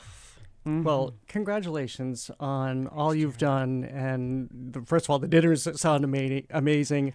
I love your art. The moment I saw it, I saw the Averys, Milton, Sally.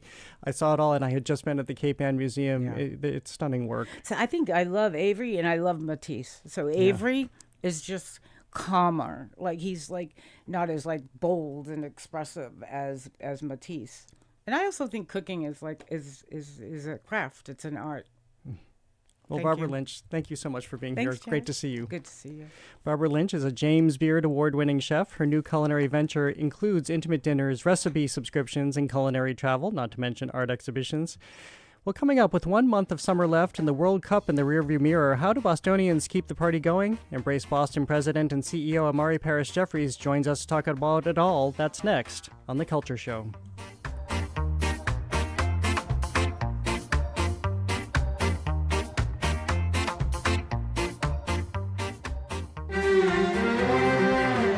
An admissions scandal at Mexico's top university has potential students reeling. The school is making everyone retake the entrance exam after allegations of cheating. And students like this one are nervous. Entonces, o sea, yo si repitiera el examen, a mí me... The scandal is also raising questions about who gets access to one of Latin America's top-ranked universities. Next time on The World.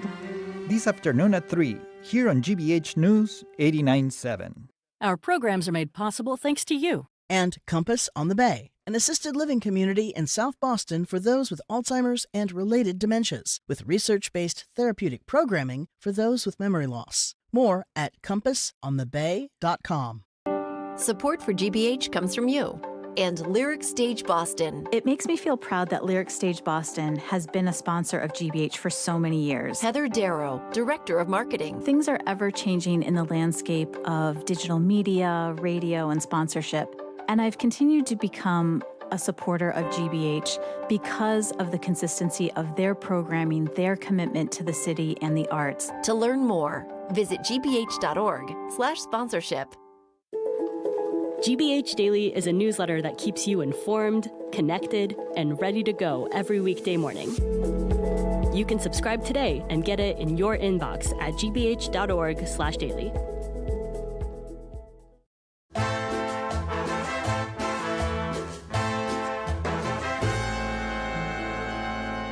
I'm Jared Bowen. This is The Culture Show, live on 89.7 and streaming on the GBH News YouTube channel. We begin to continue our show with the recurring conversation, AI, actual intelligence. What's happening to me, Imari? I'm dissolving right before you.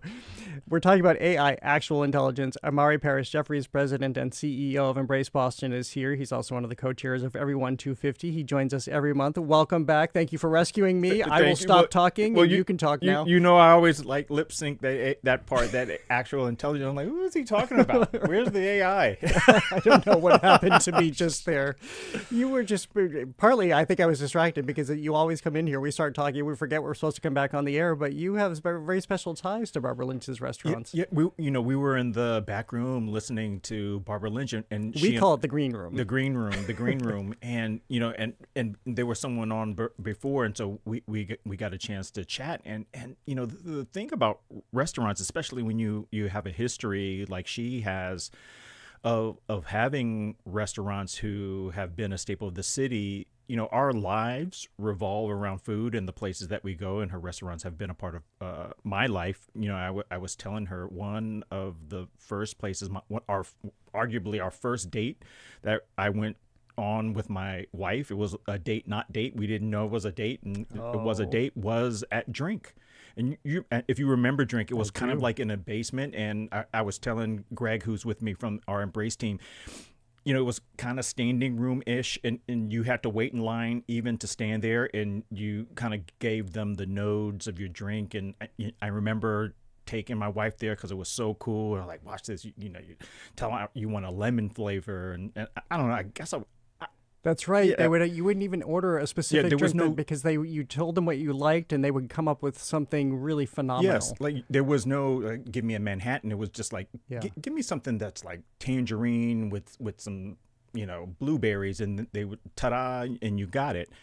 And that was a special place. Sportello, I remember going there for lunch and just like having some of the best Italian food. And Park 9, I remember being in my 20s and going and getting to go there for the first time and thinking about how special it was, because it was one of those restaurants that I thought, man, if I got to go there, I made it. And I mean, I don't know if I made it or if I even made it now, but it was so special. And when you think about the amazing restaurants we have in town, so many milestones, people get engaged, they have wedding ceremonies, parties, special occasions. I mean, restaurants are so important to the ecosystem of our culture in the city, and we have so many chef owners and restaurant groups in this town. We are so fortunate. We are, and this is actually, I know we got a little, to the listener might think we got off topic, but not really, because what we plan to talk to you about today is the energy that's been in the city and the region, in part through our restaurants, and then a major part through the World Cup, through the tall ships, through the elephants now, the elephant migration. That was amazing. That's happening on Com Ave. People should go out there and see it. all of this together has, I think, stopped people in their tracks to some degree to realize, yeah, we have great things here. And the great thing about the restaurants is that they exist after all of these great events that happened this summer. Are we being mindful, and how should we be mindful of carrying this forward? Because there was an energy boost, there was an economic boost, there was an intellectual boost as all of these things happened. And one of the things around restaurants and these places was an extension of liquor license hours. So the extension from the 2 o'clock, 1:30-ish to an extra hour, which helped restaurants, which for the most part they make their bottom line from the libations that they sell, and so that energy was contagious. And I think you and I talk about this every week, the boost in the arm from the energy of this influx of people in the way I think I didn't anticipate how excited I would be. I went to my first football, soccer game I ever went to in my entire life, went to some of the watch parties. My wife, who's Mexican, I went to see a football soccer match with 1,000 Mexican Americans, and there was a live band in the bar, and it was amazing. Got beer poured on me every time a goal was made by the Mexican team. It was contagious. And so this energy, I think, that people are talking about, this joy offensive that was infused in our city, I think that's what people are talking about, the economic boom. And I know it has not been extended to every neighborhood in Boston, but the energy and that feeling, I think that's what people are talking about. They hope is sustained, at least during the summer times. So we're obviously not going to have the World Cup every year. We're not going to have the tall ships every year. So how do we do it without those tentpole events? Well, I think we have a great tourism organization run by Martha Sheridan and Meet Boston. And so they've done a great job of trying to, and I've gone on some trips with them to try to attract some of the big events in town. And so some of it is an influx of tourism, but it's also a lightening up of some of the things that make us a little stuffy. And the entertainment licenses, the flexibility in during that time, I think people were a little bit more flexible. We've gone to cities like New Orleans where on certain zones you can walk around in beer garden areas and have a drink. And be an adult. And, some folks have said, hey, could we lower the drinking age to 18? I'm not sure about that. But I think some of the things that we've been very restrictive about, I know that we opened up the liquor license, and that's a step in the right direction. But there's such a stuffiness in our city that I think makes us not as fun as we could be. And I think that is also a part of the challenge that we have to overcome.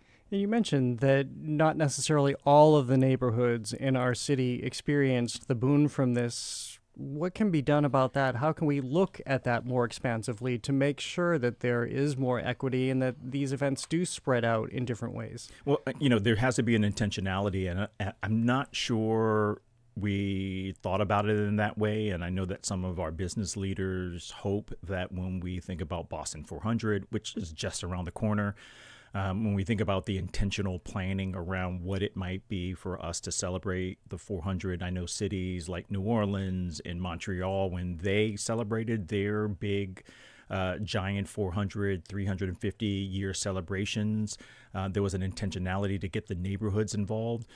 I'm not sure with all of these big events, there was an attempt to have some watch parties in neighborhoods, but that wasn't quite what we did here in Boston. I think it was a celebration of some of the larger events, the tall ships, the FIFA tournament, some of the block parties, and we're in a tough time. I read an article recently that some families are buying their groceries on Klarna. You just saw in the Globe and some of the other. That's the credit card pay pay what you can method so that the rest is in installments. It's credit, basically. Yeah, basically credit. And the Fed report just came out. And, the old one that came out in 2015, 2013 that talked about the net worth of the black family was $8. Well, the new one came out, and I'm sure we'll talk about it next month. It's not $8 for a black family, but it's now $7,800 for a black family. For a Latino family, it's $1,200. And so people are struggling still. And so I think that's something that we have to think about, especially when it comes to, how we get neighborhoods involved in the challenge of participating in the boom. Well, first of all, if people are just tuning in, I'm speaking with Imari Paris Jeffries, president and CEO of Embrace Boston, but enter Jaylen Brown. So this is another big question. Here is a figure who is addressing a lot of these issues for kids, especially in communities all across Boston, and as we know, he will no longer be with the Celtics. Here's Jaylen Brown speaking with CBS Boston after being traded to the 76ers. There's a lot of issues that are also here in Boston, but there's a lot of resources that are also here as well. So being able to bridge those gaps to the resources that are here in Boston to those who get to experience those resources is something that me and my family have spent a lot of time here, and it's something that we wanted to help contribute. Since we've been here, we've only tried to add value, and community is something that our family represents. It's the legacy that we leave behind. So being able to build that greater community here in Boston and now extending it out to Philadelphia is important to us. So he had set down here, of course. His family was as invested as he was in philanthropy and making positive change. He explicitly said that he wanted to create a Black Wall Street here in Boston. What can we expect as he moves to Philadelphia, and whether he will continue these ties? I think he's indicated he has, but what's at stake here? Yeah, heartbreaking, man. You're going to have me sad or having to disclose that I might be rooting for the Sixers every once in a while when he plays.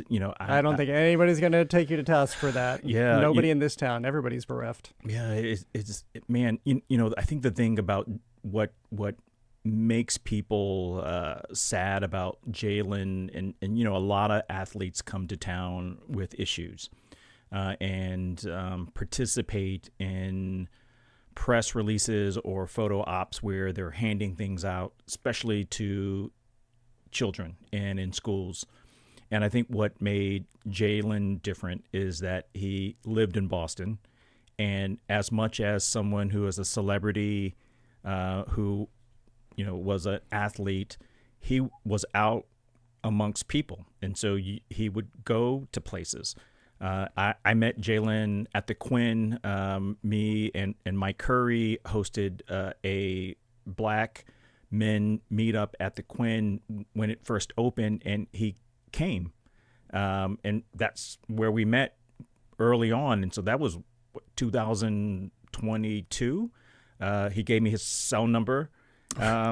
Yes. You've been holding out on me. Yeah, he gave me his cell number. And that's the kind of guy he is. And so he would go to restaurants and places and establishments. He would go to schools and be with people. And so he was a man of the people. And so, you think about a young person who on draft day was booed because they didn't want him, and who then is traded and people are upset, right? This is the kind of guy he was, who did what he needed to do to be a member of this community. And I think that's why he'll be missed.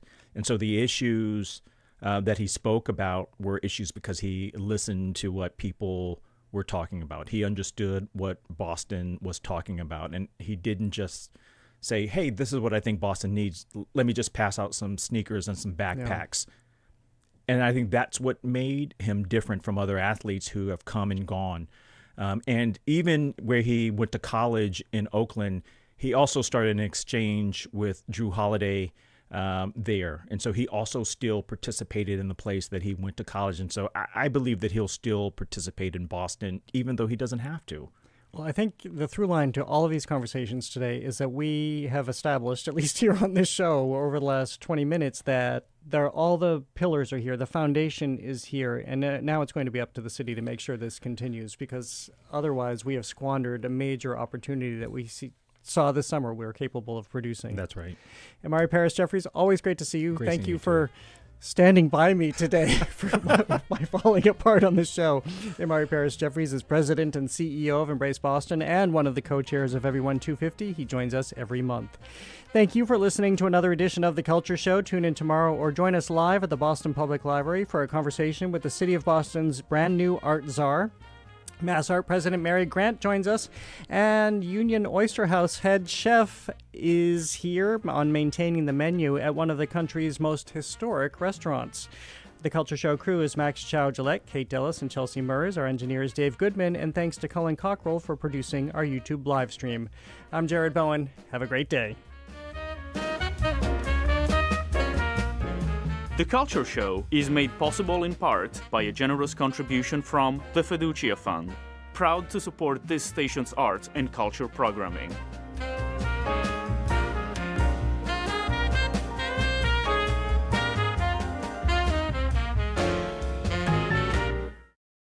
Spend your afternoon with us. Stay with us for GBH's All Things